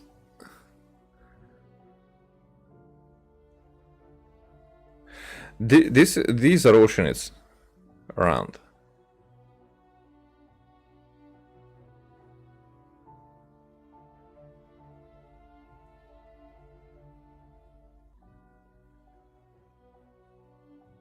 So is this... oh, okay. Now this one act, this angered the gods. Definitely it had to be. These Oceanids seem to adore this person here. Also, this seems like a core or something. Maybe that's actually the Oratrice's core, and there's a personality in there. which might be that the Hydro Archon. So I'm curious how the primordial seawater is taking part in this, because this signals the primordial seawater. I think that the oceanids are here. Okay, I don't get it. I will probably get it afterwards, but I wanted to try it. So the knave privately arranged for Fremenade to try and find the missing slate. I looked everywhere and finally found it at the bottom of the sea. It took me a long time to get around some dangerous stretches of water. But has the trial already concluded? Then doesn't that mean I've come too late? Oh no. Father will be disappointed in me. Don't worry, the mystery hasn't been resolved yet. It's still not too late for you to shine. Thank you for your hard work, Mr. Fremenade. Please allow me to review the record left on the slate.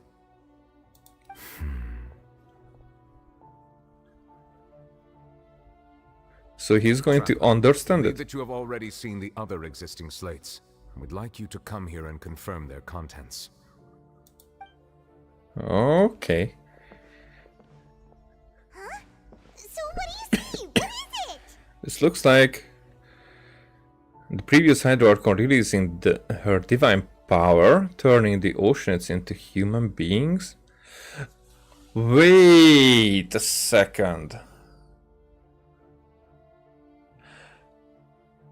People were talking about the prophecy as they are returning, as same as the Vineyard Oceanid was saying that she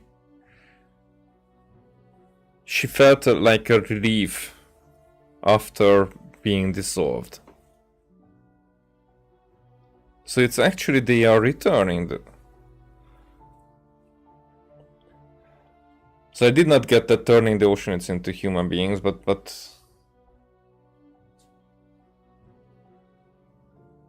now it's okay. Let's go. I believe I've now made sense of the Hydro Archon's crime. It has to do with Fontaine's lost history.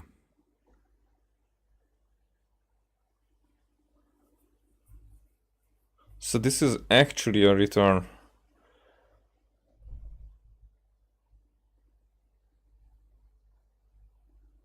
To their previous existence. Okay. Furina tries to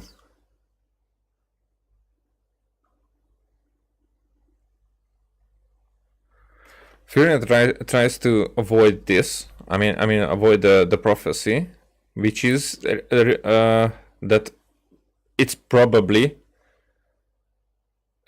just for a certain time being that they can be humans, like as a nation. So is she guilty because of the? Okay, no, I cannot figure it out in advance. Whatever. Isn't the Hydro Archon just guilty of deceiving her people? Oh, wait, no, that's Furina, and we've already proven that she's not the Hydro Archon. Okay.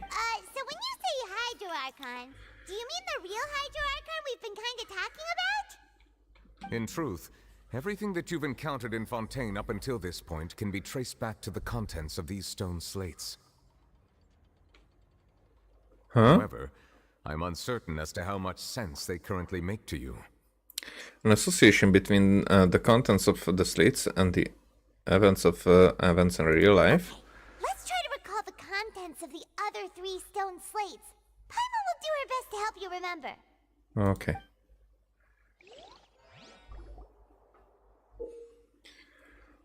So I have to check the descriptions on the stone slates to extract key informations from them. You can find scenarios related to the stone slates contents in the incidents recorded in the interview notebook. There you can verify said content. Okay, as the verification process continues, the fountain water level in the menu interface will rise.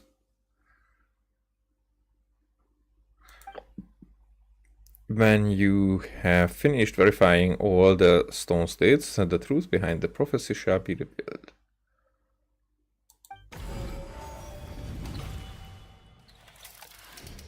The first stone slate describes what you just said. It seems to show the previous Hydra Archon using her divine power, and then the Oceanids turn into humans.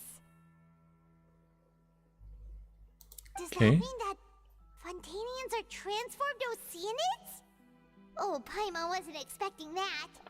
But if Oceanids can turn into humans, then perhaps this process can be reversed as well.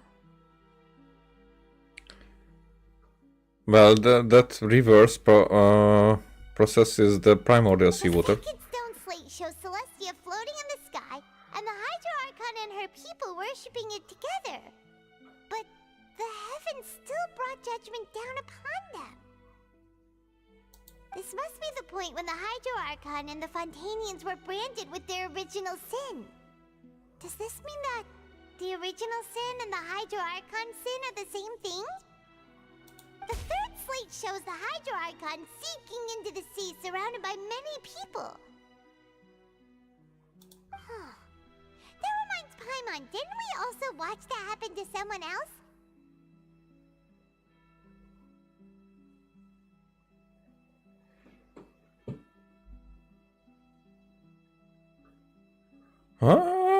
How does Navia come into picture here? Because that's kinda. The first slate is the prophecy the Fontainians have been talking about. People dissolving into the sea, the Hydra Archon crying on her throne, and so on. And so on. We didn't believe that such a crazy disaster could happen at first, did we? But after that incident, it was just a question of when and not if.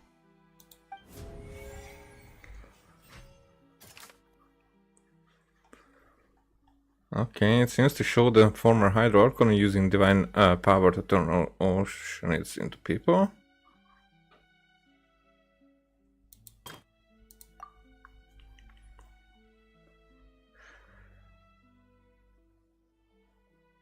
Truth behind the Sirena, this person, okay, can be dissolved by water from the primordial sea. Judge him as guilty, no entrance to the primordial sea. The prophecy will certainly happen, but that you needn't give up all hope. Prove that Furina, Hydra Archon guilty to be punished with, okay, not that.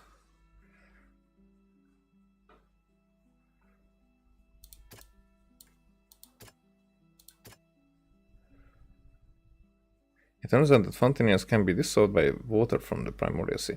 Okay, let's go with the others first. Okay, it shows Celestia floating in the sky. Verify the truth.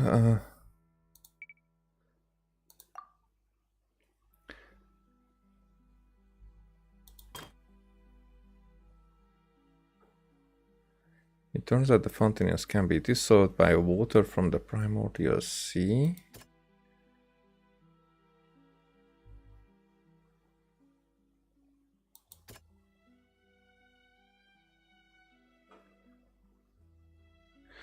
Though Neuvillette believed Chai to be innocent, the Orthris judged him as guilty in the end, and even Furina didn't know why.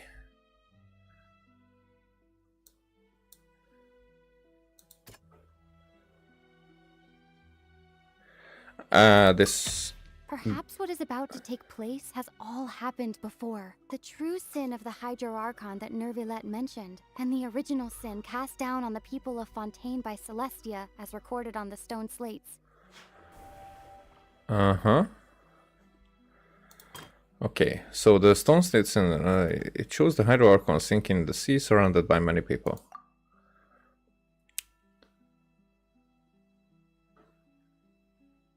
Can be dissolved.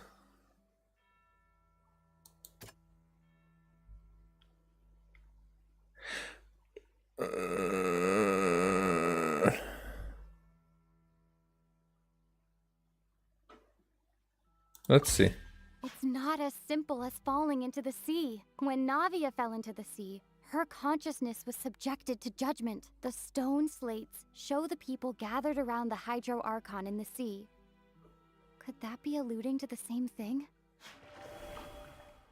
Yeah. Verify the truth.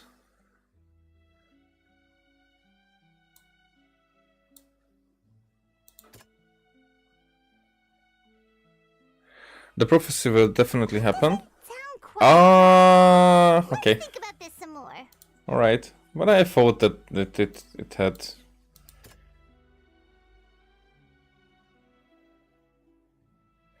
Because of Novilet's power, yes. Prophecy from the stone slates found its way into society, but not many people believed it at first. The fortress of Meropide was nearly flooded with primordial seawater, which we know can cause Fontainians to dissolve. It seems increasingly likely that the prophecy may come true. If we hadn't dealt with it in time, things could have gone very badly. Yes. So this one would be, I think, this one. Yes. We know from the case of the serial disappearances of young women that Fontainians can be dissolved in primordial seawater. And the first stone slate tells us that long ago, the Hydro Archon used her power to turn Oceanids into humans. This might be the reason that Fontainians can dissolve. There we have it. Dissolve into the primordial sea but won't cease to exist. Their essence will flow in the seawater, converge, and take the form of an Oceanid.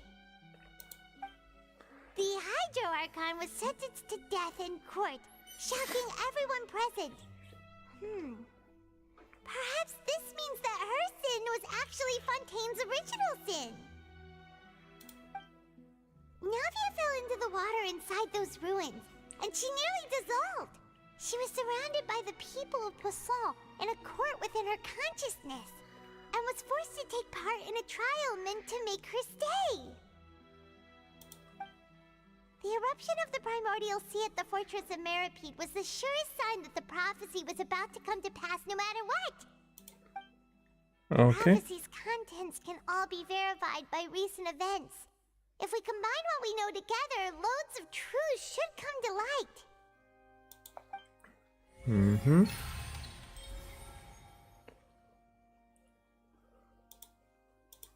Okay. So how do we conclude this part of it?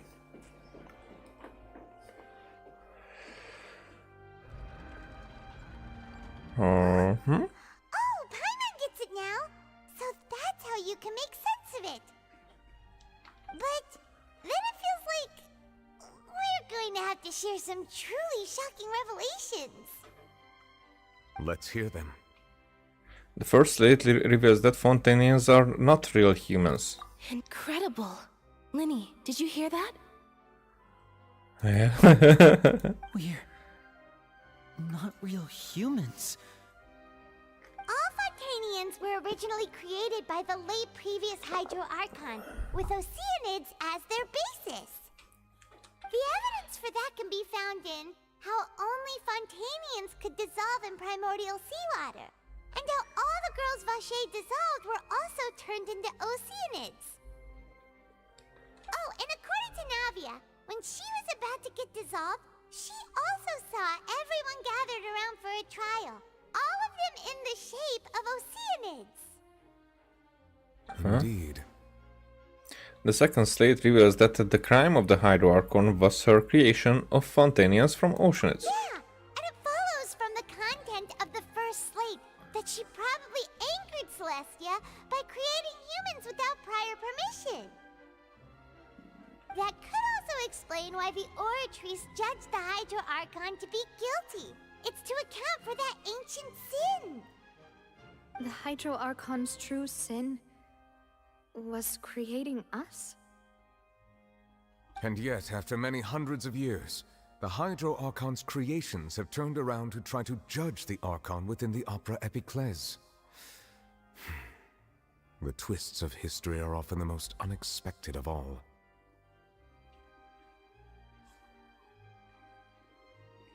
As for the third slate, I'm still convinced that it should come after the fourth slate. Ah. just like when Navia fell into the sea? So wouldn't it be trying to show the image of the Hydro Archon also falling into the sea once the prophecy has been fulfilled in the fourth slate? The fourth slate depicts the fulfillment of the prophecy as it's already widely known. In the end, the people will all be dissolved into the waters, and only the Hydro Archon will remain weeping on her throne. Only then will the sins of the people of Fontaine be washed away.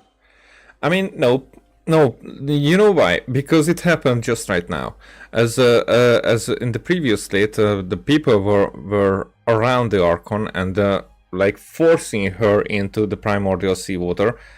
It was like how this trial forced Furina to basically get dissolved in the primordial seawater. It was just a trick. So it's kinda like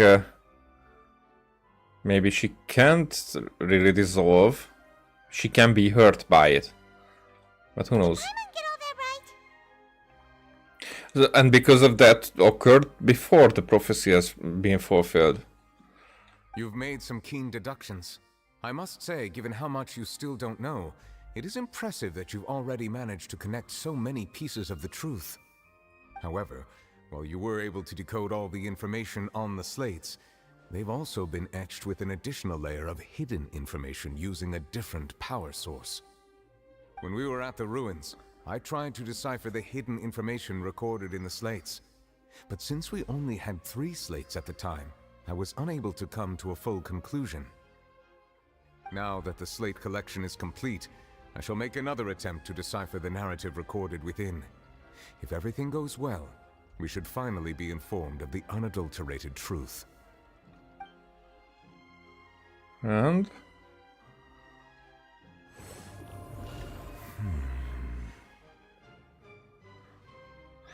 Give us a surprise face. Did you get it? I believe I should share this truth not only with you, but with all the people of Fontaine as well. I will try to briefly summarize it for you. Your hypotheses regarding the origin of Fontainians and the sin of the Hydro Archon were both correct. In the Fontaine of old, the previous Hydro Archon sensed the yearning of her Oceanid familiars for life on land. Huh? The Oceanids were enamored with the beauty and romanticism of human beings, and wishing to have those experiences for themselves, expressed to the Hydro Archon their desire to become of a similar kind.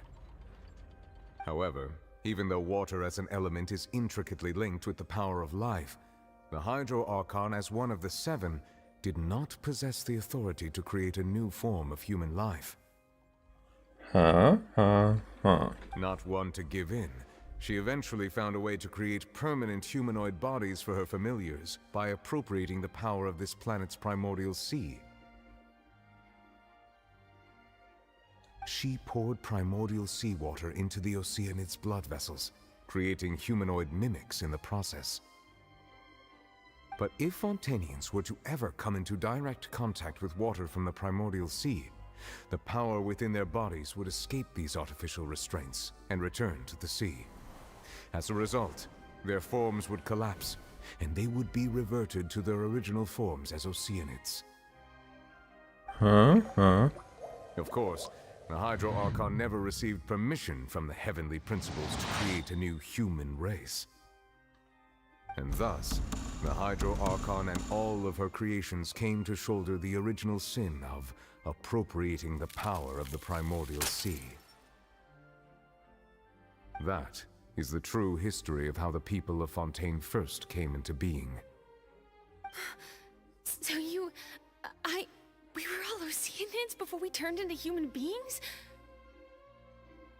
That's way too much information for me. I think I'm just going to pretend that I never heard a single thing. Wait, but if that's the truth, we can't let the Hydro Archon be sentenced to death. After all, her only sin was creating us. This really might be too much information for your regular Fontainian, but it does answer a lot of our questions. Alas, your hypothesis regarding the 3rd and 4th stone slates was inaccurate. The slate's respective positions are, in fact, correct. So they are in the right order. But what is the third slate supposed to represent then? A key point of the visual on the third slate is how all the individuals depicted in the water are humans rather than Oceanids. They have not been dissolved, which implies that the water depicted in this slate is not water from the primordial sea. The nation of Fontaine is the nation of Hydro, as well as the nation of Trials and Justice. Instead of being the literal element, the water in the scene symbolizes judgment and justice. You may also recall Navia's experience. When she fell into the sea, her consciousness was surrounded by that of many others who intended to hold a trial to determine her fate. Therefore, the meaning of the third slate is that the people of Fontaine shall try the Hydro Archon at the court of justice. Ah, it can't be. So, actually, putting her on trial was the next step in the prophecy. Holy fuck. If we didn't put her on trial, then the prophecy could not advance that far. Maybe. Yes, it refers to our present situation. Uh-huh. I think I'm following now. So, what you're saying is, even though we decided to put on this trial to avoid fulfilling the prophecy, in truth, everything we've done has happened exactly as the prophecy foretold. So now, it seems, we're the ones making sure it comes true. Mm-hmm. What should we do? I don't know. It feels like there's no way out of this. Huh. No matter what, the prophecy will be fulfilled. Is this what it feels like to be a prisoner of fate?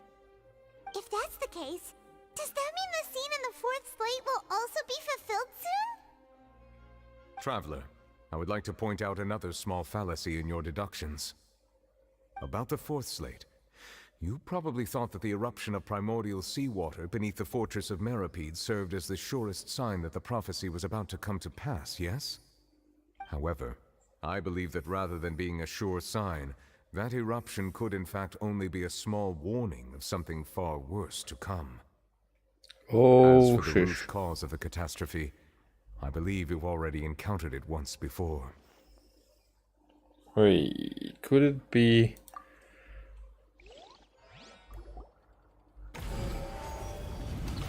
the ultimate proof?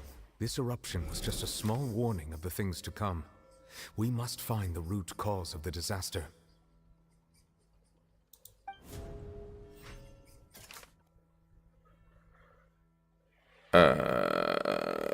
True source of the catastrophe. Okay. Oh, just a variant. Child's conviction.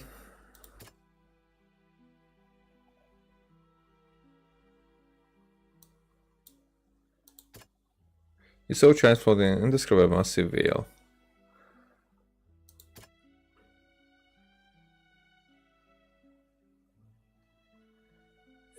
Okay, so either this, maybe child, but either these two can be, and that I do think that at some point the veil has to be mentioned. I'm not sure yet.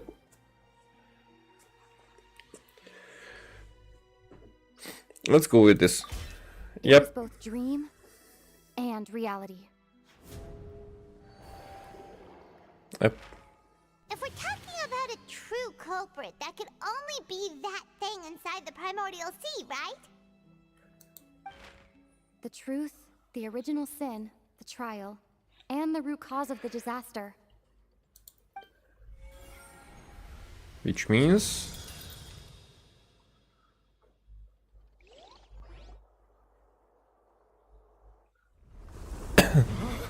oh, it's already happening.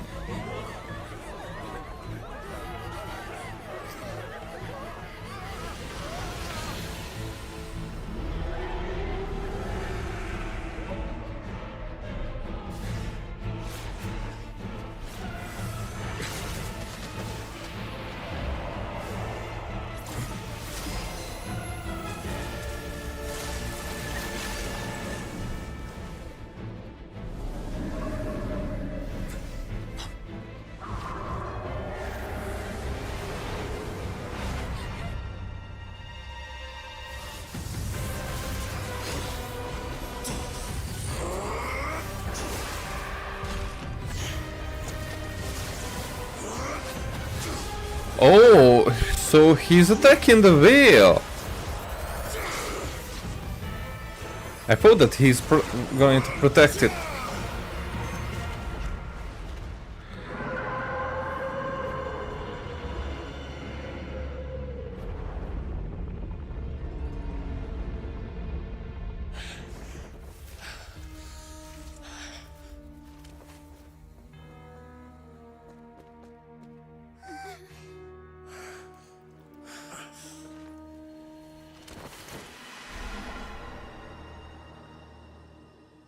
Oh, okay.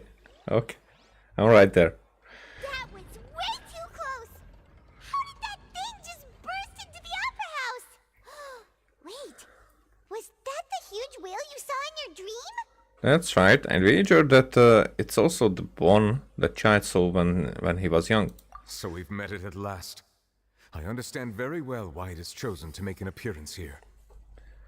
That whale does not belong to Teyvat. It is a monster that has traversed the stars, weeping all the while.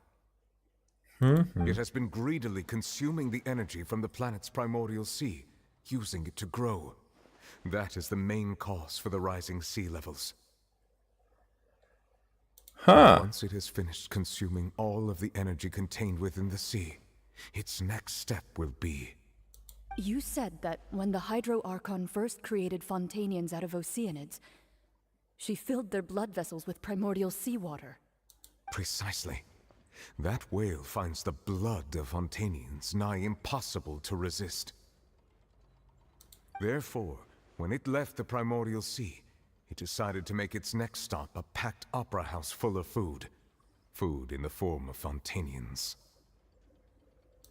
We just barely managed to push it back, right? In that case, won't it come back to target the people again once it's managed to recover its strength? That is correct. Indeed, it is more accurate to say that we should thank that Harbinger for buying us some time. Without him, the whale would have likely come onto land far sooner. From the way he looked, he must have been fighting the creature for quite a long time. That battle maniac. I've known that he had a special connection with that whale, but we definitely didn't expect it to help us out like this. Anyway, now that we know that this whale is the actual cause of the disaster recorded in the prophecy, all we need to do to stop the prophecy would be to find a way to beat it up, right? It is too late. What do you mean?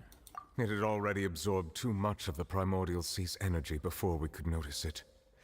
At this point, it has become practically integrated with the sea itself. Even if the entirety of Teyvat were to be destroyed, it could still survive and swim off towards some other world. That's not something I will accept. Huh. We've already done everything we can, and we even found the true culprit.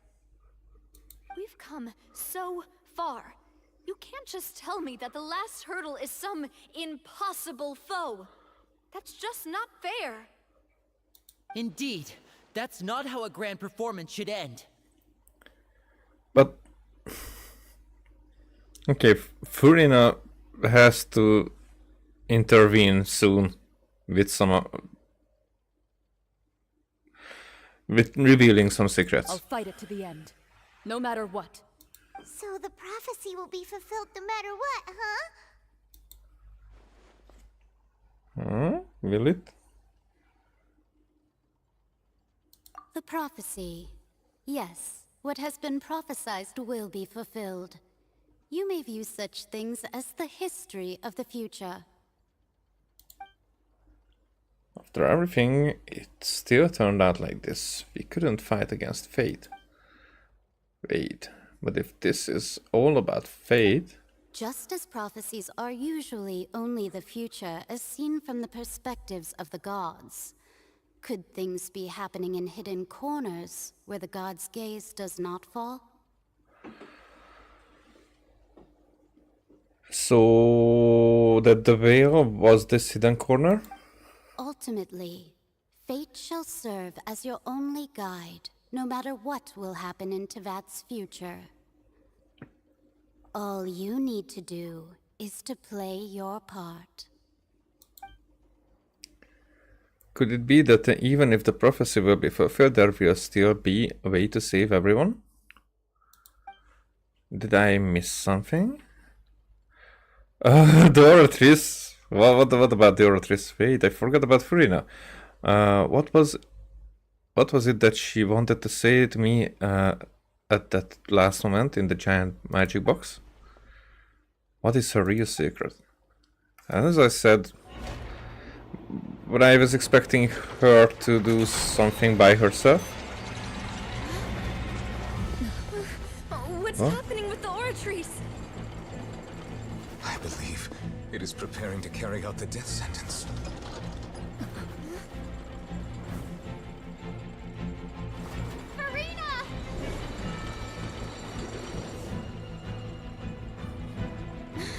No, I still need answers.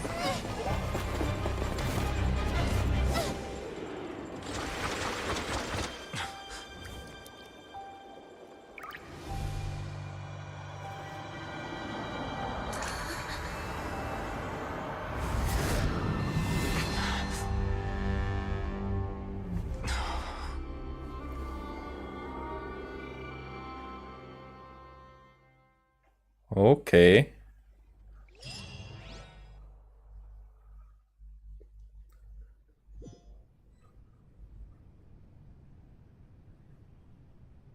So there is the previous Hydro Archon.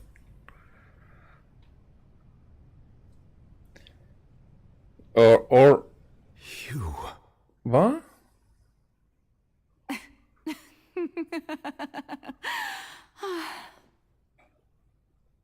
Sorry. That shocked expression on your face is just too amusing. I couldn't help myself. You are not Furina. Who are you? Ah, the sweet sound of bewilderment. Marvelous. A sure sign that my attempt to deceive everyone was a resounding success. But to answer your question, I am Focalor. You know, the god. Focalor? Why did you deceive us? Oh, that wasn't my goal, of course. Goodness, no. But I had to fool everyone else too, if I was to stand any chance of deceiving the heavenly principles. Deceiving the heavenly principles?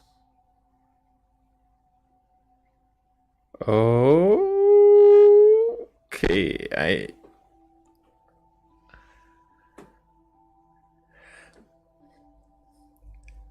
Was I right? It's all because of that pernicious prophecy. Dreadful, wasn't it? Everyone doomed to dissolve. Fontaine condemned to be flooded. One was not amused. In fact, one was positively bemused when that problem was thrust upon me by my dearest predecessor. That's the former Hydro Archon Egeria for the uninitiated. It hardly gets more disastrous than a preordained national catastrophe, now does it? Okay, let's go through this again. One was not amused. So, is she talking about herself like Cloud Retainer does? In fact, one was positively bemused when that problem was thrust upon me by my dearest predecessors.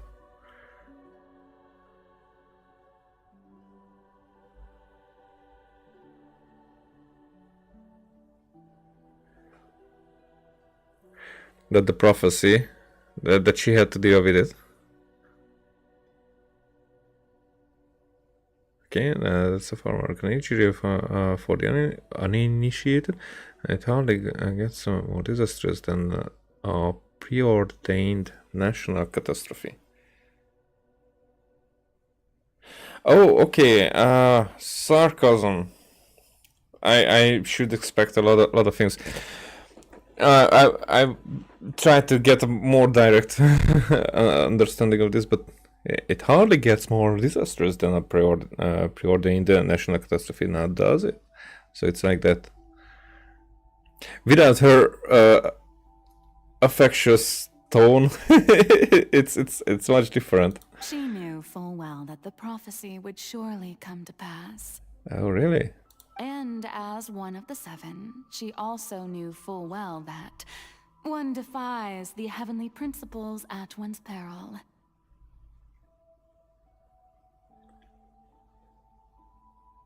One defies the heavenly principles at one's peril.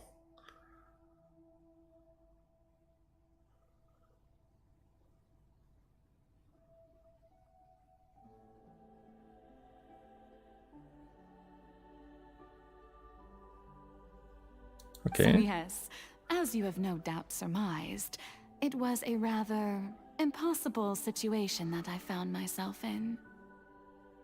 I spent a terribly long time mulling it over, alone on the ocean floor. And I was almost growing barnacles by the time I finally realized there was only one possible solution to this confounding conundrum. I had to outwit the heavenly principles, allow the prophecy to be fulfilled, ostensibly at least, while saving everyone at the same time. I'm a genius, I know. I can only assume that's why Egeria chose me as her successor. I'm really curious what she means by that. Although, looking back now, it was hardly the inheritance one dreams of. Between the task of saving the nation, the quotidian duties of the Hydro Archon, and not to mention the original sin of creating a new race of humans, I dare say she left me quite a colossal mess to clean up.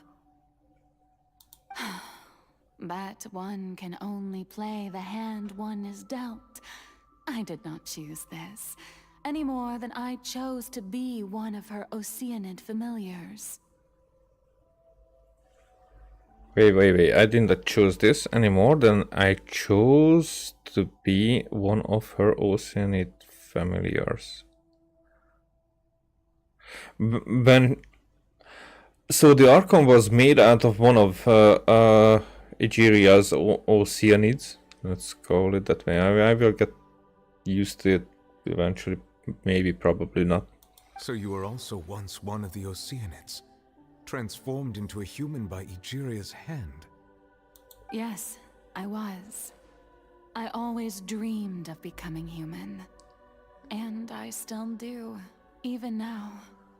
In my eyes, to be human is to be part of the greatest opera ever known.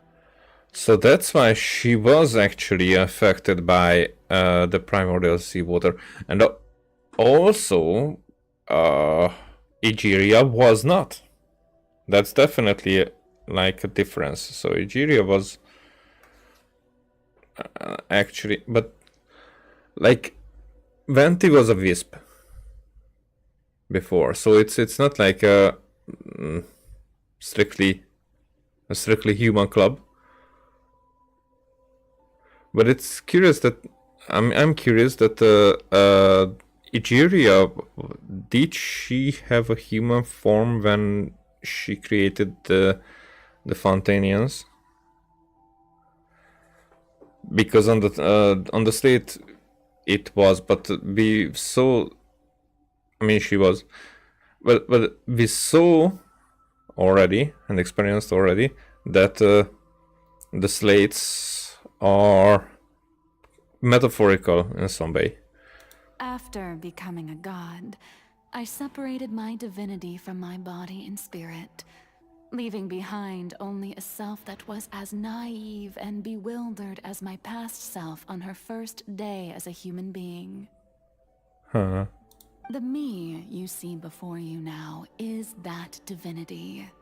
And the human counterpart I left behind, I named Farina. She could feel joy, sorrow, and everything in between. She could be as vain and conceited, or as meek and vulnerable as she wished. Her strengths were of a kind only a human could possess, as were her shortcomings. But in my eyes, Furina's humanity was what made her perfect. She was perfectly human in every way. The person I always wanted to be. Anyway, so then I cursed her.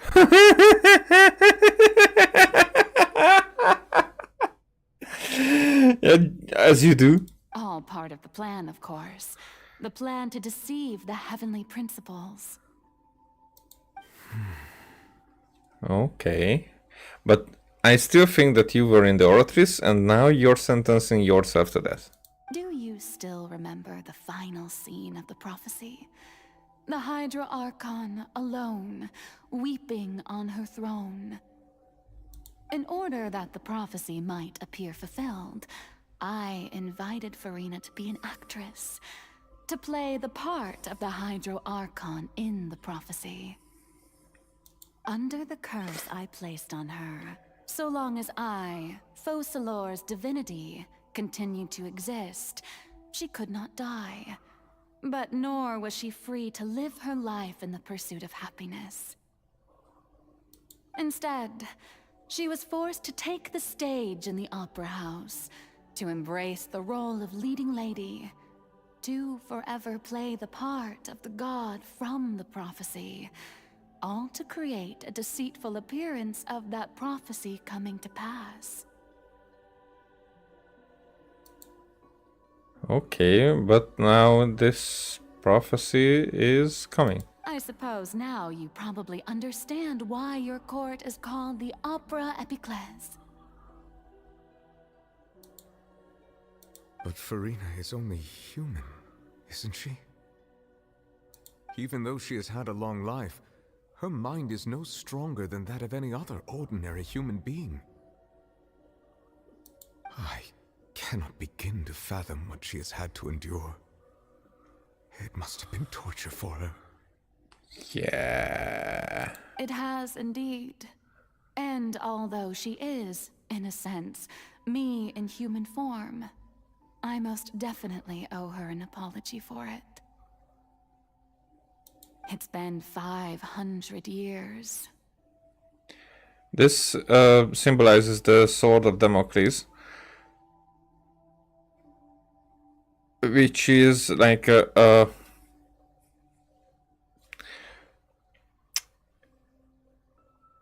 basically a form of justice, you know, like how. But what's the word? I have to look it up. It just doesn't come to me, but executioner, maybe hangman in certain cases, but an executioner. How an executioner would with one strike sever a head, but with Damocles it was something different. These swords were swords, but at least one sword was hanging from. I don't know, I don't remember very much of it. Was hanging as the sentence comes out, then the sword would like kill the accused or the guilty. So in this case, this is like the last second before this happens with Furina. And all along, she's been playing her part in the most unimaginably long, unbearably lonely, and agonizingly painful opera of all time. Oh, shish.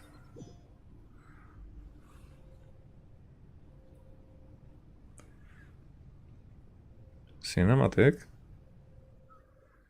No, not. I thought. I came into contact with Furina's tears. If I remember correctly, tears often contain a being's strongest emotions. With sufficiently strong hydrosensitivity, I can form an emotional connection just like I did with that ocean at the Fontaine of Lucini. Wait, could this be Furina's inner world? Firina, what is she doing on stage? Wait a moment. That probably isn't Firina. That's likely a reflection of her inner self. If I can directly speak to that self, I might be able to easily get what I wanted to know. I came here for answers. Either way, this opportunity is not to be missed. Let me try talking to her. So we saw the conversation with Neuvillette and Fossilor, but we don't know about it as Pithew.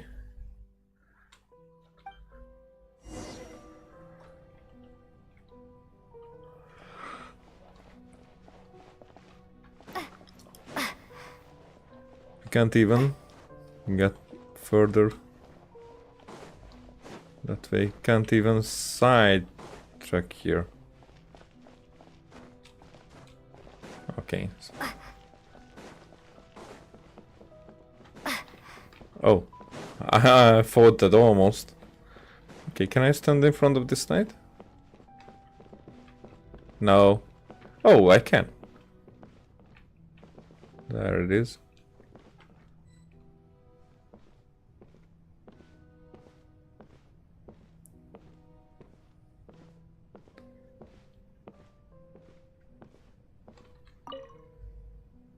Heh. Oh, who permitted you to come onto the stage? Now, I understand your admiration for my august self, but I must ask you to keep to the rules. Come on, it's me, foreigner. All right. It is not my intent to reprimand you. There is no need to state your name. Just be off with you. Do not distract me from my performance. But I don't see an audience here. Oh, do not jest. Can you not feel it?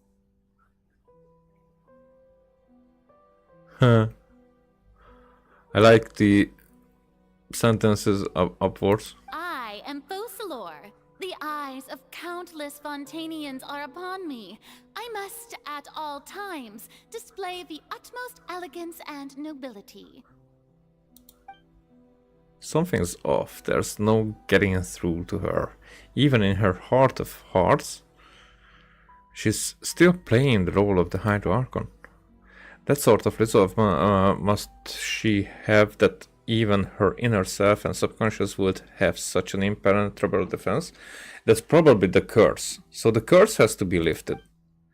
I have to find a way.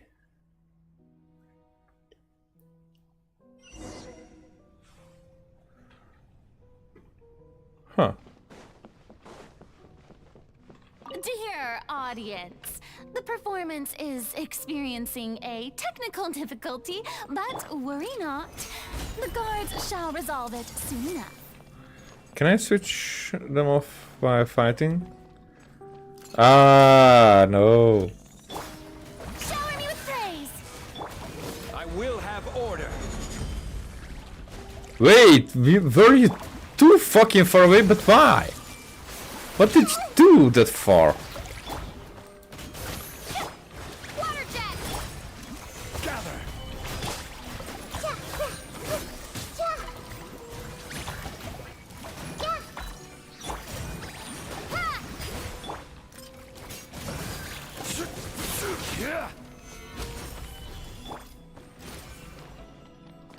All right. Hey, what gives? The audience is still watching me, you know. Guards? Wait, where are the guards? Guards! Yoo-hoo! Order guide you. This way, Kirillova.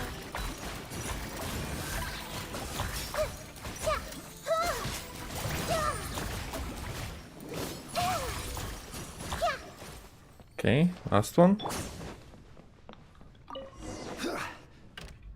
Oh. That's all the spotlights turn off. If in Fiona's heart, and they must have symbolized the eyes of the people on her. Speaking of which, I think I just received some sort of a signal. Was that her two boys? A ticket? When did it end up here? What ticket? Oh, where should I sit? We were sitting there in Linny's performance. Either way, looks like the show is about to begin. In that case, show me how you truly feel, Farina. Scene 1, before a mirror.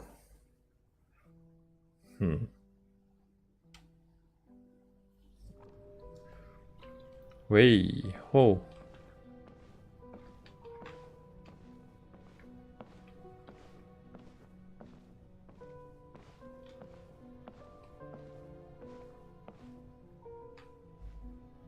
Farina. Farina.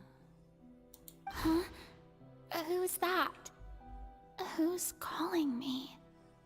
Where are you? Be not nervous. Be not afraid. I am before you.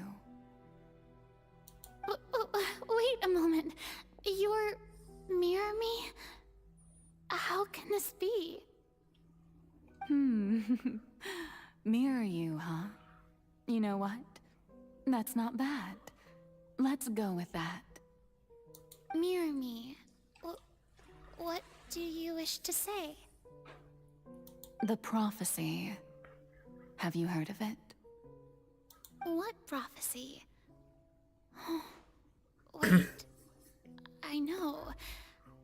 I think. I don't know why, but it's in my head somehow. The people will all be dissolved into the waters, and only the Hydro Archon will remain, weeping on her throne. Only then will the sins of the people of Fontaine be washed away. Oh, very good. You know it well. What's going on? I can't seem to remember anything clearly. The only thing I know for sure is this prophecy. Will it really come to pass? Yes, it will. And that is why I've come to you. Disaster will come to Fontaine sooner or later. Things will develop just as the prophecy declared. There is no escaping it. But doesn't that mean everyone will die? I'm a Fontainian just like them. Will I dissolve too? Oh, don't worry. Magical meetings exist in this world precisely to give people a chance to turn things around. It is the reason why you met me today. Does she not have the long part of her hair? I will tell you how to save everyone, but you may have to suffer somewhat. Oh, so there's still hope after all. Goodness, you frightened me. You spoke so much and with so much certainty. Oh, because she's young. Yeah.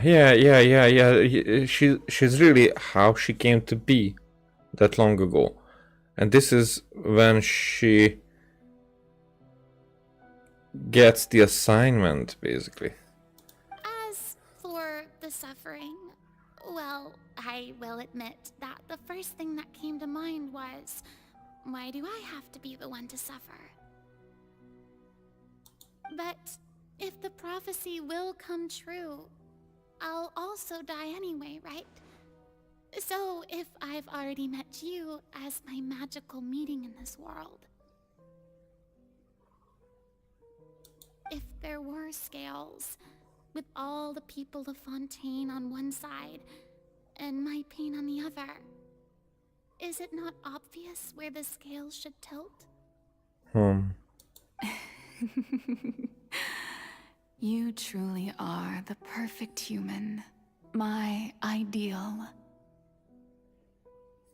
I suppose this would also be the justice that belongs to you. Huh? Don't worry, it's nothing.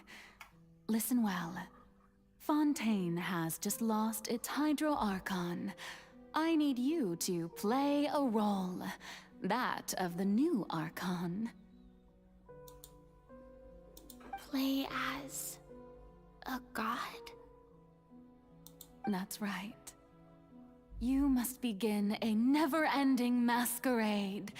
You must never let anyone suspect your identity. If you can keep it up, then I shall have my way of defying this prophecy. But should your identity be revealed, then all hope will be lost. But how will I do this? A human assuming the role of a god without being exposed. Don't worry. What you must do is not to turn yourself into a real god. You simply need to play the role of a god as humans imagine them to be. Being a human yourself, I'm sure you already know what such an entity would be like. Remember, your true challenge will not be pursuing divinity, but contending against humanity. I'm still not sure I understand, but I'll try. I'll try to do this. So, how long am I going to have to play this role? To accomplish this mission, you will have to stay on the stage for many, many years. You will endure and not grow old until your task ends. But I promise you, all will eventually end in a magnificent and dramatic trial, and everyone will be saved. A trial, huh? How exciting. I'll be looking forward to it. Huh, that's so fucking... That's cool. That's cool.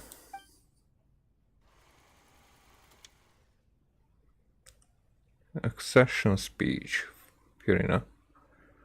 Oh,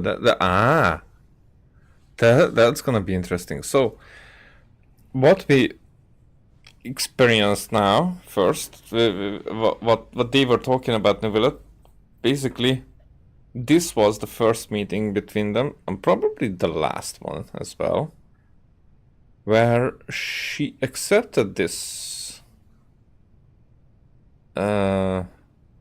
responsibility, more like a role, I would say. And she kept it.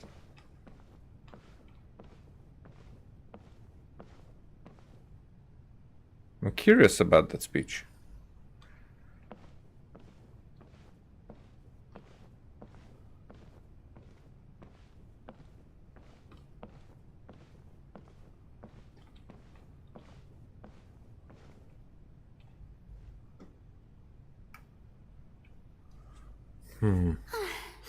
The Maison Cardinalise has announced my accession, but this is my first time facing the people.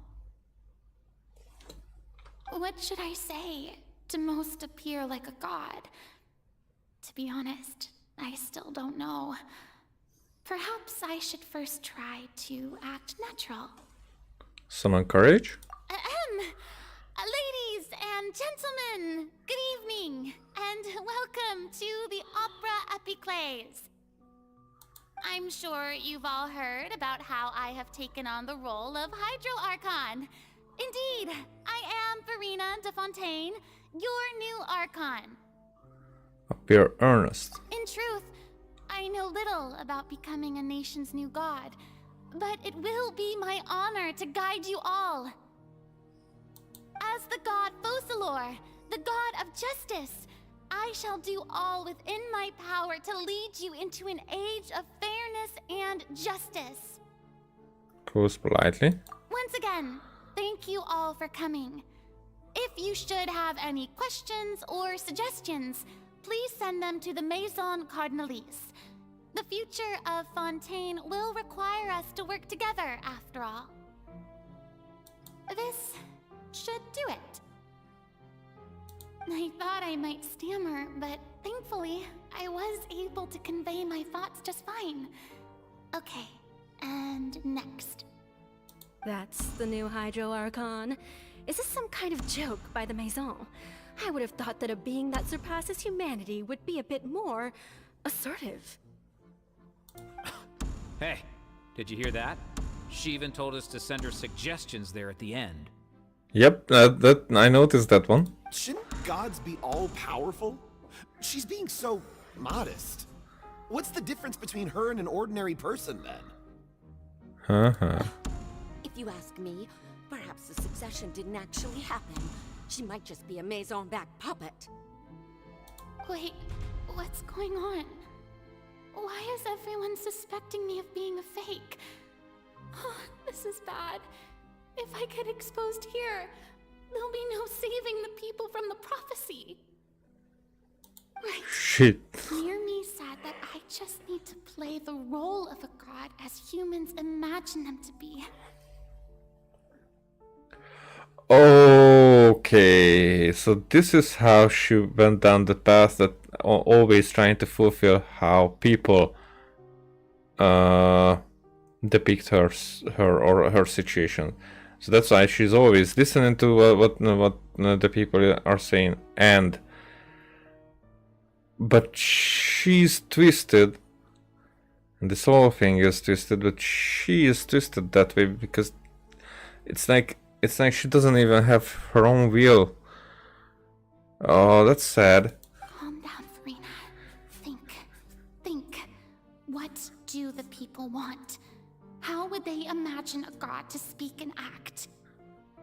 Assertive, with a strong sense of presence. One who can dispel all doubt. That is the character I'm fated to play. Oh, fuck. That's how I would call raping yourself.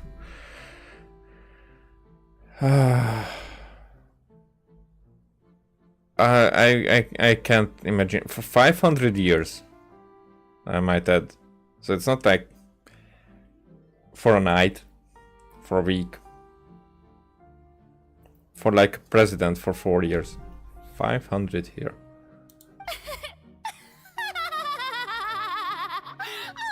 Oh, very good, my people. Only ones such as you are deserving of my rule. Now, I was wondering if some weak puppet were to one day come onto the stage and claim ownership of this opera house, would the children of Fontaine follow them? Well, it seems that you would all see right through them. Having passed my test, you are qualified to witness wondrous trials alongside my august self, here in this opera house. You may consider my previous act a door gift of sorts. I thought it was a debut that suited the atmosphere. Now then, let us be reintroduced. Ah, so that was just a performance. How could I have forgotten that we were inside an opera house? Her personality. It's quite shocking, to be honest, but I suppose it's a better look than before. Such a fascinating and bold deity. How wonderful! Our future may yet be bright after all. It seems I've turned them around. Best follow this flow and restart my accession speech. So encourage resolutely with conviction. My dear people, whether you acknowledge me or not, whether you trust me or nay, I say to you, keep faith in your ardor for justice. We have heard it said that this nation's sins can no longer be washed away. Well, I say that justice is most fragrant when it blooms amid sin.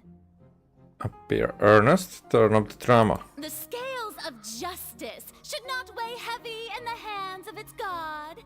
On one side, it must carry fairness and justice. And on the other, praise and applause. May law be the prayer on our lips, May judgment be our worship.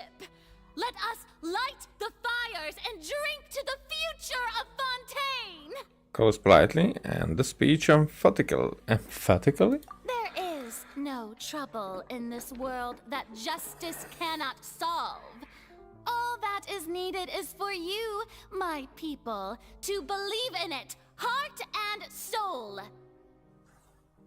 So long as I, the Archon Focalor, stand within the Opera Epiclese, so long as I stand before the Oratrice, I shall even judge the gods of this world! Huh.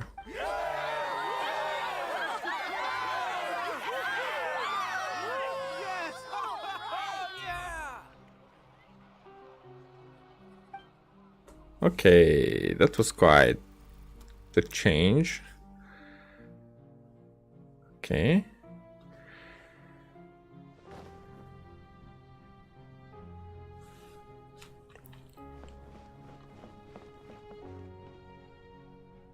Wait, what?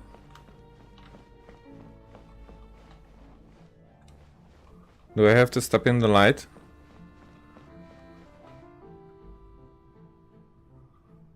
Lady Farina, here are today's case reports, as well as a summary of the follow-up for your perusal. Come now, was I not just at the Opera House in person? Leave these kinds of things to Neuvillette. Besides, none of these trials were the one that I'm looking forward to the most. If I may be so impertinent, what kind of trial are you truly looking forward to? A magnificent, dramatic, and wondrous trial. A trial to end all things. How could you hope to understand? Because that trial would make her free. I mean, that trial would make sure, first of all, that that the prophecy has been stopped, basically. But for her to finally let go of this responsibility and just be herself. Oh, True, shish. I fear I lack the ability to grasp your divine thought, Lady Archon. No need for fright, and do not take what I said before too seriously. Go now, do your duties. The trial I await. It will come one day.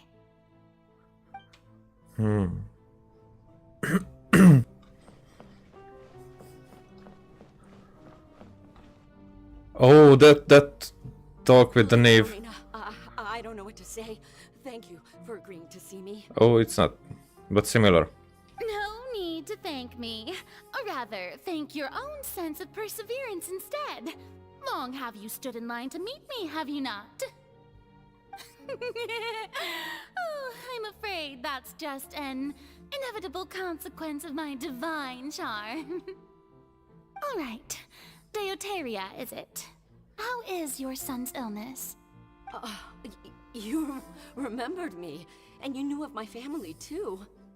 He is doing much better now. In fact, he is far more of an ardent believer than I. He was the one who forced me to seek an audience with you, and to bring your words back to him. Oh, good. Very good. If this should happen again in the future, please do not hesitate to come and tell me. Going down to citizens' homes every so often, while not usual practice, should serve as a fine change of pace. You're such a gentle and wise god. Thank you once again, on behalf of my son.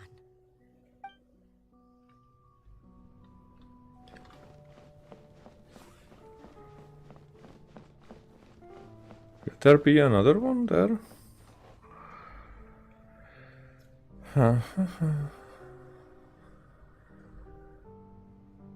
Lady Farina, here are the latest hydrological reports. As for the specific parameters you asked to take note of, I'm afraid things still don't look good. I see. It's as I thought then. As your god, I did already expect this, but I wanted to see how far your human wisdom would allow you to analyze it. All manner of signs indicate that the prophecy will still come to pass. Forget it. That's not something you need to worry about right now. Well, as I understand it, the Fontaine Research Institute is also trying to find a way to counter the rising water levels. Really? Have they found anything? I'm afraid that they haven't found any effective solution thus far. Is that so? Well, no wonder. This issue has reached the realm of the gods, after all. Still, their spirit is praiseworthy. The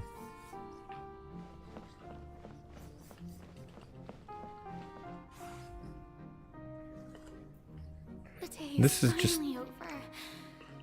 I haven't had a moment to breathe this whole time.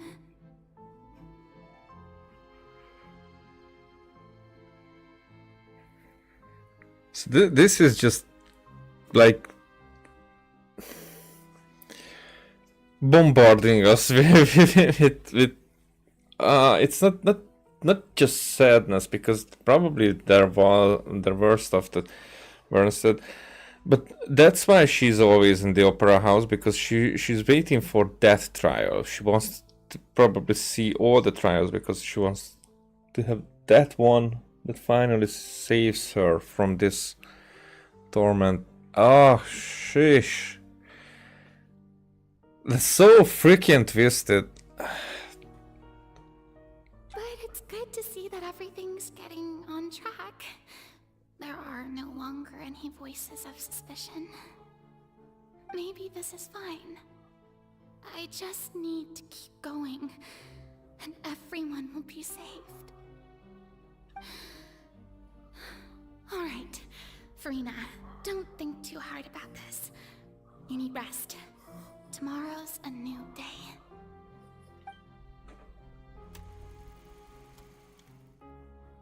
$500 years with no rest day. Lady Farina, here are the new trial reports for the latest cases, as well as a summary of the follow-up. There'll be no need for that. I've seen them already. There's no need to go back over scenes I've witnessed in person before.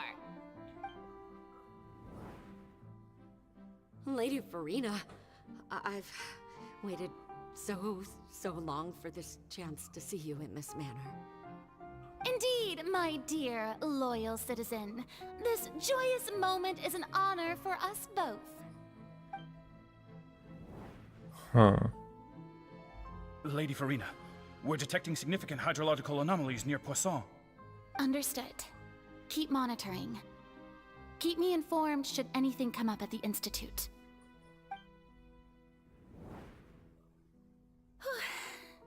I don't think I let anything slip today. I must show the people that there is nothing to worry about. I just don't know when these days will end. I feel utterly exhausted. Best to rest early today, too.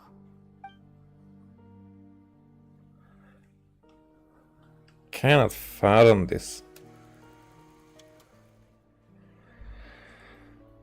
Oh, I'm at this point I'm just watching. I'm shocked. This is, and I said Navia was experiencing the worst fate. No, this is cruelty. See, oh, fuck. Lady Farina, it's like a dream being able to speak with you up close like this. I've heard that the first member of our family who was honored to receive an audience with you was Madame Dioteria, almost 20 generations ago. And what a fine family yours is indeed. It brings me great joy to meet such a faithful believer, a descendant of a line most ardent. Oh, she's almost crying. Surely you exaggerate, Lady Farina. My lady? What is it? good citizen. Is she?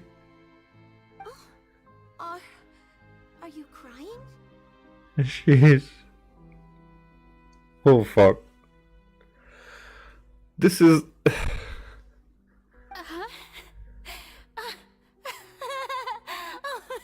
Really now? I didn't even notice. This must be the overflow of hydro from my person. Well, can't quite help being the god whose dominion is the waters, can I? No wonder. No wonder. A manifestation of your power, then. Oh, Archon, I am honored to have witnessed it. Honored indeed. Oh shit. The fact, if she's not crazy, that's a miracle by itself. But I don't think that somebody could withstand this. Actually, human. That's crazy. So interminable. So lonely. Just how much longer? Hundreds of years must have passed by now. Perhaps the show must go on for hundreds more. I never imagined that it would hurt so much. Fuck. Have I reached my limit? No. Perhaps I reached it long ago. Today I didn't even notice my own tears. I want to tell someone, anyone, about this. But would that not destroy all I've done so far? That's crazy. I've conducted so many investigations across the centuries. But there's not even a sliver of hope that we might break the prophecy. All I can do is keep heart. I must maintain this act. It is the only way to save Fontaine. Please, mirror me. You have to succeed. Oh yes, are we going to see that scene? That scene after the knave tried to kill her, and she said that it was reported to her that she was crying herself to sleep, but she does that every night, so she's probably going to, if we see, she's probably going to say something like how she would have wanted that assassination to go through. Is it Furina and Farina,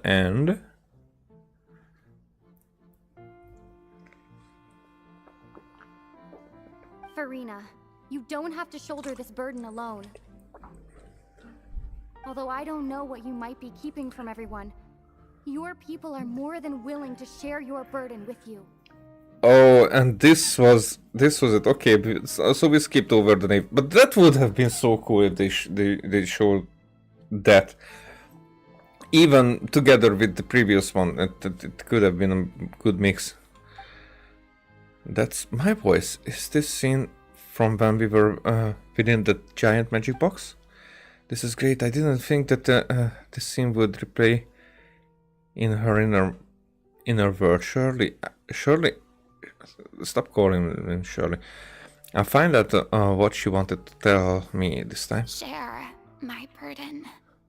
That's impossible. It was fated right from the start that this would be my duty alone.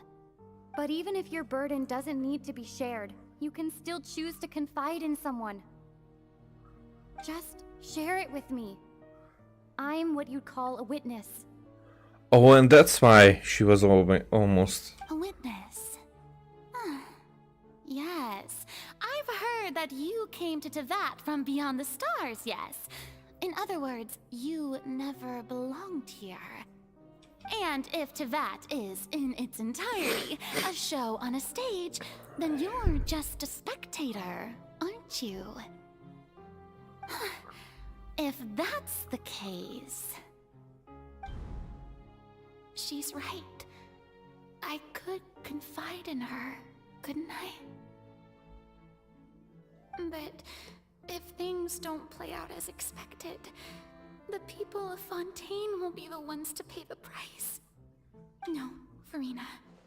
You shouldn't be selfish. But what if it's really alright? Farina, you've worked so hard for so long. Surely it would be okay to put yourself first for once. Just this once. Is it such an outrageous thing to do anyway? To find someone in whom you can confide your frustrations and sorrows?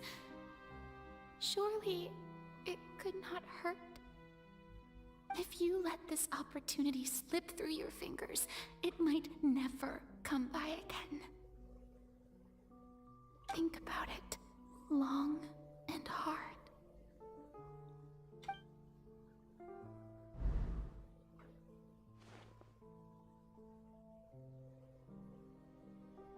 Is she?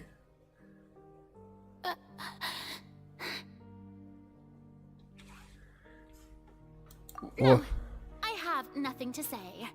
I am Farina, the Archon of Fontaine. Everything will surely get better.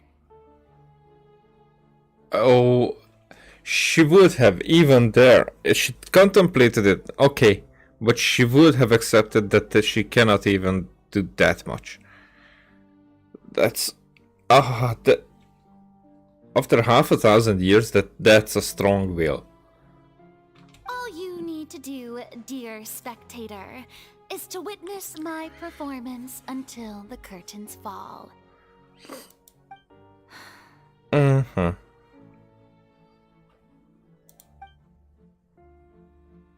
Is it? But that's the best thing that she could do.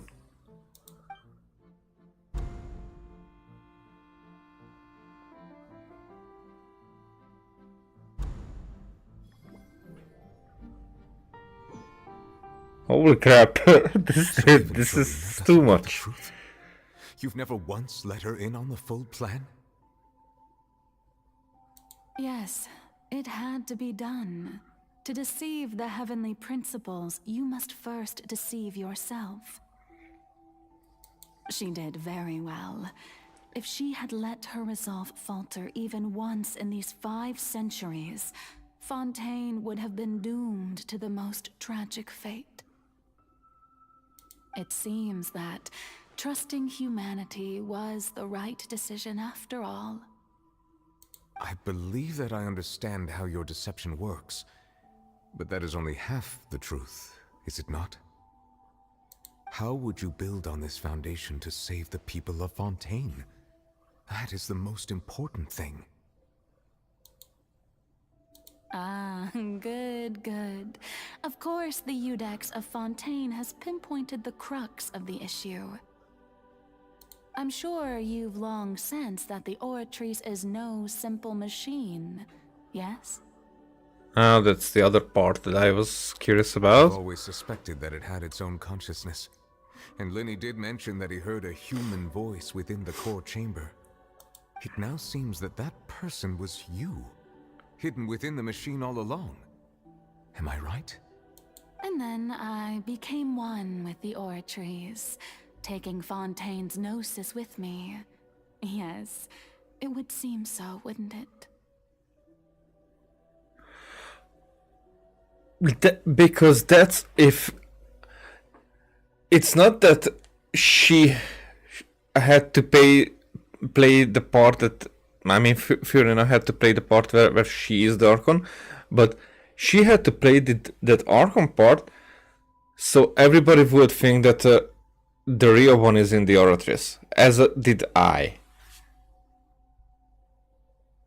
Really? Alas, your understanding of this device still lacks sufficient depth.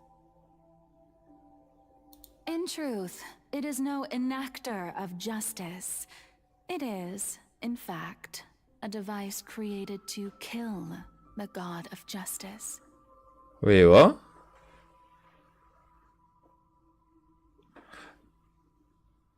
Wait, what?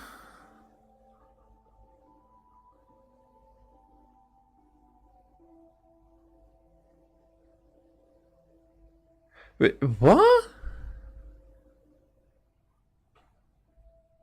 4 reasons? I beg your pardon? Oh, you have it.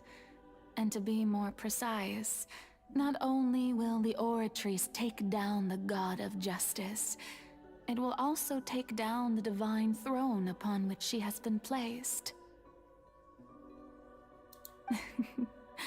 I mean, did you think I would be the sort to enjoy peaceful repose while Farina suffered?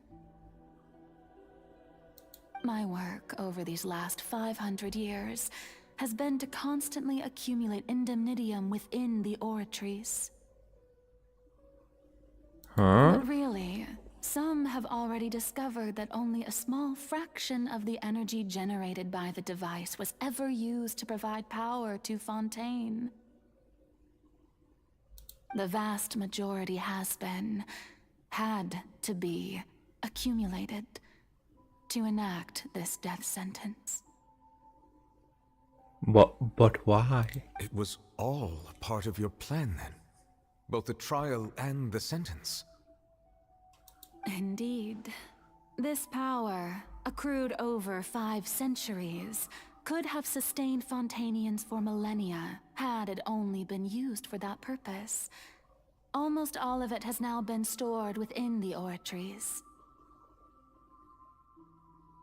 But only power of this magnitude could hope to destroy the Hydro Archon's divine throne, shaking the rules established by Celestia, and breaking through the institution that is the Seven. Wait a second. So there will not be Hydro Archon?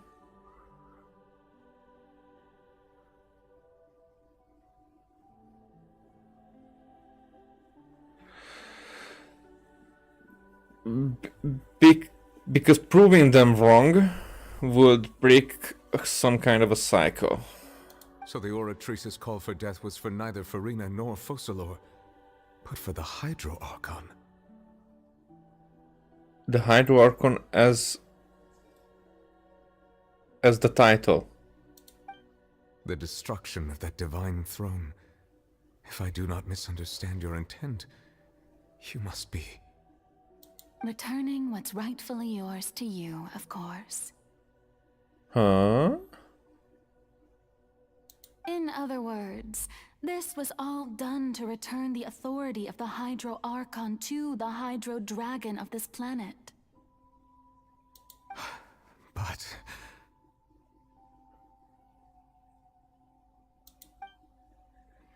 He doesn't crave that power, right? Oh, what? Getting sad again, are we? Water levels are rising.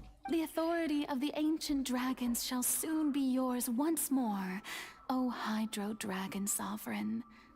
And this is the face you make. all you've done throughout the years is just so you can sacrifice yourself at the very end.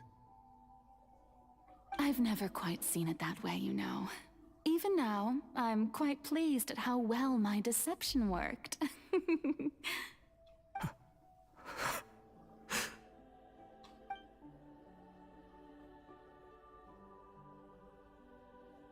Hydro Dragon, Hydro Dragon. Oh shit, no. Don't cry. Don't do this to me. I must say, had it been within my rights, I would have loved to judge the heavenly principles themselves. Huh. Were they not guilty of essentially the same crime? They definitely are. Oh shit, that's... Okay. Question. That's definitely definitely a really that's a sentence that the fate that I can't really fathom it this way, and it's presented in such a good way that I'm feeling it. But what will happen to the Gnosis? Because she has it. She's destroying the Hydra Archon title, the throne, and herself, the actual person who is the Hydra Archon. What will happen to the Gnosis, which in these cases usually, you know. Egeria stole the power of the primordial sea, and the heavenly principle stole the power you ancient dragons possess. Oh, so that is justice. I can't disagree. It's just sad because when after things settled, this was accepted by Neuvillette as well as accepted Vale. I, for my part, am the god of justice. And is it not just that your original powers should be returned to you? Speaking of justice, I have always believed that justice lies in the process of pursuing human existence itself. So, if the theft of the primordial sea's might was Fontaine's original sin, then, leaving matters of procedural right and wrong aside, the descent of the Fontainians as humans and their right to exist in this world would be Fontaine's original justice. In other words, existence was Egeria's justice, and to me, justice is the continuation of that existence. Defying the prophecy and ensuring that Fontaine's people shall live on. That should be the justice enthroned over all others. At this point, we, whether it be myself or all other Fontainians, have shouldered the burden of this sin for far too long. Iudex Neuvillette, the highest judge in our land, when you regain your full power as an elemental sovereign, what verdict shall you pass upon us? So when I was invited to the court of Fontaine to serve as Iudex, I see now that that was your idea too. Oh, yeah. Okay, well, we did not know about that time. But it makes sense, because that was what she was planning from the very beginning. At last, I now understand the true purpose behind this position. Oh, the sentence from the trailer.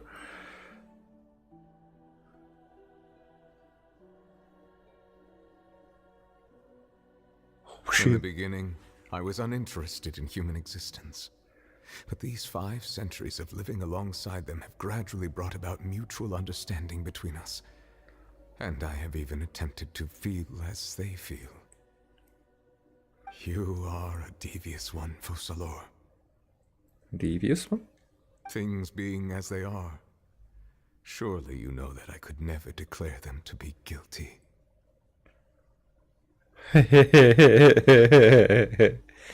Yep.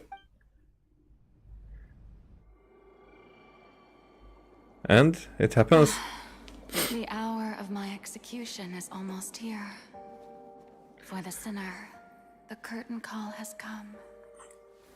I know I may not sound it, but faced with death, I find myself a little afraid. Perhaps this is one thing both gods and humans have in common.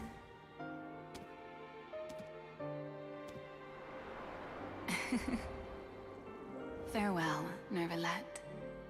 I hope you've enjoyed the part you played these 500 years.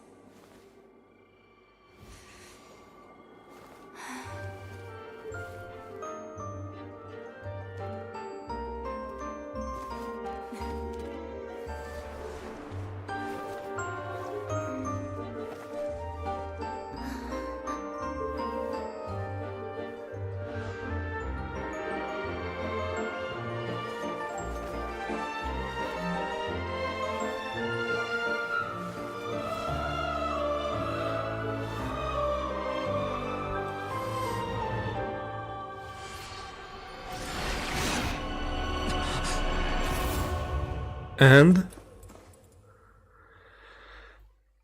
I was so curious.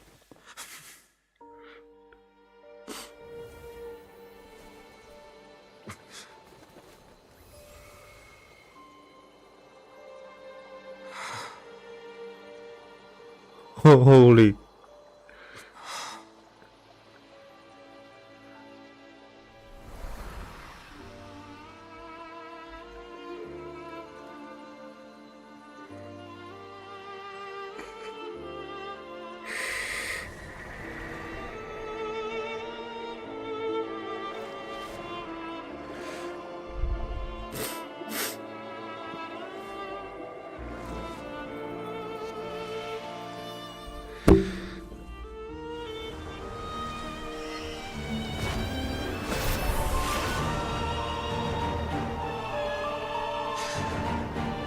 Oh.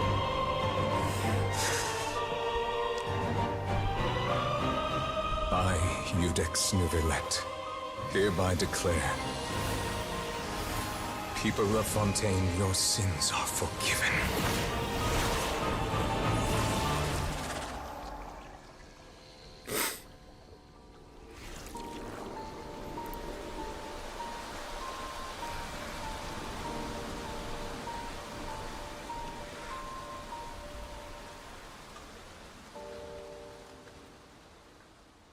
Okay.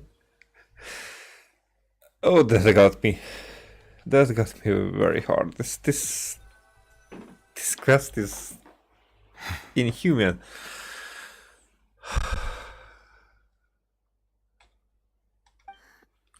What just happened? Has the death sentence been carried out? Yes, it has been. Was that bright light some sort of misdirection? I have a feeling that something huge just happened. Yes. But since we're all still alive and haven't been dissolved, I assume whatever happened was good for us. It's time to end this. We must mete out punishment to that beast.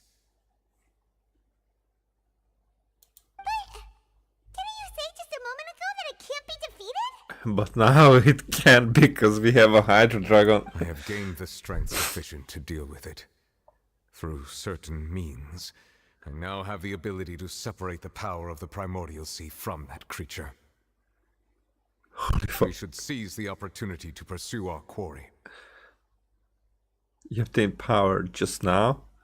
Traveler, now that the oratories can no longer function, I require an executor to help me mete out justice. Me. Executor, just as I said it. The root of the calamities befalling Fontaine. The beast that enacts the prophecy. Its name is the all-devouring Narwhal. Narwhals swimming in the ocean, causing a commotion, because they are so awesome. Come with me, traveler. The hour of execution has come.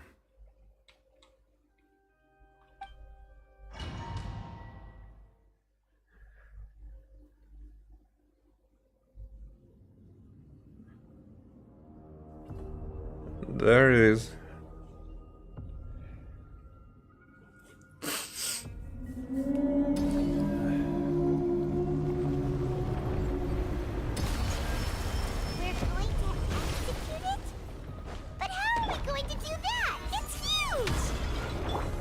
I've already done my best to separate the power from the sea from the whale. Considering the size of the beast, I cannot reach the power source. Unless we can find a way to attack it from within. I shall share a part of the ancient dragon's power with you. We shall look for an opening together.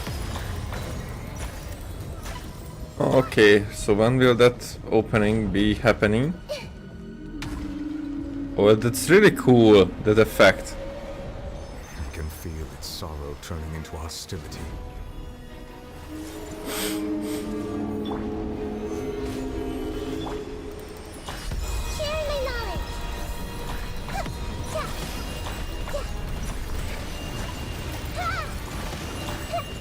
Oh, that... Sorry.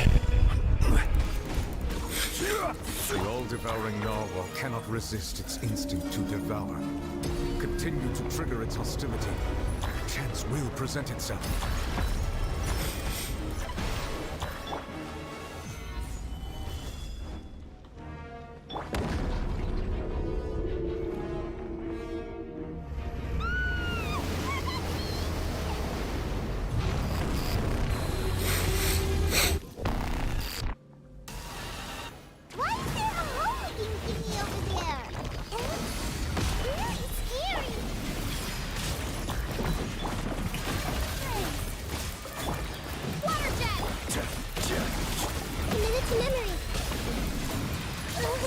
Whoosh! That was not what I expected. I have granted you my protection. Do not fear. Seize the moment and use my power to suppress its root from within. I kinda don't know what I'm doing.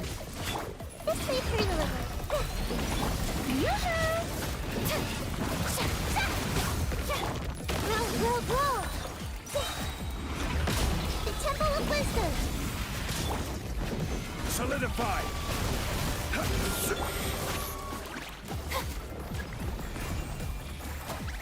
Let my name echo in song!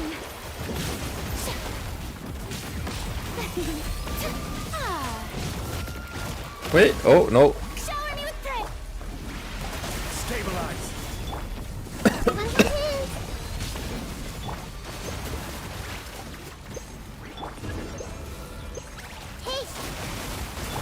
I will have order! Solidify! Wait, what?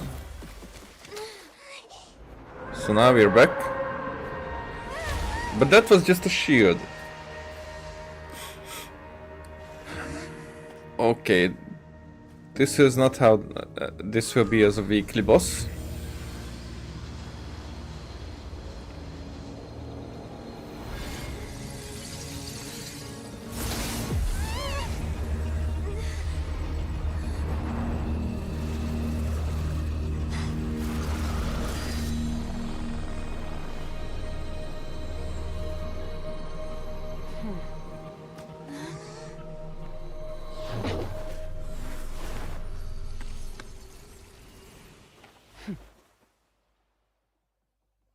Wait, what?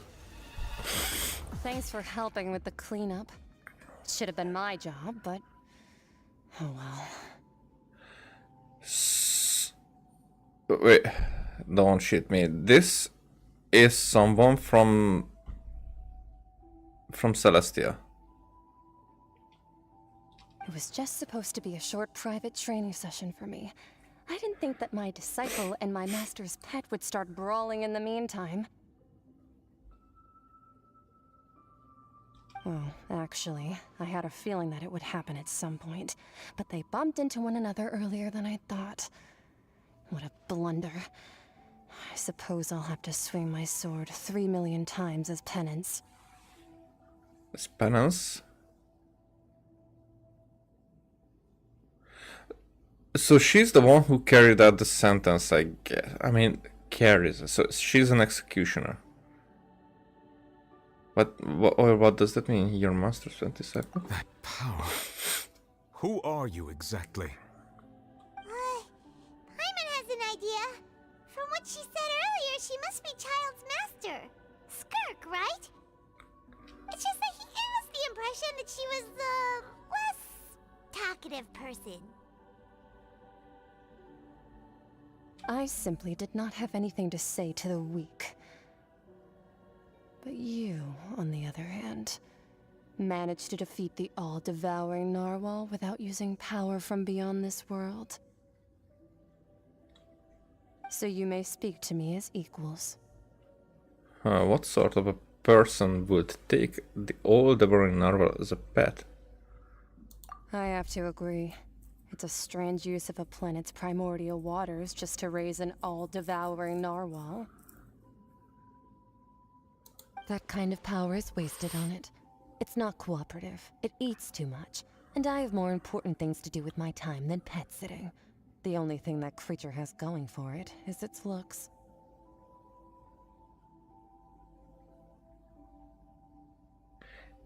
And I have more. As she said, even my disciple has more important things to do with his time than pet sitting.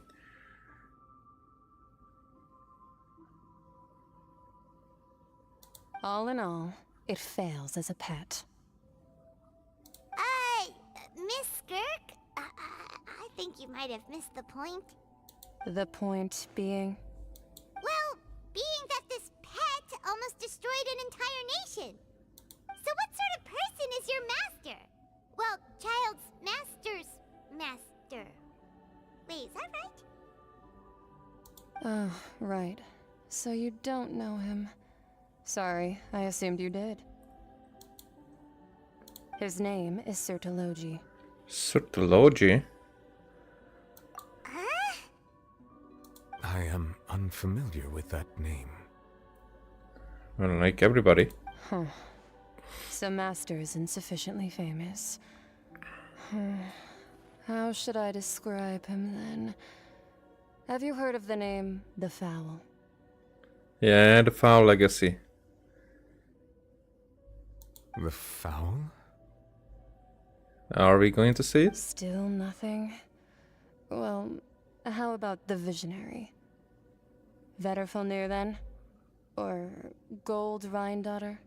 Rhindaughter? That's that. So the Visionary we heard.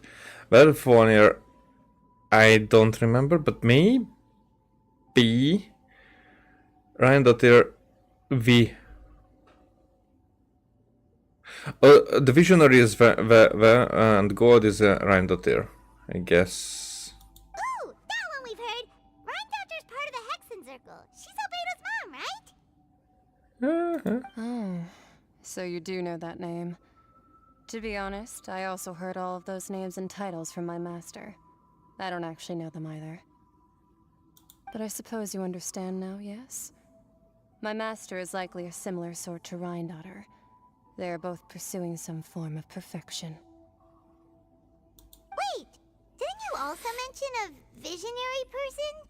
Paimon didn't quite catch their name. If these are from Celestia, which is not confirmed yet, but if these guys are from Celestia, then if her master and the people on that level, like a visionary, is up there, so they are like more active than we thought than on Tevat, and also it's more like people from Tevat can reach to that heights. Because Mona told us that the visionary people, visionary mages, are like still. So they are like still just mages who attended that level of power. Actually, never mind that. I believe it expedient to inform you that the all-devouring narwhal used up nearly all its strength fighting you. Such roiling hydro energies will prove difficult for the planet's deep seas to digest. As such, the Fontaine back on the surface has most likely been thrown into chaos. In other words, the prophecy that you've been fretting over should now be in full swing. Huh. What? No, there's little to be surprised about, Paimon. It is natural, after all, the prophecy will surely come true. We knew this and accepted it. However... Not to worry. Focalor has already managed to deceive the heavenly principles.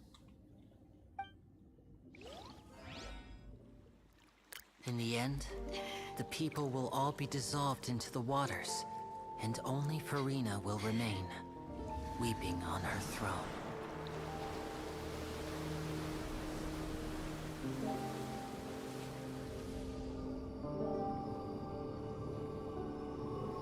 Only then will the sins of the people of Fontaine be washed away.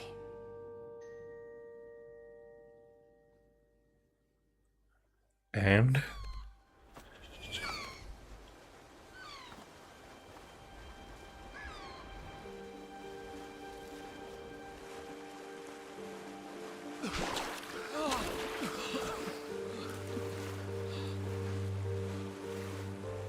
Hey!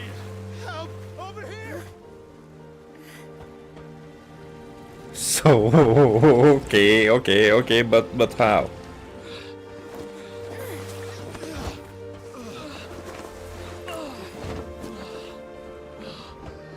Ooh, that wind effect, that's cool.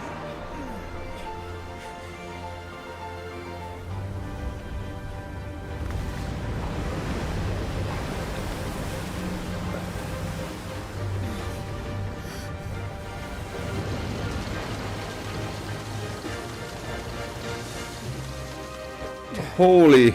All hands initiate emergency rescue! Holy! But it's still not ideal, but they are not dissolving. What?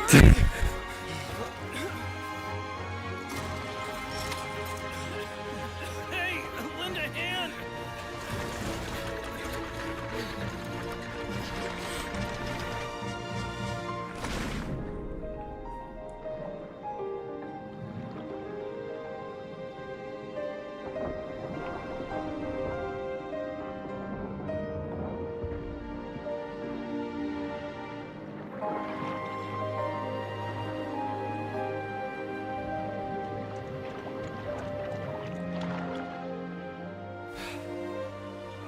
Look! The water's receding!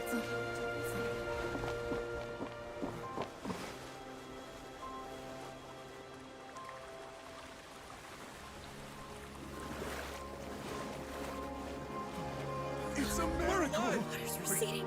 We didn't dissolve. The prophecy was wrong. The prophecy was wrong. Not exactly. Oh shit, that's cool.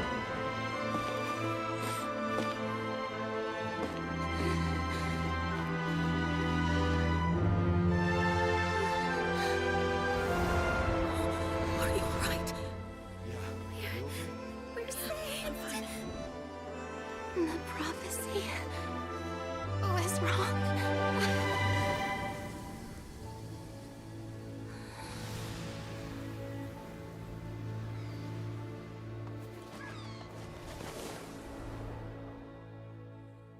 Holy fucking crap, this quest.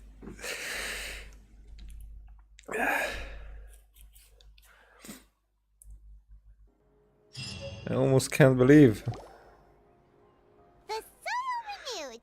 The Spina di Rosula tax post-disaster rebuilding. I recently visited Poisson to meet with Miss Navia, spokesperson of the Spina di Rosula, and we spoke about Poisson's present and future. Old soil can still give birth to new bloom, Miss Navia stated. Hope is like seeing a small cookie when you're starving late at night. You just need a little of it. Skyship Winglet, lunar brain of the Fontaine Research Institute. The various disputes that have arisen on account of Mr. Edwin have suddenly become a shield over the Institute, with Jurier turning out to be a once overlooked hidden gem. People always call the first researcher mad, but few know what to call the second. And should that latter person achieve a miracle, they would find it all the harder to find a word with which to classify him and his team. Okay. Wow! Paimon barely recognizes the people in the reports. Are those really Jurier and Navia? They sound like real big shots. They might have been real big shots from the start. We just didn't meet them in that capacity. What do you think? Pretty enthralling, huh? The Steambird's idea was pretty simple. With the disaster just having passed, we would print a free edition packed to the margins with good news to calm people down. Alright. The value for these big scoops lies in their inevitable follow-ups. We'll publish further reports and go into the stories behind those people. Edwin's assistant, Jurier, created a true flying ship, while Navia is leading people in the reconstruction of their home. I'm sure that these stories could draw even your well-traveled eye. The articles do make me curious about how things will play out. Hyman's curious too! Wait a minute. Didn't we watch everything happen from start to finish? What's there to be curious about? And that's exactly why I'd like you to come conduct interviews with me. You're the best incubators of news, if you haven't noticed. And also, with you around, I'm sure I'll get to see that Duke. Are you sure? Hasn't he turned you down several times already? Oh, this time will be different. Come on, let's head to Poisson first, and then make a trip to the fortress. There are some things you'll only know when you get there.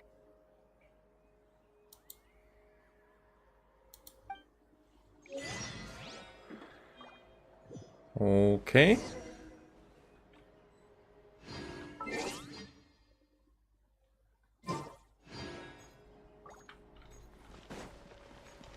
Is it this thing?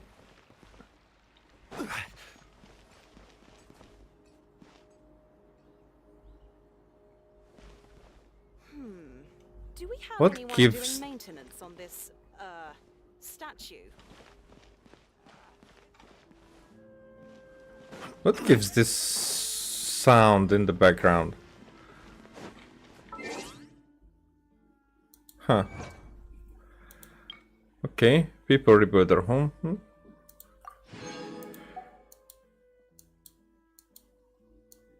Anything else? No, not yet. Okay, let's do the finishing part. Wait, I thought that for some reason, but no. Oh, why would it? Okay.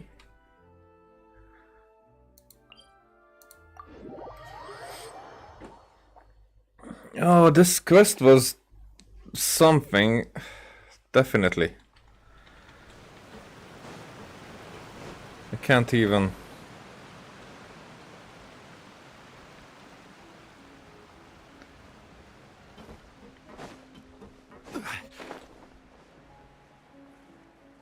Hey, you guys? Navia! Oh, it's you. What brings you all here? Hey, we're just having a look around. It's a Fatui guy. I'm here to update myself on how things are going here. Oh, the Fatui are here too. Let me introduce you. This is Mr. Garunt Snezhevich. He represented the Knave in sending us a large amount of supplies, and is helping with our work. Our residents are hard at work as well.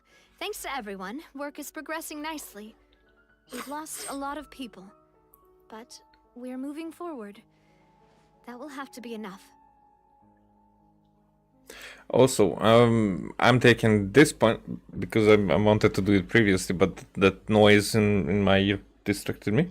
I mean, in the game in my ear. That what was spoiled to me is that well, this guy, but that was on top of a thread. I just did not read the thread after that, but it was on top of the thread that they are like, as a collective, we respect Fiorina even more now after what she's done, and that was like basically the spoiler that we expected. I mean, if somebody expected that Fiorina is not the real Archon, which she wasn't actually, but still, in that regard, that she was just a fraud, or she was like an insufferable, which I expected not to be the case. But it all makes sense. Everything, every little detail, as I think back now, that my first thoughts about her being a split personality. She wasn't, but she was. It's very interesting. Now the thing is that was spoiled to me, and also I saw, but it seems like it was a fan art or something. I saw a situation where Furina was trying to get the Gnosis, and Neuvillette was taking the Gnosis from her, which we did not see.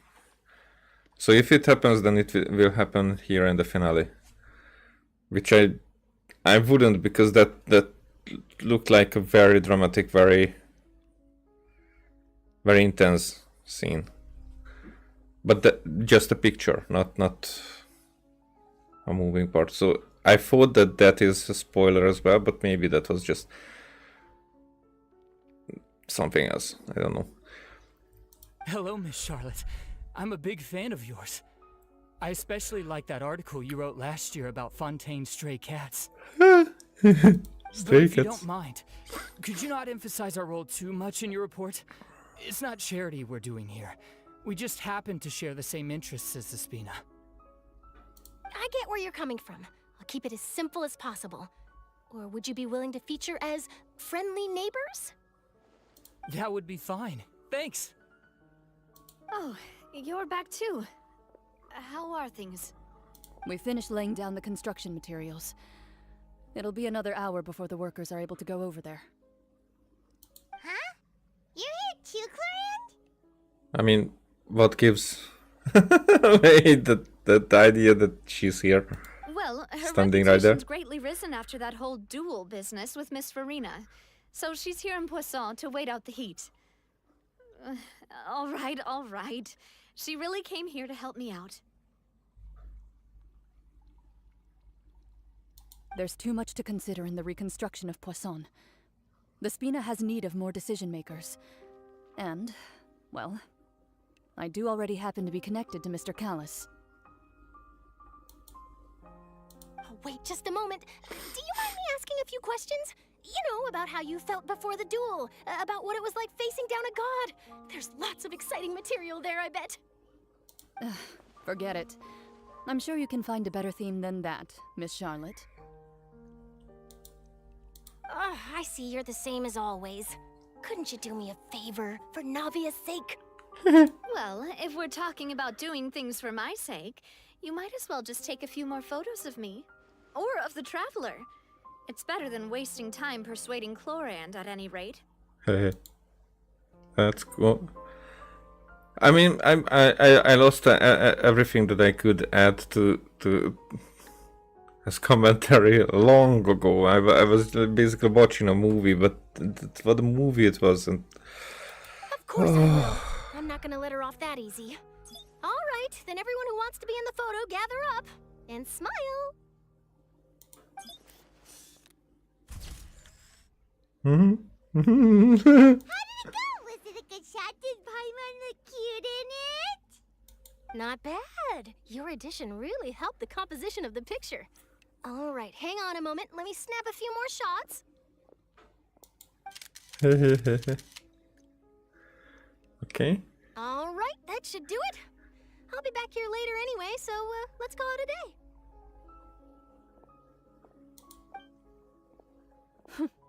You're very quick. Speed is of the essence when it comes to the news, and freshness is the key. Also, not to brag, but I'm pretty good at building connections. Who knows? I might eventually get that interview with you after all, Miss Clorand. Wow, you really do have that never say die spirit. I'm impressed. I'll hazard a guess that this is how you got that interview at the Fortress of Meripede. You already knew she was going? Whoa, you're well informed. Let me make a guess too. I asked Sijuin, who told Monsieur Neuvillette, and he told you, right? Okay. That's a very complete information chain. In truth, all Monsieur Neuvillette asked me was, when did the fortress become so friendly towards the media? I told him that it was best not to speak too soon. there's no guarantee that Wriothesley will make a personal appearance. Yes. You're right. I've got to treasure every moment I have with them. In which case, I'll be making a move first. All right. Stay So, safe now. so Chlorine actually. Tell me if you hear anything interesting. I'll treat you to afternoon tea in exchange. So she actually gave out a suggestion, more like an advice how to get closer to the Duke.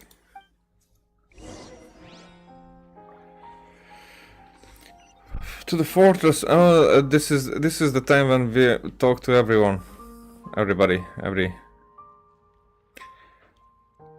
You seem curious about the fortress. Of course.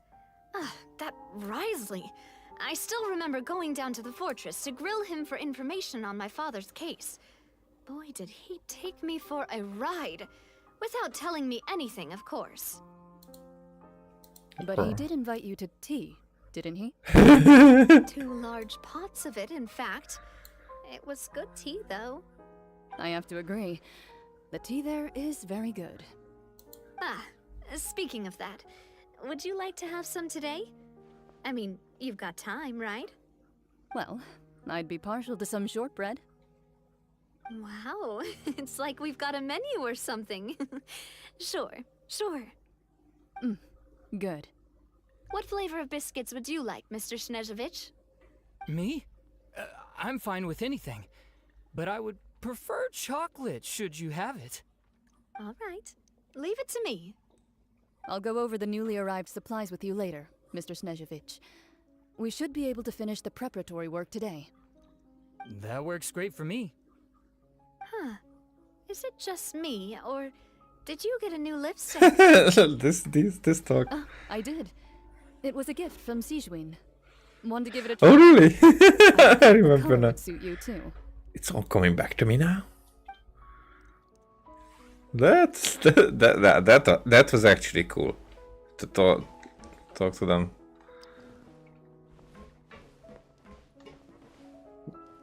One out of 5 times I don't care about what they say in that point, but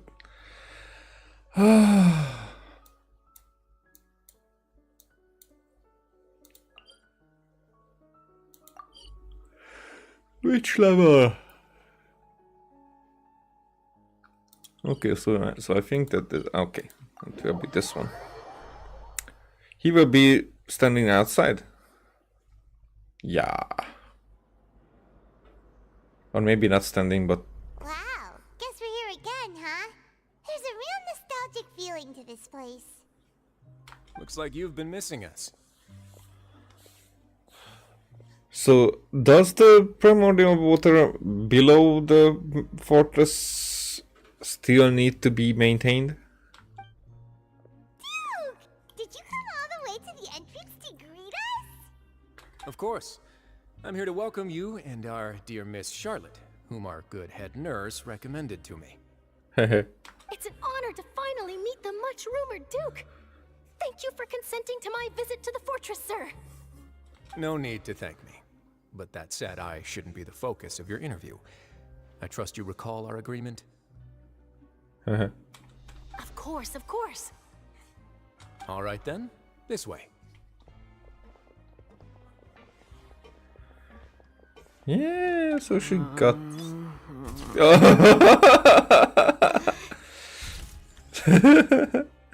a couple. Hey, no need to be so nervous. I've already taken all the photos we need. Miss Charlotte, do these pictures really need to be published on the cover of the Steambird? It would seem that Miss Lorvine doesn't want her face to appear beside that of Mr. Jurier, Sir, please don't say things like that. But it looks like dear Mr. Jurier denies it. Might this interview be very important to you then? No, I just... This is my first time being interviewed, and I'm very thankful to the Steambird for... Now, I might not look it, but I actually did meet Mr. Edwin once. And I'll be honest, I enjoyed chatting with you more. You've definitely got more of that genius vibe going on. Oh, she knows what to say. The boat that brought about a miracle. The ark that saved the people. Why, you recreated a myth back there, like an emissary of legend. Still, if I might ask, where's that flying ship now? Oh yeah, that's what I was. Because I thought that it's out now, so it's out forever. Looks like Charlotte's trying to get herself another exclusive scoop. I have to apologize, but that ship is presently in the bowels of our factory. I'm afraid it won't be easy for you to get a shot of it. Oh, really? Really? Well, then in that case, could I have an interview with you to make up for that loss? She does know how to squeeze opportunities for all their worth. You already know my answer, I'm afraid. Best you interview our head nurse instead. Or perhaps you'd like to take another photo of this couple of researchers? Couple? Did you really have to use the word couple? Well, then, 2 solo photos will do. Is my hair messed up? Please, someone help me have a look. Things sure are getting pretty lively here. We've seen this kind of thing before. Oh, seems like everyone's here. Would any of you like to try this new drink I came up with? Ah, Siegeween. What kind of drink? Hey, Miss Charlotte. Why don't you, take some pretty photos of our head nurse? Sure. Come on, Miss Siegeween. Over this way. Let's find a brighter spot. Huh? Oh, sure. Do I have to smile? Well, it helps. With humanity as well. So, how have things been at the fortress? Same old, as you can see. Fontaine's undergone some changes, but this place is still more or less the same. Other than that flying ship, it got a tad too much attention, I think. That's why I decided to let the interview go through. We should direct more public opinions toward the behind-the-scenes heroes. Am I right, Mr. Jurrier? Miss Lurvine? Mm-hmm. You're too kind, sir. I believe that you too should have your day in the sun. Not that you would want that, which is a pity. That would take away from their light, so it's probably wise to have them appear first. But basically separately, that's the main thing. I'll just leave the spotlight to you two. We talked to Varese for a while and share news. I see. Lots of things happened that day, huh? Anyway, regarding that Harbinger, I'm not sure you remember, but his 3 young followers are still waiting for his return. But now, where is he now? Because when Skirt has thrown away the veil, the child kind of followed. But or was it that that fighter guy inside the veil that followed? But then where is Chad then? He sure did win them over, huh? I'll tell them that there's good news and bad news.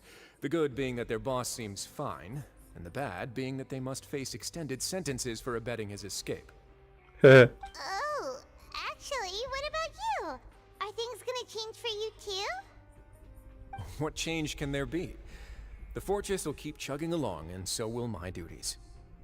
As to what Miss Farina's departure will mean for the nation, and if our laws and governance will be transformed, we'll leave those to the folks in the overworld.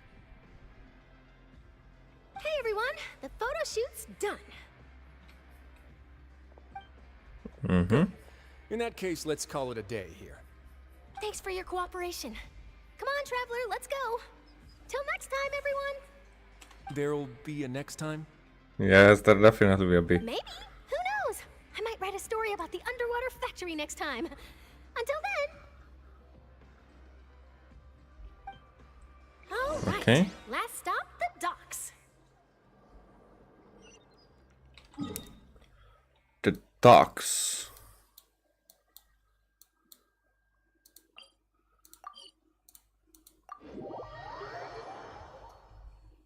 It's probably not going to be. I mean, if I would be Farina, I would just start to travel. Just leave. Oh, it's always that first. Just leave this place behind for a while.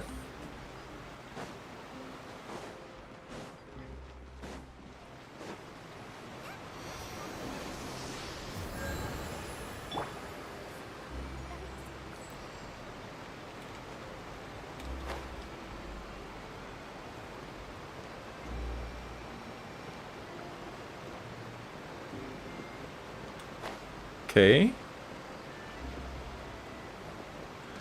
Oh, Lini and the rest, they are leaving? That would make sense, actually. Navia mentioned that she stayed in touch with Linny and the others after working together. Apparently, they've been at the docks distributing these strange pockets the whole time since. Traveler, Paimon. Ah, and Miss Charlotte, too. Okay. Would you like a magic pocket? Well, I would. What sort of gadget is it? It's a wondrous bag that can be used to carry many things. The water level has returned to normal, but if you see any of your things floating around, you can use this to carry them. Or you could trick a friend into doing it for you. Trick a friend? I wonder which of my friends would fall for that.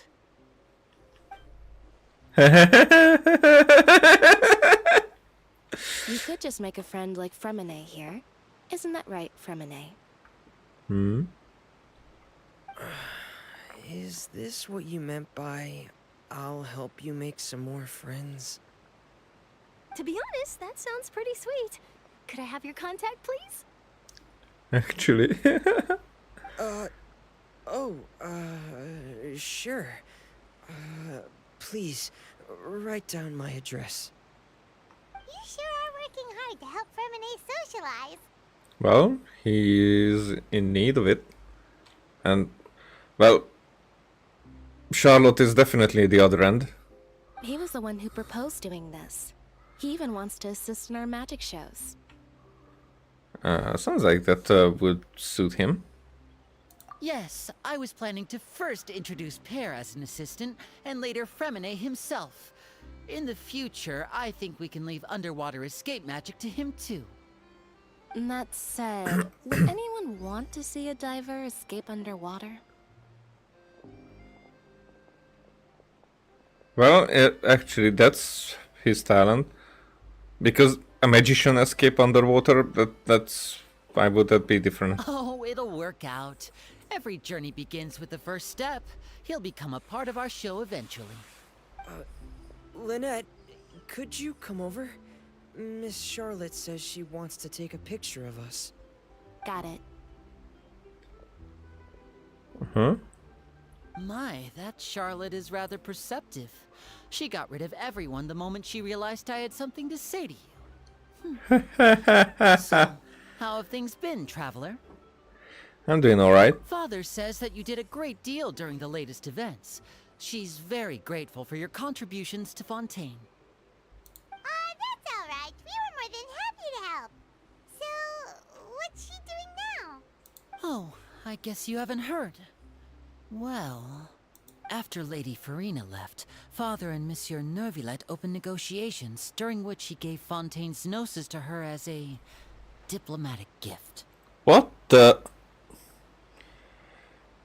It's just thrown at us like that. But and why?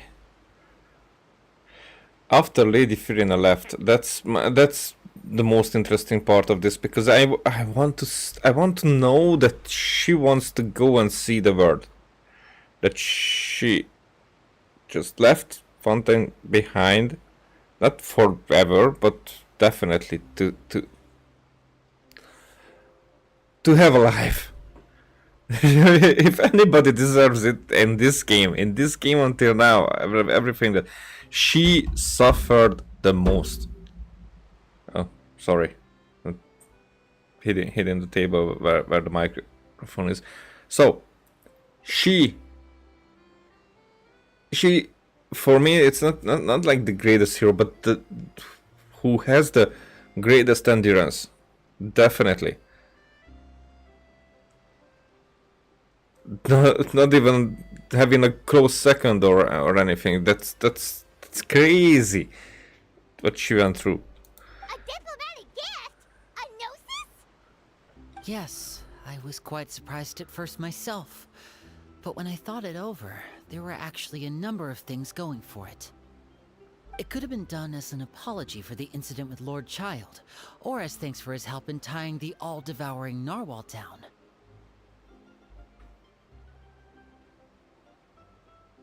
Yeah?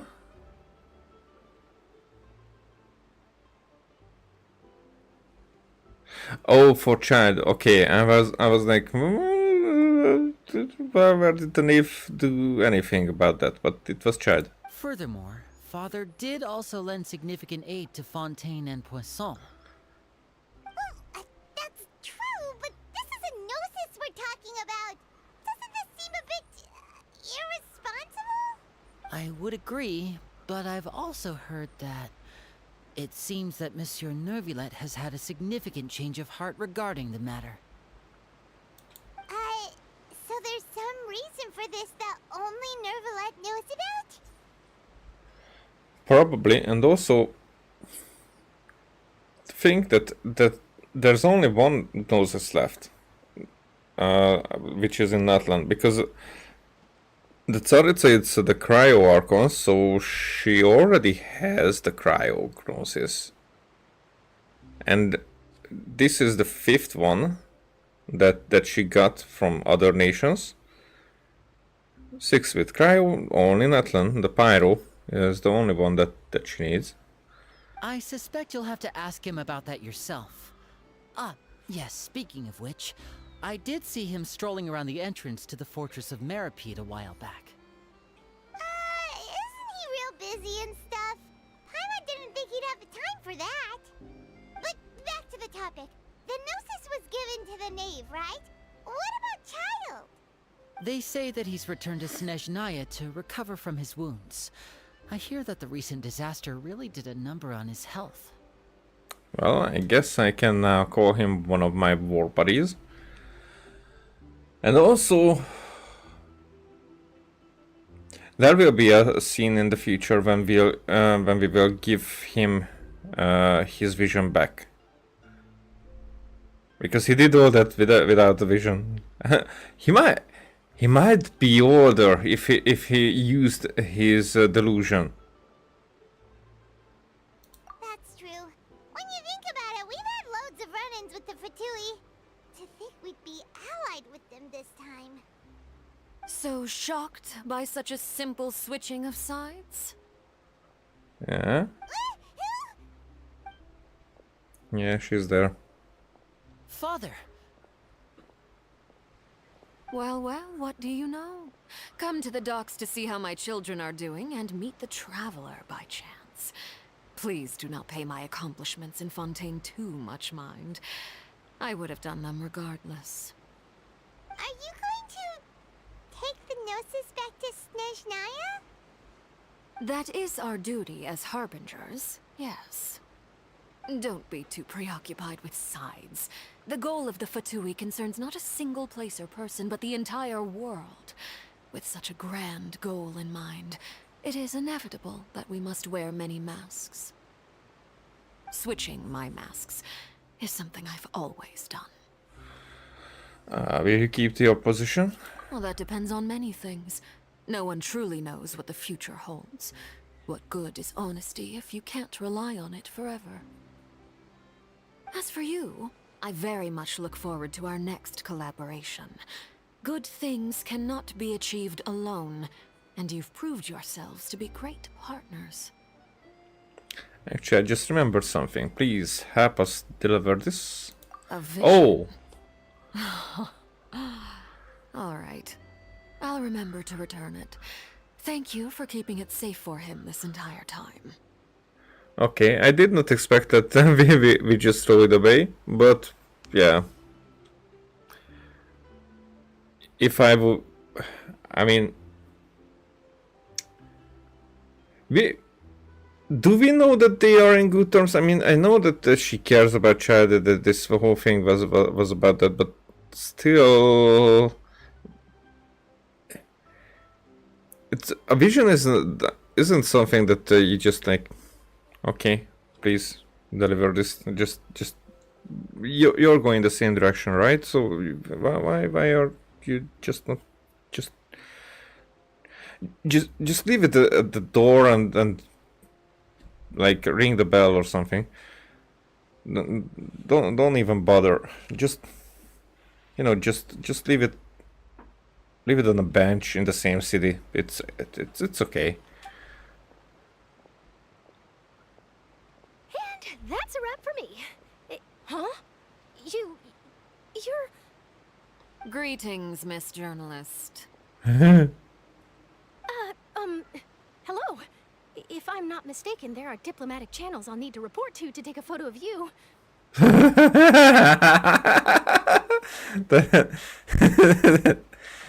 That's somebody who knows their craft. That is correct.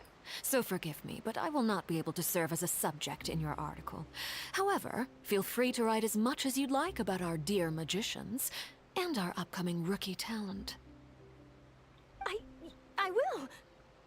The sea breeze is quite pleasant.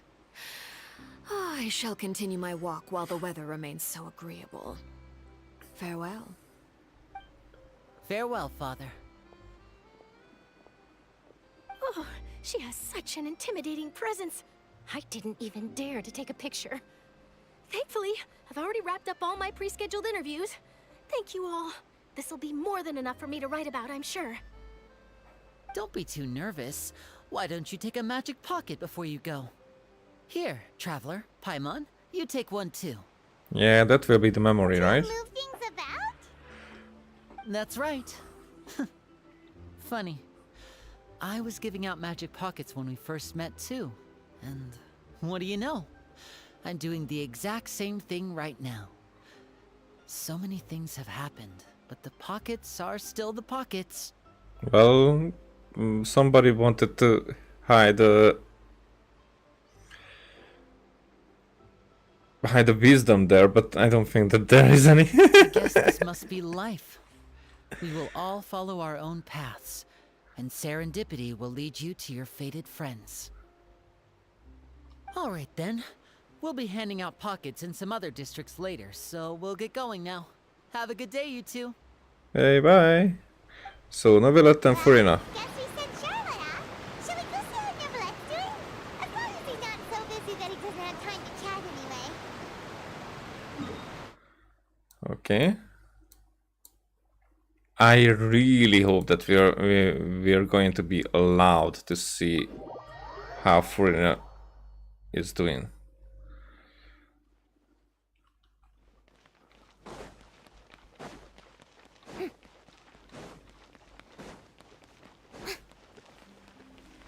The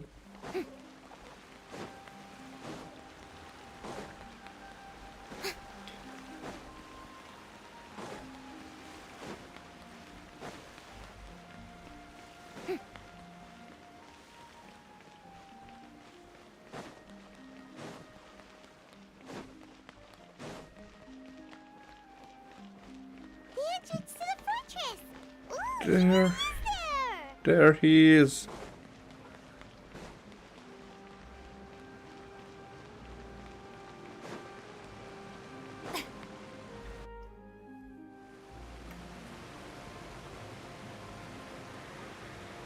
Oh, that's... So, you really are here, Neuvillette. Paimon didn't think you were going to have free time this hour of the day. I'm quite... I mean, I'm starting to feel how my tiredness is surfacing, let's say, that way. Because I wasn't paying this much attention since I think maybe not even when I started this game, because I did not know what to expect then, and maybe not the Archon quest, but actually playing the first time in Mondstadt and then having the first Genshin feeling. Maybe that was on the level of this quest. But maybe this quest was even better. Definitely not less. This until now, this quest it really did it for me. So I cannot praise it enough. I really appreciate it. I really appreciate when people care about the details that much, about the proper emotions, building up characters, having the time with them, because I realized a few times that we are dragging,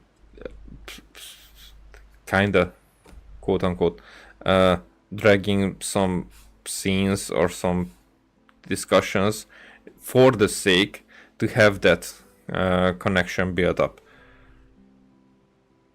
And okay, I'm kind of if that's not a criticism. It's just more like what I was expecting at the beginning, and I even said that I was expecting that all these connections, when it will happen that they get dissolved, we will get this like. It was an emotional roller coaster, but just with that feeling, we would had the time when it would be shown us, and it would appear that everybody has dissolved. But it was that part was very quick, actually, when the water level was really up to the top of the upper epicles. And like in a few seconds, people were like, they did not dissolve and they were on the surface. That is something that I have expected from this game and these developers, these storytellers, that way that they would linger on and build up that scene, of course, but they will linger on certain places that we know, or certain things that would connect to certain characters that we met and got built this care about, maybe. And we did not have that.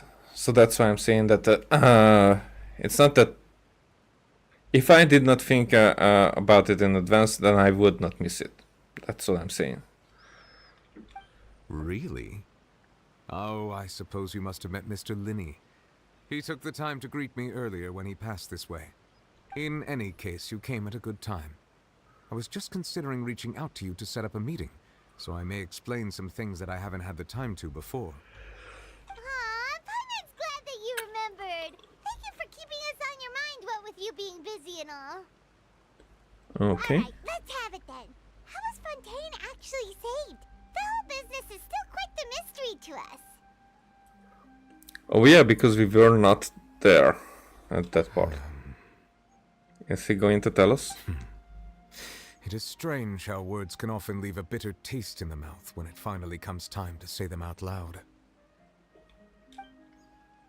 I will sigh softly before telling you the truth. Whatever. First, the Lord deceived the heavenly principles, used Furina's endless performance. So that's what happened? I only saw Furina's part myself. Yeah? Fussalor destroyed the divine throne of the Hydro Archon and restored your power to you, transforming you into a fully fledged elemental dragon sovereign. But Paimon still doesn't quite get what you did to save the Fontainians from dissolving. For me, the authority of the ancient dragons refers to absolute control over the hydro element. So that way he could clear the primordial sea, primal seawater, or maybe just even contain it. Fontainians were incomplete humans born of Egeria's use of the power of the primordial sea, with constitutions similar to that of mimics. But so long as those primordial energies remain within them, I could use the ancient dragon's authority to grant them true blood, after the fashion in which life was first brought into being on this planet. Huh. In other words, when I gave my verdict, Fontainians became true humans, and thus would naturally no longer be dissolved by water from the primordial sea. Huh. And can they still jump out of the water that way that other characters can't? Fussalor must have counted on you to make that decision as well. Your verdict was the key to making the prophecy appear to have come come true while saving everyone. You could say that it was at that moment that the Fontainians were finally truly born. Yeah, and in a manner of speaking, Focalor finally managed to fulfill the original Hydro Archon's wish to turn Oceanids into real people too. And for that, she deserved the sentence. But where do we hear Neuvillette overruling? So Genshin started to do the trailers how Marvel does it. It seems from your expressions that you still have more things you wish to ask. Ask away. I will tell you the truth as I know it. Okay, again this one about the initial verdict that was passed on child. I have investigated his case along many avenues, and I have learned that he once fell into an unknown chasm when he was young. There, by chance, he awakened the all-devouring narwhal. Oh! No fucking way they did connect it. Because he awakened the all-devouring narwhal, then that way his part in creating the primordial seawater in a way that it can dissolve Fontainians, not create, but use it, like having it for Vache to exploit. He did actually have his part in it. But whether it be by sentiment or reason, that should not have been enough to consider him the root cause of the disaster. At most, he would have had tangential liability. Yeah. As for the judgment passed by the oratrice during the trial, whether it was due to that liability by association or Focalor deliberately using him to buy time for us on the assumption that he would be able to hold the creature off, I cannot say.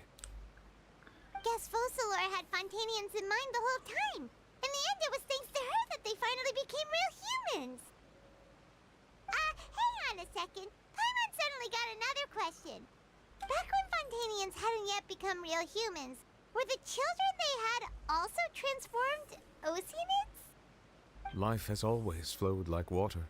That's a good question. You recall how Fontainians would often come to the Fountain of Lucine to pray for children. Yeah, Lynette said the fountain is where all the waters in Fontaine converge. In truth, even those couples did not know that such prayers were no mere custom, but instead a form of ritual. Huh. Those Oceanids who were blessed within the spring water would later descend as new humans in the coming months. Paimon sorta gets it now. Either way, seems like this ritual won't be of any further use, but it'll probably live on as a local custom. Oh, but it was more like a local custom until for them and in their perception. Ask away. I will tell you the truth as I know it.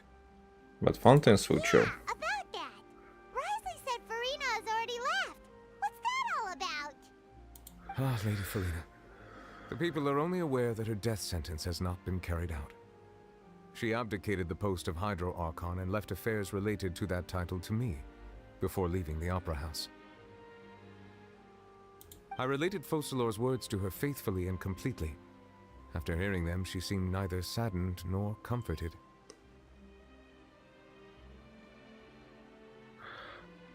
Oh, okay. I have to get this. So I related Focalor's words to her faithfully and completely. Okay. After hearing them, she seemed neither saddened nor comforted. That's more like that. I'm really hoping, because the indifference is okay. It could be like a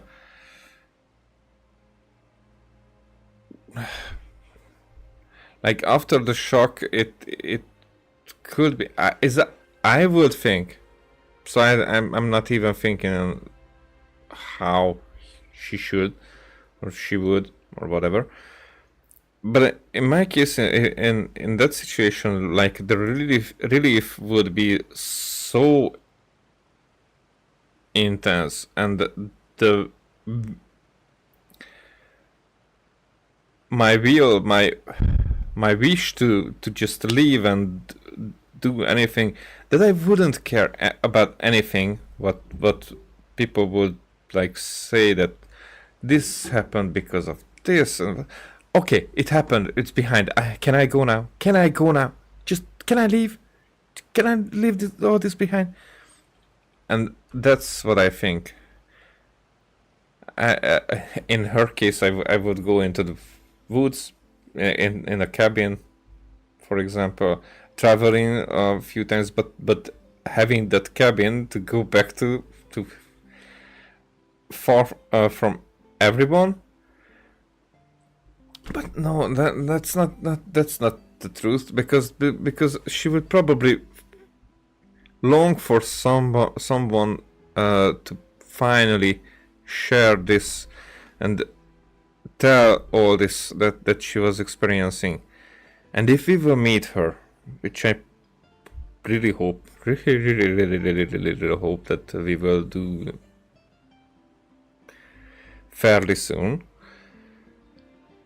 then, because we got close to her, she almost gave in for us.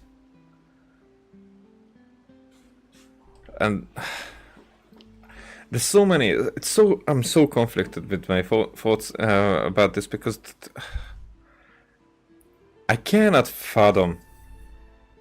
And I really, just as the spoiler, just as how I was spoiled, I really agree. I really respect that character, how she was built, and how it was shown to us. I was like weeping. She simply said that she was tired and needed to rest. I agree. Having said that, she then packed her things and moved out of the opera house, not unlike how an ordinary person might. Yep. But she's still got a place to stay, right?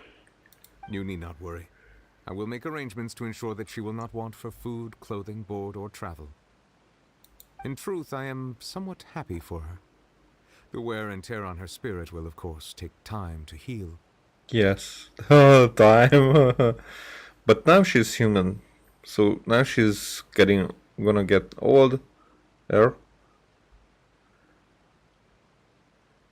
I hope she will eventually be able to build a family.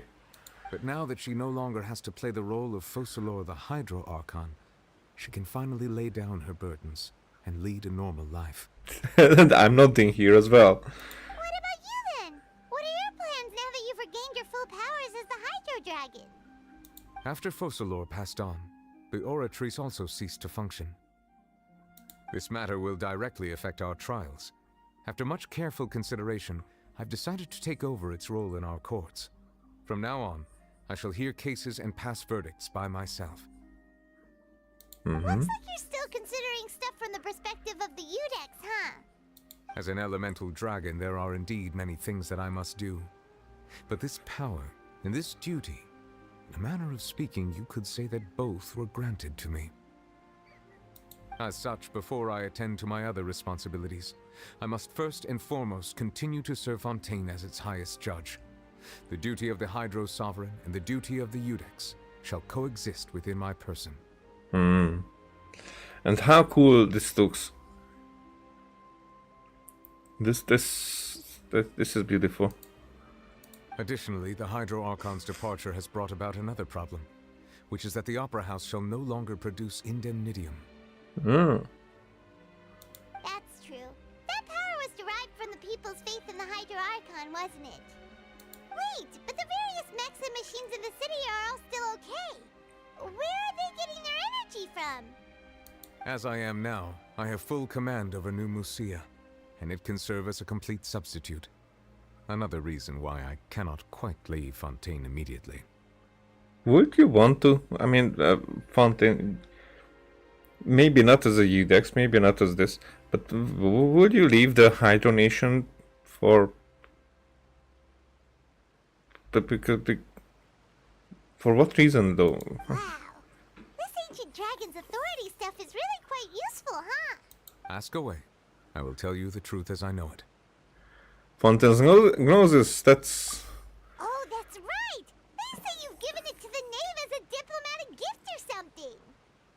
Leaving aside their intentionality, the two Fatui Harbingers have indeed done much for us during this crisis. Their sole remaining goal in Fontaine, at least at this point, would seem to be the Gnosis. Oh, so if you give it to them, then they will just leave. The Oratrice has ceased to function. The Hydro Archon's divine throne is now no more, and I do not need the Gnosis's power. As such, it has lost all meaning for Fontaine. If the Fatui have impure designs, then we might as well accede to their request now, and avoid unnecessary conflict. What complicated considerations? Paimon thought you were just giving it to them out of gratitude to the knave and as an apology to Child. Ask away. I will tell you the truth as I know it. But it was used to have them consider it that way. It's so logical. About the next stop on my journey? You'll soon be heading to Natlan, I presume. I'm afraid that I have little talent as a travel guide, so all I can do is tell you what I know about that land. As far as I'm aware, Natlan can be said to be a nation of dragons. A nation of dragons? You mean like you? No, I suspect that I would not find myself welcome there. Huh. Unlike ancient dragons such as myself, the dragons of Natlan have undergone long years of development and evolution. Large numbers of them have entered a form of coexistence with humanity. Natlan is also the nation of war. War ravages those lands like an undying flame.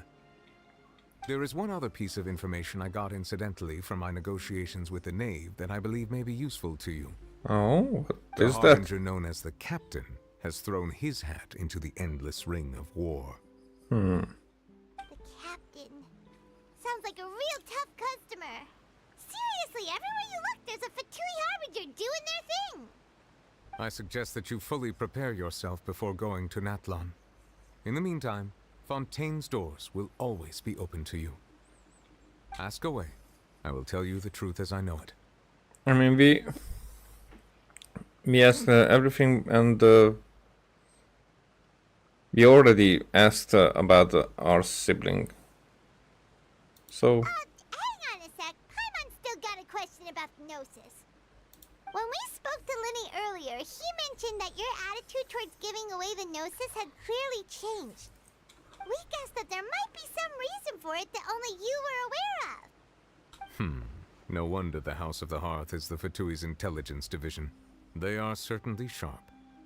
So regarding this specific issue, I was just getting ready to share something with you. What is it? In truth, I exchanged some further words with that lady named Skirk after sending you two back to the surface. It went something like this. And?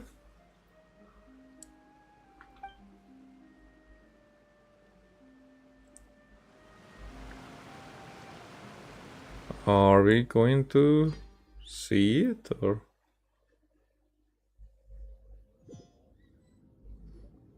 Well, we're going to head topside to see what's going on. You hurry over soon as well, all right,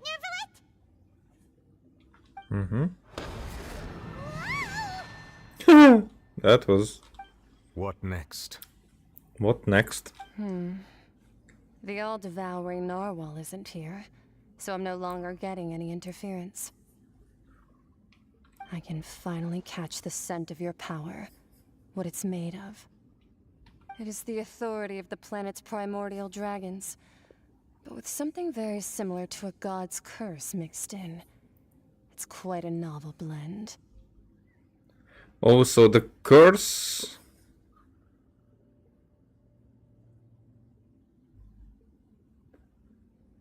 Did he know about the curse before? I'm sure I've encountered something like this before. What was it again?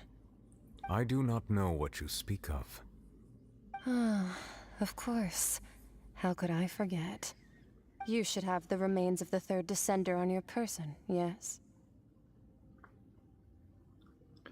Are we the fourth descender? If I recall it correctly, the third descender on your person, the remains of the third descender. Remains? I've never heard of any such thing. Huh. According to your parlance, I believe it may be called a gnosis.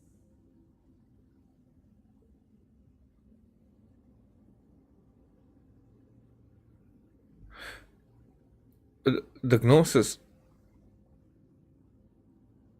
the remains of the third descendant. But that descendant was an Archon.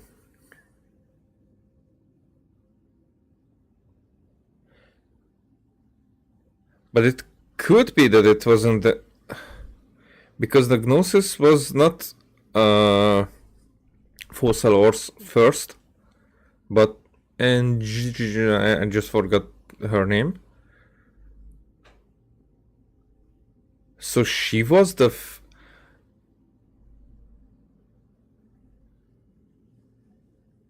Because she might not have been like the others as well, you know, because she was a Hydro Archon. She might be another type of entity. Before Fontaine's people became people, actually. But this is an interesting sentence. That much is true. After Fossalor's divinity faded, she handed her gnosis to me. But I fear I have never heard of it described in the manner that you just did. I've been training with my master, the Foul, ever since I was young, and I have never returned to the surface since. So most of the information I possess, I got from him. Never return to the surface. So Skirk is down here for like an eternity now, at this point. It is only natural for those who are greater than humanity to possess a different sort of common sense, which is why there are so many problems in our attempts to communicate with humans.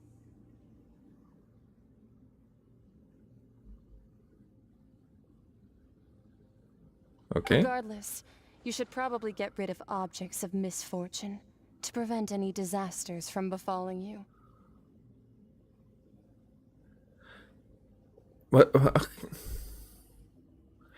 So this chick is probably not from the Heavenly Principles. Just has a similar kind of authority, or I don't know. This is too mixed for me, and that regard I don't have any, enough information behind. But she feels like, because I played Honkai Impact 3rd a little bit, not much, but she seems more like a character from there than from Genshin. And also, objects of misfortune. So they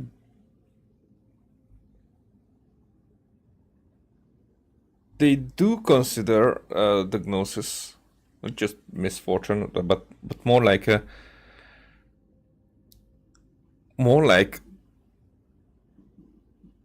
something of a curse, because it was called as a curse. So the Archons are cursed. The way that, not the same way, but via the dragons being cursed and then taken their power away, but put in the Gnosis. Now that he got the Gnosis, he got his power back. So the Gnosis, does it have power at this point? That's the question. Significance, definitely, but... Or now it also has power, and Neuvillette also has power. Well, how is that? To live in itself is a blessing. But once a person dies, the bonds he once had with this world shall all turn to curses. Shall? I kinda don't see that point. What do you mean by that? No need to fret. These are just my personal thoughts, and my reason for no longer wishing to return to the surface. Huh. Now this way I more than agree. This third descender you refer to, who are they? And when did they die? Master never mentioned them to me. Perhaps it just wasn't that important for me to know. If you're interested, though, I could ask him. I'll be sure to pass the answer on to you next time. Next time. Next time. You believe we will meet again? I do. Wait. I have a disciple of my own, don't I? He can be the messenger then. Huh? Which turned out to be...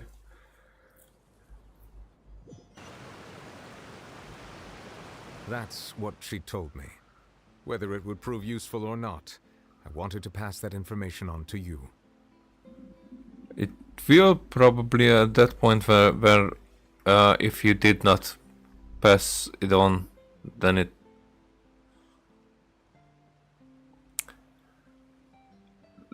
wouldn't make a difference. Probably at that point it will be like, we were told that so long ago. The remains of the third descender? Yep. So that's what the no-sees actually are. Paimon just thought they looked like chess pieces. How could they be a person's remains? Remains. All the same, assuming that there was no misunderstanding or special metaphor at play, that is what she meant to say. I did not... because the remains, like, remains of someone's possessions, but not actual remains of the person. And she said that it would bring misfortune and that you should check it, which is why you gave it to the Pithew. But then the rest of the Gnosai are, like, remains as well?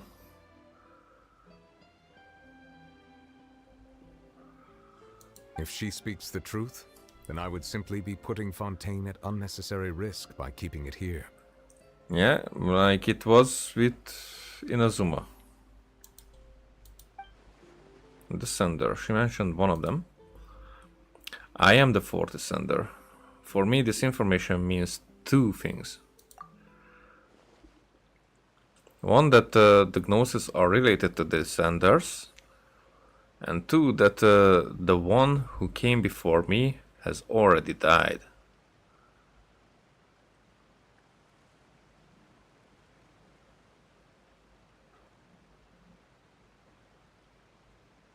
But the thing is that there are 7 Gnosai.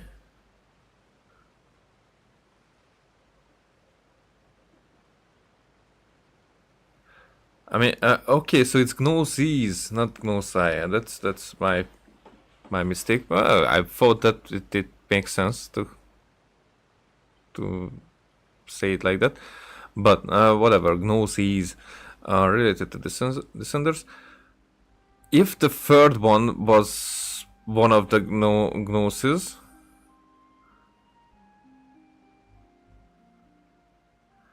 then how come that I am the fourth descender, not like 8, 9, 10? I had guessed that you might already be familiar with this concept, but I did not expect you to be one of them. That means that the Gnosis, which are exceedingly element compatible and can even enhance elemental abilities, do indeed come from the third descender. So all of them from the third descender? I wonder, does your body also possess similar properties? Well, I can take in all the elemental powers. Like being able to use elemental powers without a vision. That does sort of count as special compatibility, right? No, let's not think about this stuff right now. It just feels creepy. Kinda is. Comparing the Traveler to the dead third descender and all. I mean, we don't know much about the dead third descender, so don't worry, I won't die so easily. That's what you say, but this topic still feels like bad luck. Once Child recovers, let's get some more answers out of him. Or go look for his master and get the answers that way. So, was our brother like the first descender? I don't remember. Maybe it wasn't even mentioned. What did the doctor say? I don't remember. I too believe it unwise to make too many blind guesses when information is lacking. Yeah. The same is true of being at court. I mean, thinking over them is not, but like having a conclusion about them. Now that's a different thing. For me, I like terrorizing, but I'm not like, oh, I was thinking about this, so it has to be like that way. It's kinda.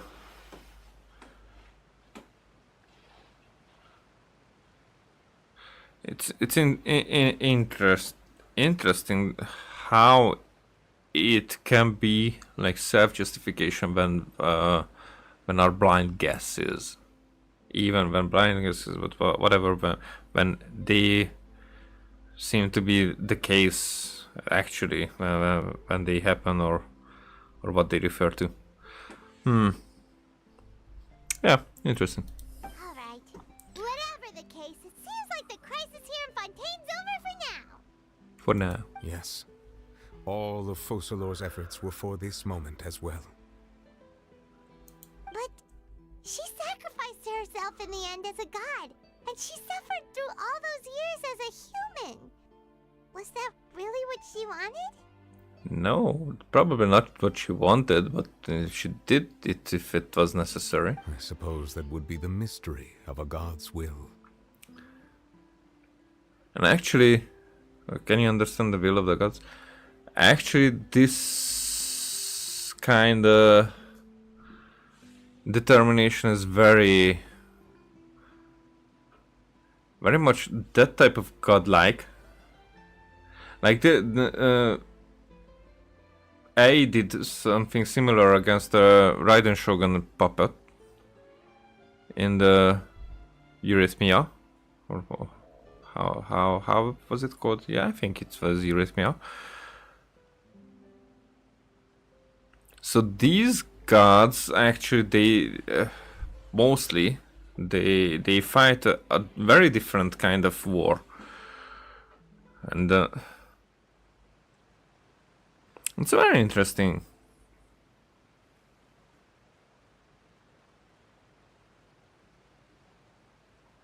I mean that mostly that how these are like coming together in Genshin history, Genshin stories, and I really appreciate that they do make the gods and the Archons sometimes, because here when we first met Furina, she definitely looked like a powerful human, but now she definitely feels like a god. Nahida, same. She was like a weekend god, like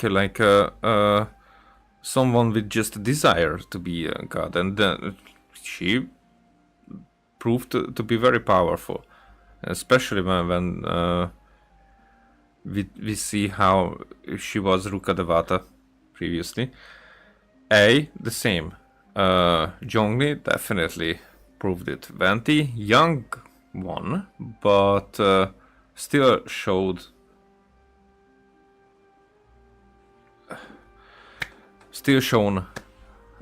his strength, and definitely how he had like his subjects to be free, and how he commits to that one, that they are free. Okay, so can you understand the will of the gods? I suspect not. But once in a while I too would guess that if wishes were like the clouds in the sky, they will one day return to the earth as raindrops. Huh.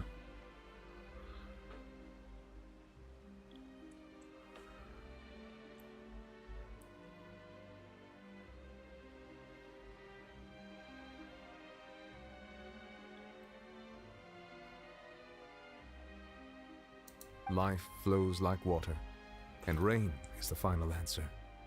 The water levels may sometimes tilt one way or another, but the rain falls fairly upon all. And what ultimately is the difference between the rains that fall upon all of us?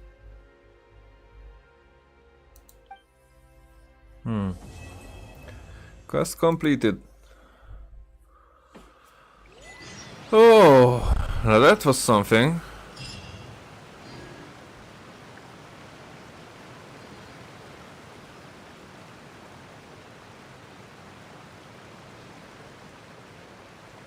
Also, there's a new day already. Okay. Can't even. Constellation. Okay, so this is just... And this one will be probably the last one in the statue. At one point.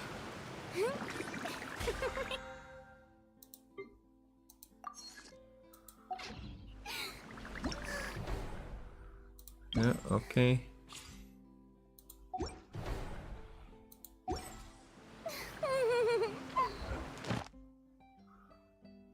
Oh, I already done this. That was quick. Okay, okay, okay. So back here again. Okay, I have to go to the bathroom. So I think I've said everything that I wanted during the quest, and it was a long one. Almost 8 hours now we are here.